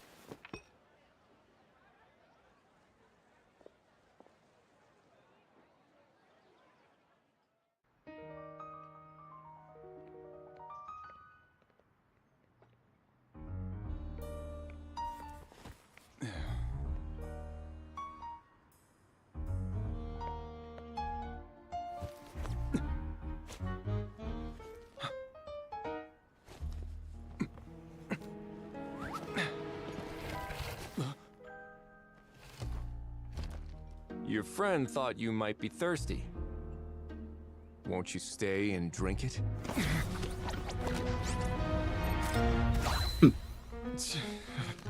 I tend to steer clear of drinks left out in the open.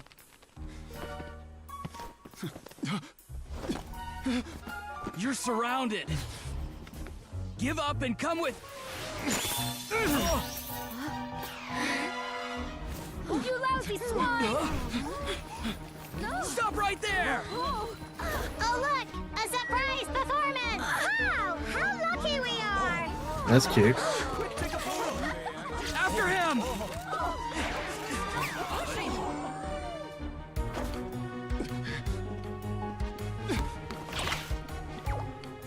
Sorry, my guy. Unlicensed and illegally docked. This boat's not going anywhere.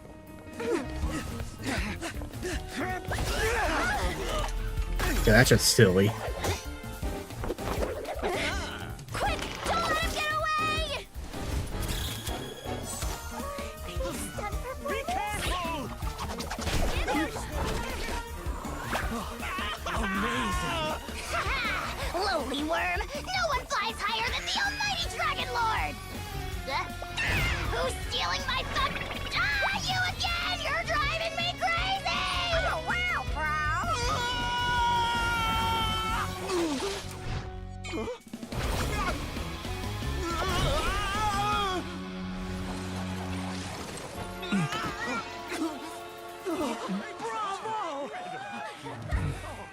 All right, that's a wrap. You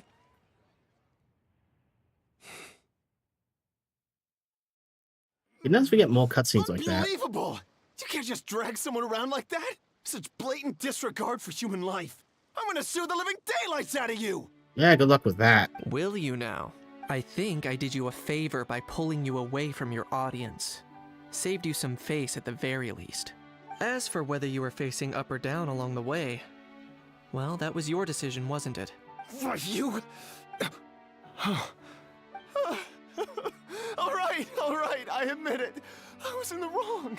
Oh, of course I know the difference between right and wrong, but I had no choice. I desperately needed the money. I was an expert on ancient relics. Not only did I have a successful career, but a happy family too. But my son, I never imagined he'd turn out this way.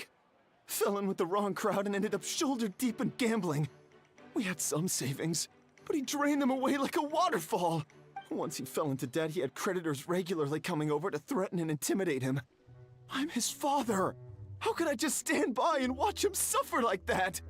Oh, my son is about the same age as you are. If only he could have turned out more like you. That's the only reason I needed the money. Please, believe me.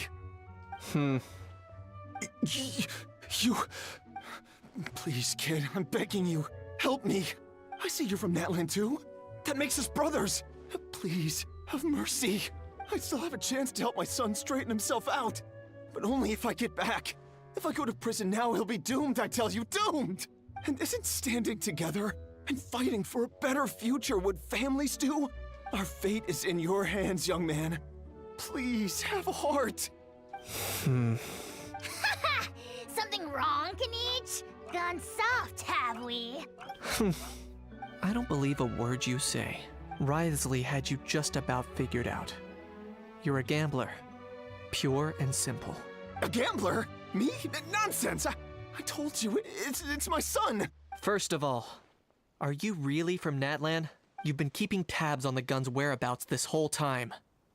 You should have recognized at least one familiar face by now. On top of that, the way you threatened to sue me? Spoken like a true Fontanian, if you ask me. Huh? What kind of logic is that? I can explain. I actually grew up in... I don't want to hear another word. Ahau, here's your chance. Shut someone else up for once.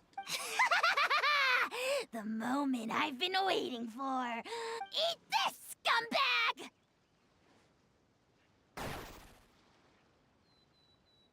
Wow, that was very ineffective. Being a compulsive liar is one of the hallmarks of a die-hard gambler. I bet you're just a Fontanian pretending to be from Natlan. Even if you have any friends or family to speak of, I'm guessing they've long since cut all ties with you. And you have your depraved ways to thank for that. Of course, I might be wrong. Okay, now it's effective. But does that matter? I'm just here to arrest you. If you're looking for an advocate or a shoulder to cry on, you're out of luck. Besides, prying the truth out of you is exactly what your beloved courts are for. Isn't that right? That's right. You're not voice too. Been a while, Mr. Kanich. Special Patrol will take this criminal off your hands now. Many thanks. Please, I should be the one thanking you for the help you've given us. And me? What about me? So rude. You should be bowing down in gratitude to the almighty Dragon Lord. Very wish. My thanks to you. And also to Mr. Cuckoo for your show-stopping performances. Hey, what do you mean?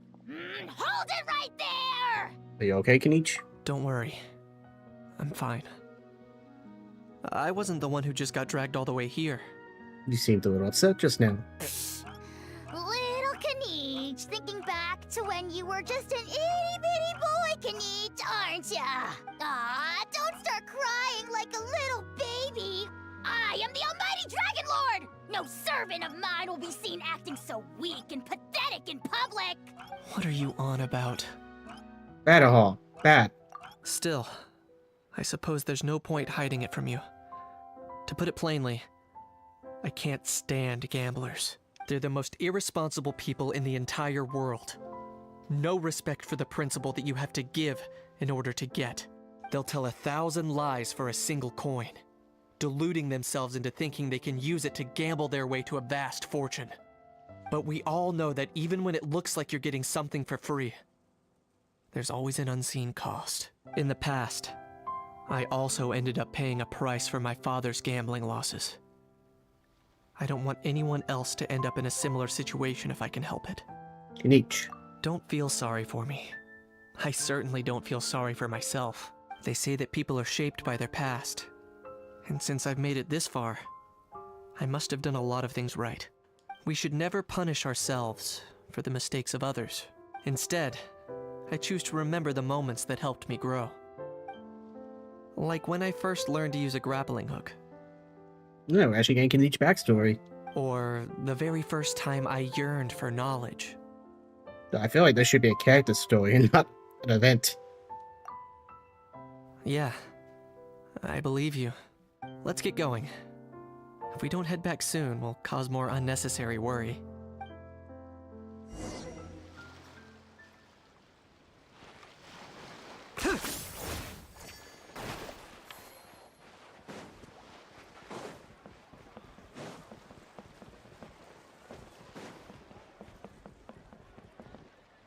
Hey, Charlotte.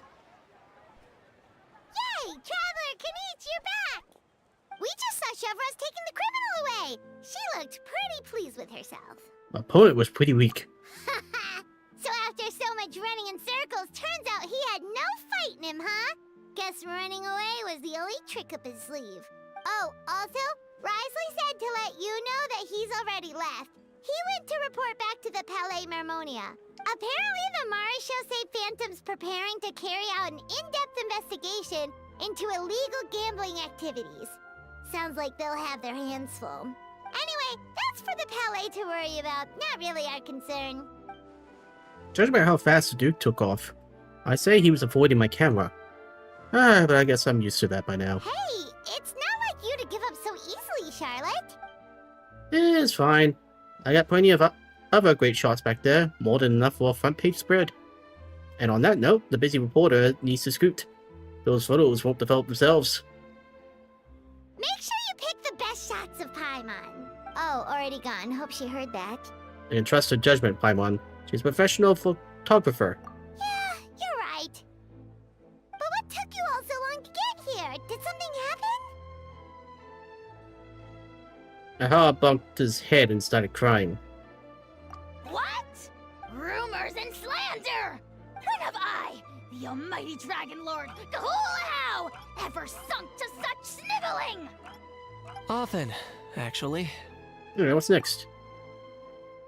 To be honest, I haven't decided yet. At the moment, I've got nothing urgent to get back for. And, in any case, the court might need me to testify again. Plus, that gun's still a key piece of evidence. I'll probably have to wait until the case is closed before I can return it to Natlan. So, I guess I'll be sticking around to enjoy the beach a little longer. Whew. We got one more episode, the epilogue. Hopefully it won't be too long.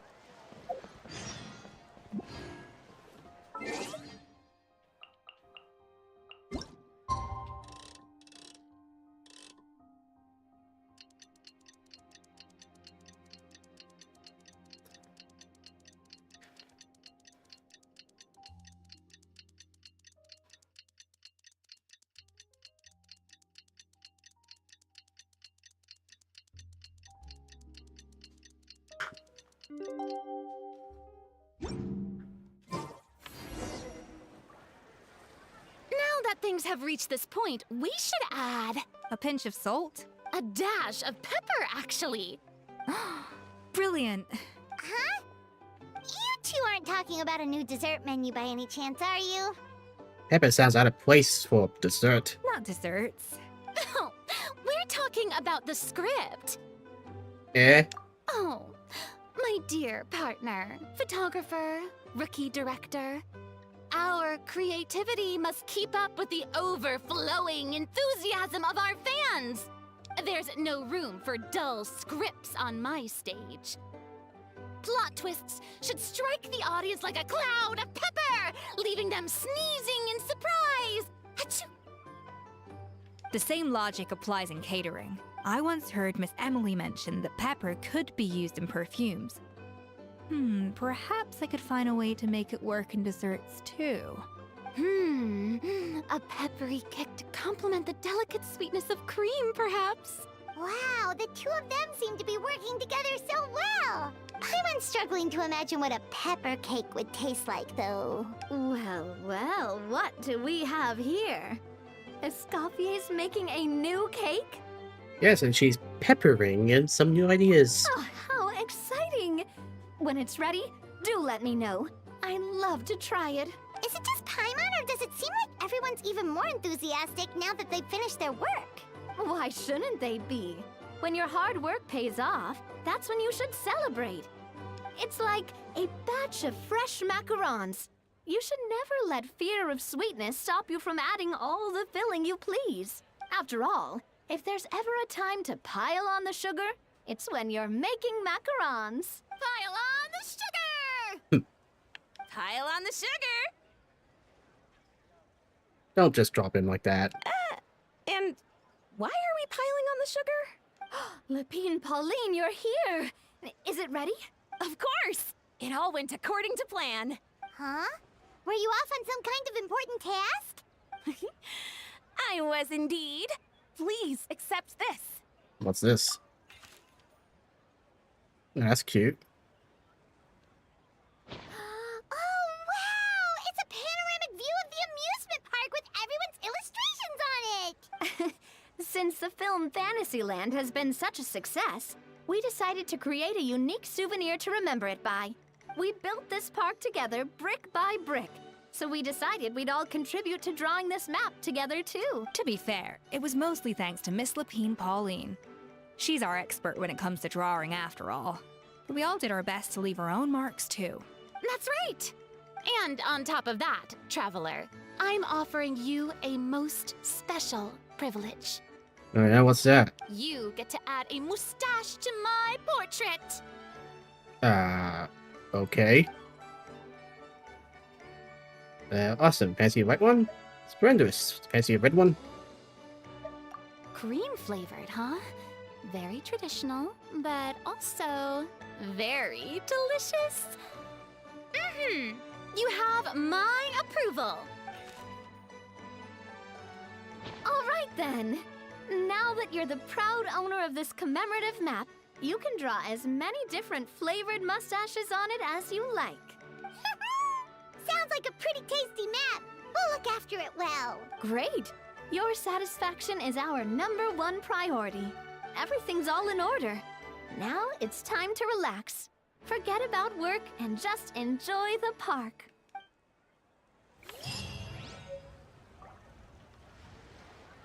Cool. So is that it? Everything is all done? Wrapped up? Cool. Wow, that's a long event. Like, that was more longer than one of those Lantern Light Festival. My god. Oh, I'm not the friend to come to for words of comfort or encouragement.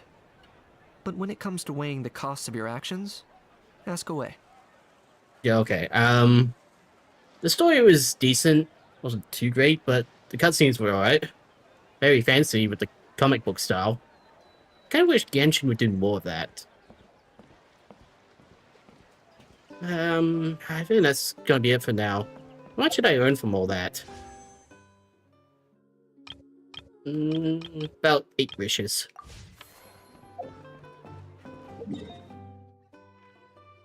It's kind of interesting to get the updated minimap for this.